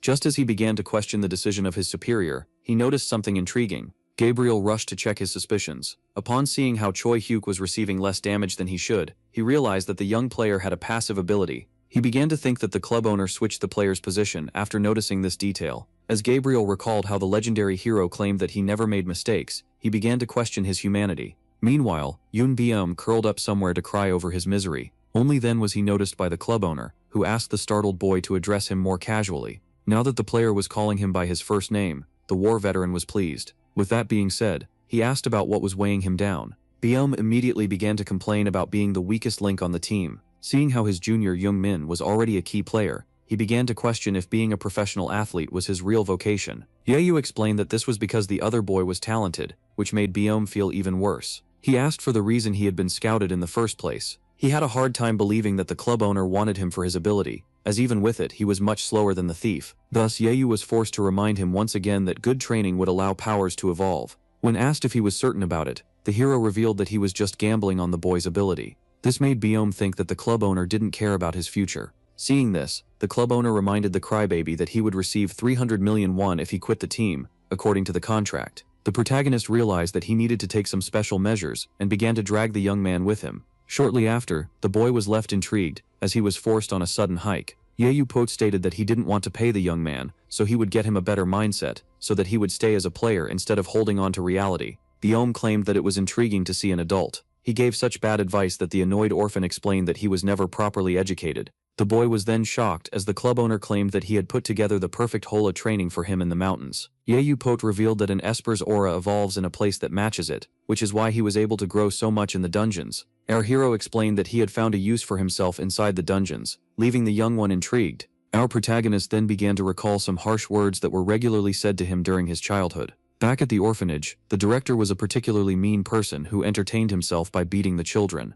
The man greatly despised the protagonist, and as he beat him regularly, some of the kids who followed the director began to harass our hero. The director particularly despised Salmon Yebop's gaze, as well as his arrogance. Upon hearing this, the player was left quite shocked. After noticing this, Yebop began to pat his head while claiming that everyone had their personal traumas. The legendary hero stated that he was certain that Yun Baeom was strong enough to vanquish his. Upon hearing this, the young man was moved by those words, only for the hero to snap back to his arrogant self, and explain that a loser like the young man would need a dark place to hide from the world to complete his training. As the boy demanded to know where they were going, Yebop explained that his ability would be the one to determine the training spot. Upon arriving, the boy assumed that he had to break the giant boulder, yet the protagonist affirmed that this was nonsense. He then proceeded to push Baem into the hole in order to start his training. As the boy was left speechless, Yebop explained that this dark hole was perfect for someone as negative as Baem to train in. Upon learning that he had to stay in the hole for 10 days, the boy asked about basic human needs.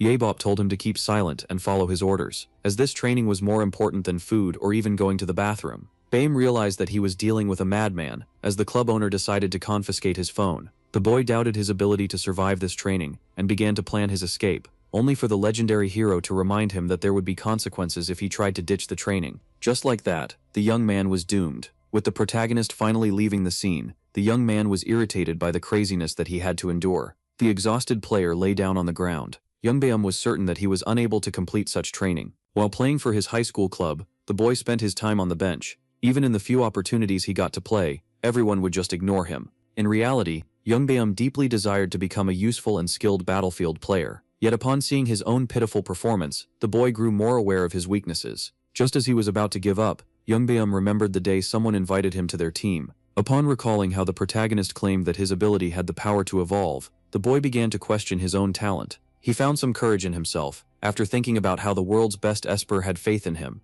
and with that being said, Baeum began to focus on his aura. Meanwhile, someone was observing him from above. The duration of the training was finally over. The protagonist was happy to see that his investment was still alive, as he urged him to climb back up. Our hero then resorted to his scanner eyes. He was particularly happy to see that his gamble had succeeded. Yahello pointed out to the boy that he had been right about him. Baeum was shocked to see that the club owner had been watching him for the last 10 days. It was then explained to the young man, who was shocked to see a surveillance camera, that he needed to master his power before the start of the second season. Yahello stated that Baeum would debut as a key player in the first match of the next season. The second season was now 1 month away. The protagonist then asked the head coach about the whereabouts of the director, and learned that he was in his office. When asked why the boy was with him, the legendary hero explained that he was going to introduce him to Gabriel as the new key player. As they passed next to the office, they quickly noticed that the staff was declining calls regarding Lee Na-yoon's transfer. Yeop asked the director about this, so Gabriel revealed that many Korean and foreign teams were trying to buy their archer, the genius.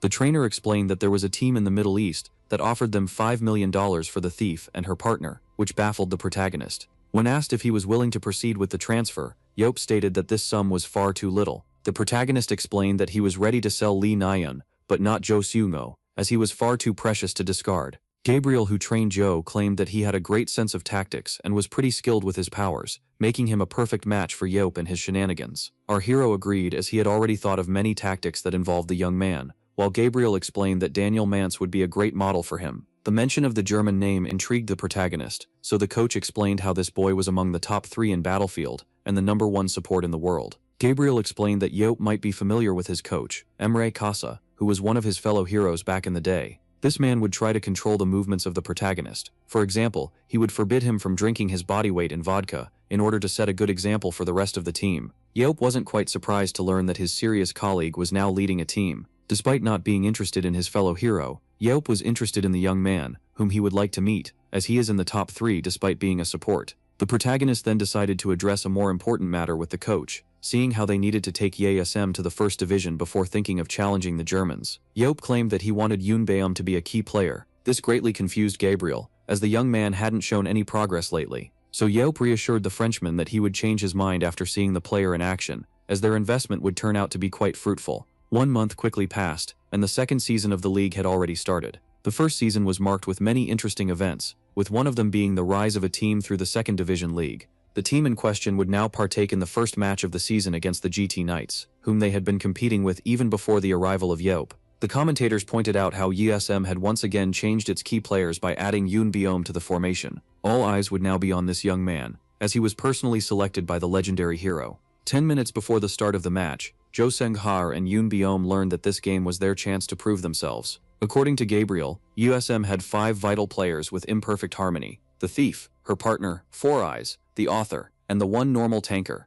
The coach revealed that unless a particular incident unfolded, these 5 would be the main squad of the team. When he was asked to be the leader of this new squad, Jo Seung-har affirmed that he was honored. Yeop Baeum then turned to Yoon Baeum and explained that he wouldn't pressure him, seeing how this was his first game. His only command to the young player was to scramble the enemy as much as possible. Back to the present, the match finally began. The game's dungeon would be the Backwards Forest. It was famous for its upside-down glowing tree and the underground aura-sucking monsters known as Jadrin that mainly centered around it. One interesting fact was that the tree, rumored to be a combination of Jadrin that consumed a lot of aura, was the actual boss of the dungeon. The knights immediately divided themselves into 3 groups in order to evade the signature tactic of the enemy and allow most of them to hunt in peace. Meanwhile, Yeushem had split into 2 groups of 5 people. Yet it was important to note that battlefield teams were composed of 11 players. Yoon Baeum was now progressing solo in the dangerous dungeon, which made everyone wonder if this was a defect in the strategy. This seemed like madness to everyone, as farming alone in such a place filled with monsters would be extremely challenging.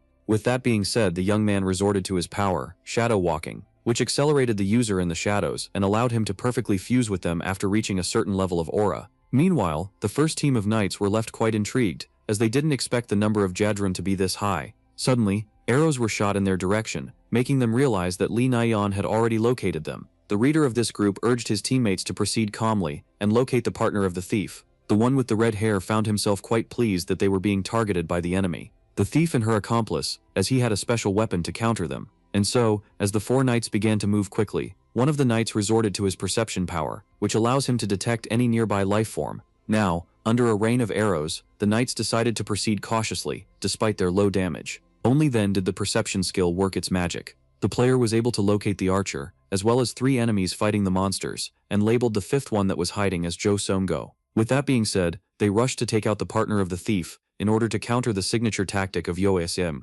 Li Naiyan was pleased to see that the first step of the plan was a success. She then warned the one with the cloak that the enemy was coming for him. And just like that, the one with the backpack on his back found himself in front of 4 enemies, while his team was monster hunting. As the knights claimed that trying to escape was pointless, the young man was left intrigued. Choi Hyuk then unveiled himself and affirmed that running would truly be pointless. This greatly shocked the knights, as they were certain that all tankers were farming monsters. Only then did the hunting team come back. The knights were left baffled, as their actual target had concealed himself as a tanker. Choi Hyuk then used his transferring skill in order to pass the sword and the shield to Choi Hyuk. Now with his weapons in hand, the tanker tossed his backpack to his enemies. Upon opening it, those in yellow were left shocked. In fact, it was safe to say that they were horrified, as the bag contained Jadron seeds that quickly develop upon contact with aura. YSM pretended to hunt monsters in order to gather seeds that were prevented from expanding using a special method. Now, in the hands of the enemy, nothing was stopping the seeds from unleashing their full power. And just like that, the knights found themselves entangled in the vines of the monsters, with no way to defend themselves. The knights were immediately taken down by Ji-hoon and Choi Hyuk.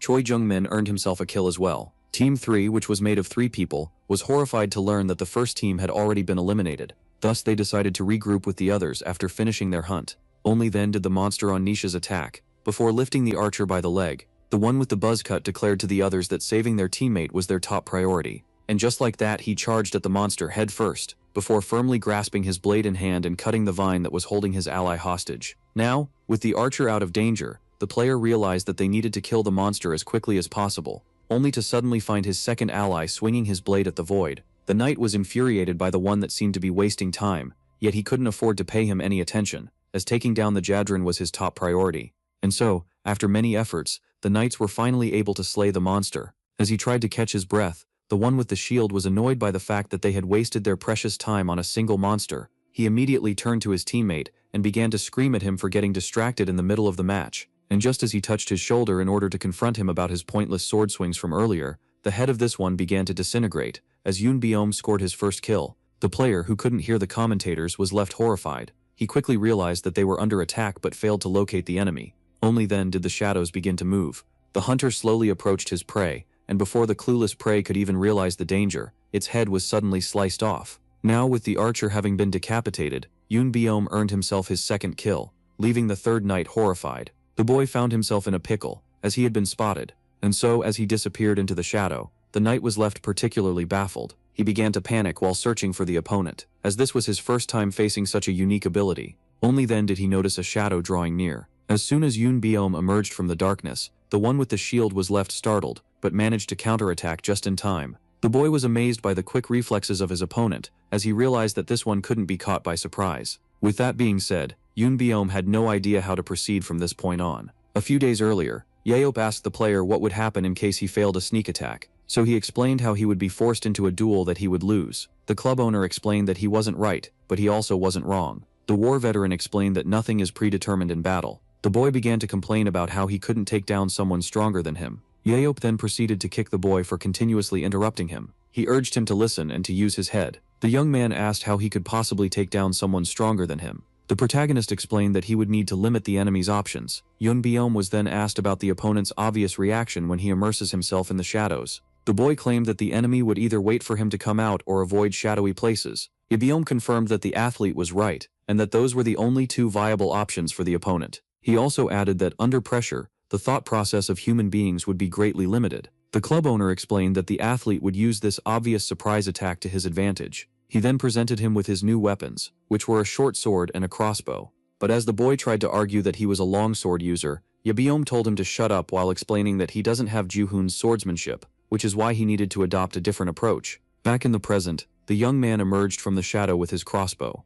Yahello knew that this weapon, despite its short range, was easy to use and aim, while also being a perfect match for the short sword in Yahello's hands. With that being said, the arrows were fired, yet the knight quickly blocked them with his shield. But as the athlete quickly snuck up behind his opponent, Yahello knew that he would face hardships, as this was his first match. Yahello decided to switch to his short sword. Seeing how his arrows were blocked, Yahello knew that the young man, attacking relentlessly, might think that his efforts were futile, but he was certain that he would be alright by having faith in himself. By doing so, the boy who was trying to suppress his opponent was sure to succeed. At that moment, the enemy tried to attack with his weapon. When the young man tripped over a rock, this made him flip several times before falling face first to the ground. The opponent was left speechless, and just like that, Baeum sank into the shadows. Baeum was left utterly embarrassed, and just as the young man decided to retreat, his opponent criticized him for revealing his power too soon. The boy was particularly intrigued when the opponent claimed that he was caught off guard by Baeum's ability to enter his own shadow. Baeum realized that the knight had falsely interpreted his skill,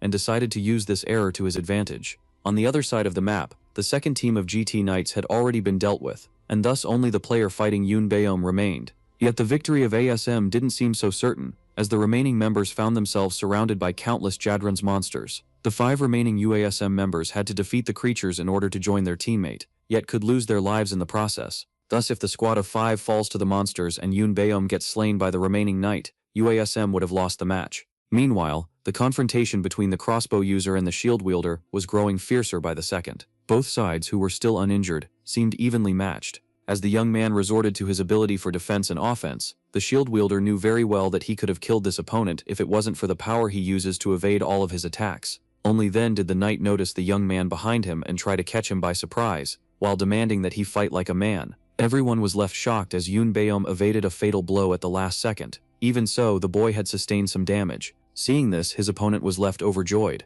Buzzcut, who wondered why the annoying UASM player didn't resort to his ability to escape, suddenly came up with a theory. He began to think that Shadow Walk must have a penalty that limits its power, just like countless other abilities. His theory couldn't be far from reality, as most skills had some sort of setback, and he was able to injure his opponent, as the boy committed a calculation error. Thus, the one with the shield decided to grasp this opportunity. He decided to fully focus on offense. Baeum tried his best to restrain his panic. Despite planning on being injured, he took more damage than expected. Only then did he notice his opponent going for the kill. Final blow. The blade was about to split his skull in half, but as the sword finally landed, he was left quite shocked. Baeum, who escaped to the shadows, claimed that such a powerful swing had stuck his sword in the ground just like that.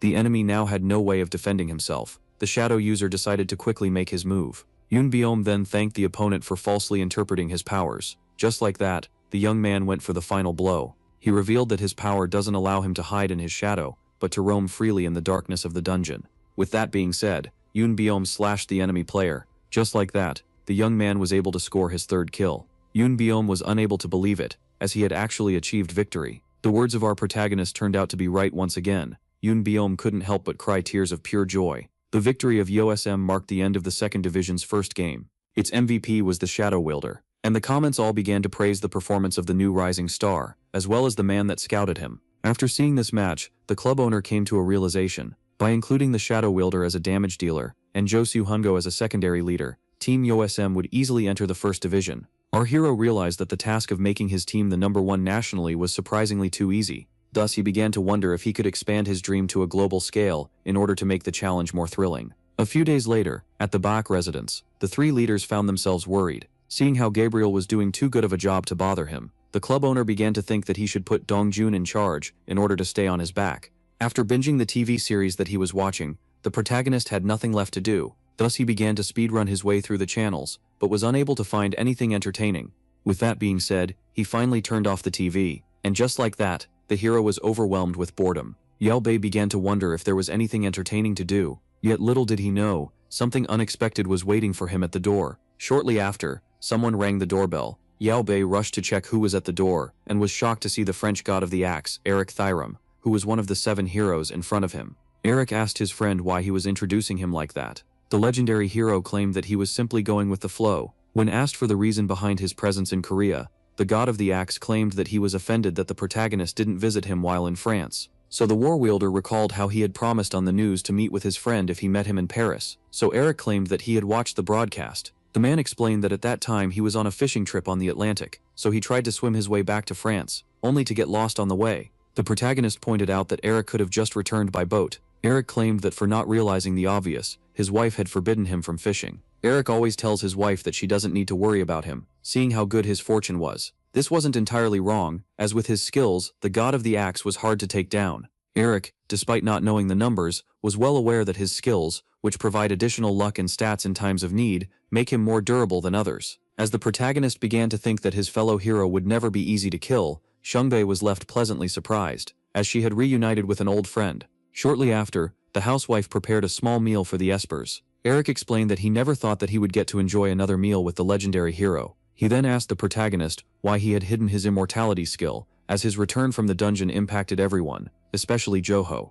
Upon learning that he didn't know about it, Eric was shocked, as it meant that back in the dungeon, Yoho was fully prepared to sacrifice himself, leaving him thankful. The god of the axe then decided to grant the legendary hero a present. Just like that, Eric presented Yoho with a dungeon return stone that allows one to retreat from a raid after 12 seconds. The protagonist was surprised to see that those items still exist. Eric explained that since the dungeons are no more, the return items were now used for decoration, which made our hero have a crazy idea. Yoho asked about the tier, so his friend revealed that they were around 10 million won, as every esper used to have them back in the day. The protagonist was surprised by how cheap it was, and Eric explained that this one still had 7 uses left. Yoho was particularly pleased, as this stone would allow him to access this particular location once again. Despite feeling thankful toward his friend, the legendary hero failed to find his place at home with him. In fact, the only place Seomun Yoho belonged was this one location. 2 days had passed since then. Eric, who was about to leave, offered to take the protagonist on a fishing trip with him, but Yoho declined,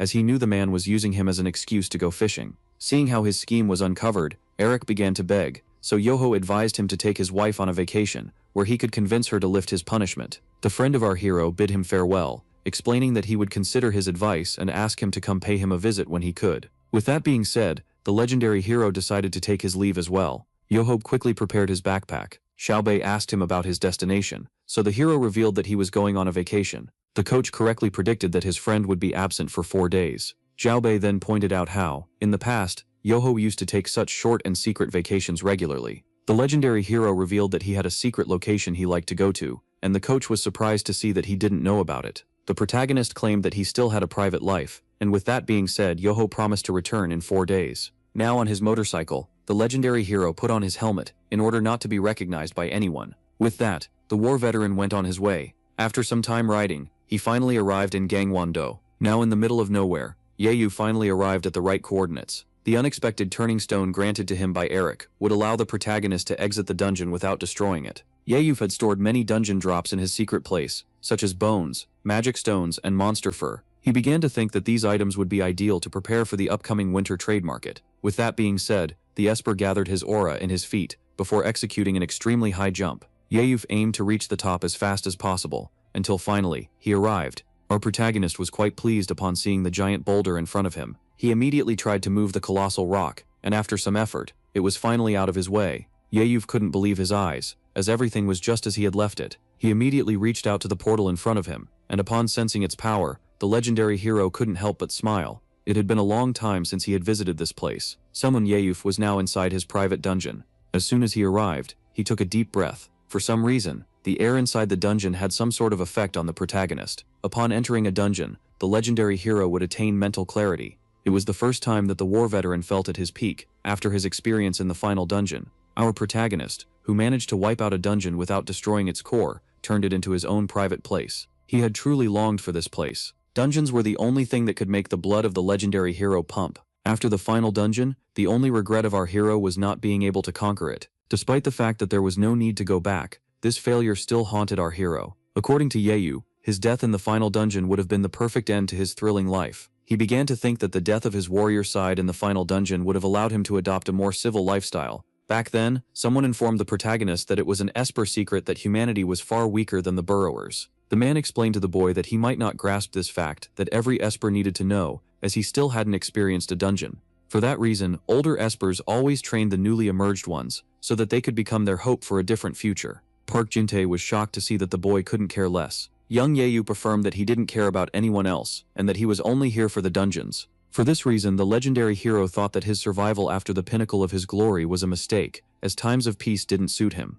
As he talked about the old days with Eric Yahello, felt like he was recalling distant memories. He thought that he had finally gotten used to this era, yet he was mistaken. Our hero then began to wonder if he would stumble upon burrowers here, just like he did in France. But just as he was about to shake off this unlikely idea, a mysterious aura began to rise. Upon feeling it, the war veteran was left speechless. This didn't make sense, as he had personally wiped out everything from this dungeon. At first he assumed that his secret place had been found by someone else, but the heavy moss on the boulder at the entrance said otherwise. With that, only one logical and shocking explanation was left. Yahello was left annoyed, as he didn't have the right material for this kind of situation, and yet he quickly extended his spear. The overjoyed battle maniac urged the burrower to come out and play. The dungeon fell into complete silence. Seeing this, the protagonist assumed that this was a false alarm, only to then feel the dark energy rising from behind him. The thud. The legendary hero began to wonder if there was something inside the chamber. Since his only way there was a small bridge, Yahello realized that he would be in a pickle if he got ambushed while on it. After knowing this, the battle maniac was left thrilled, and thus he dashed forward at high speed, before turning this dungeon into his personal playground. This place used to be a monster-creating laboratory. Each created monster would be placed in its own cell, and the dungeon boss would be at the very end.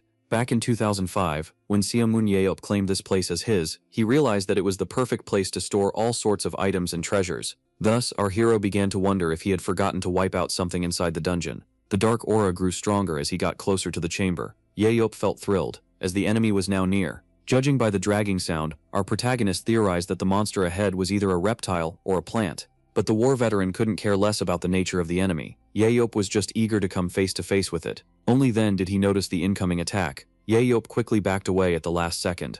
Just like that, he managed to evade a piercing blow. Finally, he had met the enemy. The legendary hero was now in front of a giant Jadron that possessed horrifying stats. After seeing this monster, the protagonist was left quite pleased. Judging by the gigantic size of the plant, it must have stuffed its face during his absence. It was no wonder that its aura could cover the entire dungeon. One could label Jadrons as the weeds of the underworld. These plants could eat anything, including minerals and rocks, before digesting them into aura, making them a perfect aura reserve for the enemy and a good weapon. Now, in front of this giant weed, our hero began to wonder if he had skipped a seed 17 years ago. Despite having hunted this kind of monster inside this dungeon back in the day, he was certain that he had roamed the entire place in order to destroy every seed. Yahello was particularly shocked to have missed one, as he always took such matters inside the dungeon very seriously. One always needed to check for Jadron seeds, seeing how, if not destroyed, they would consume everything in their path and gain a colossal size. And seeing how there was a possibility that he had actually missed one, Yahello's mood was ruined, and so he decided to use his amplified throw skill, which allows him to retrieve the weapon and alter its speed and trajectory.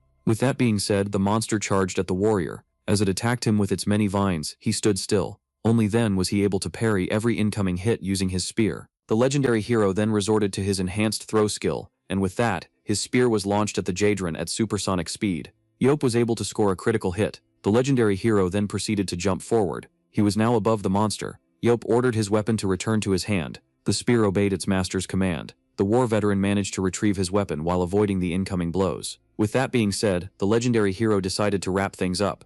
Yahello proceeded to cut off all the vines of the underworld weed. Now that the Jadron was at his mercy, our protagonist decided to go for the final blow. With that being said, he stabbed the monster with all of his might, and just like that, the giant Jadron was taken down. Yahello took a small moment to catch his breath after this victory. Upon taking out the giant weed, the battle maniac began to pray that it was a burrower. I planted it here. The final dungeon had been beaten in 2005. Yet even if the burrower's civilization had collapsed, it didn't necessarily mean that their race had reached absolute extinction, meaning that there must be some underground warriors left, planning to invade the surface. Yahello began to believe, from the bottom of his heart, that the enemy ahead would be one of those burrowers. After 60 minutes of botany, the protagonist found himself crushing seeds. He had taken out all the seeds left by the giant tree, but decided to keep one for himself, as he might need it. The legendary hero then addressed the monster seed, and strictly forbade it from blooming while he carried it. The baby was left horrified by the monster that had captured it. Even so, Yahello couldn't understand how a Jadron had bloomed here, as he was too perfect to miss a single seed. Even so, he decided to brush the matter off and check the inside of the dungeon. After finding dust in the first corner and nothing in the second, Yahello was left utterly annoyed, as all the treasures he had stored in this chamber had been eaten by the Jadron. Only then did he remember that there was a room that the giant plant could never access. The room in question was the one that contained the core of the dungeon. Seeing how it would be too dangerous to let the core get destroyed, Yeop had taken special measures in order to protect it, yet had forgotten what was inside this room. Despite the door being well sealed, our hero put his hands on it and was able to easily open the chamber of the dungeon core. Yet, what he saw inside left him quite shocked. Now in front of the dungeon core, he quickly realized that it was the only thing left in this room. Despite the fact that the giant tree couldn't have possibly entered this place, all the precious magic stones that the legendary hero had hidden here had disappeared. The human race considered this mineral to be quite precious, yet for those of the underworld, it was quite a common material. Only then did our protagonist notice something intriguing. For some reason, he had found one of his spears inside his dungeon room. This simply didn't make sense to Yabe, as he had acquired this weapon not long ago. Only then did the legendary hero come to a realization. Yeop remembered how he had detected the energy of a burrower back in Paris, and how he had thrown a spear towards it. Understanding that this was the spear from back then, left the protagonist overjoyed, as it meant that he had located this burrower. Samwon Yeop was now certain that the enemy was using this place to harvest Jadron plants. It was the underworld who must have altered the security measures in order to keep the plants from destroying the core. Suddenly Yeop felt an ominous aura approaching. He could recognize this dark energy anywhere. In fact, our hero couldn't mistake it. The dark aura was getting stronger by the second, and began to approach our protagonist. The legendary hero was left amazed, as he couldn't believe his eyes.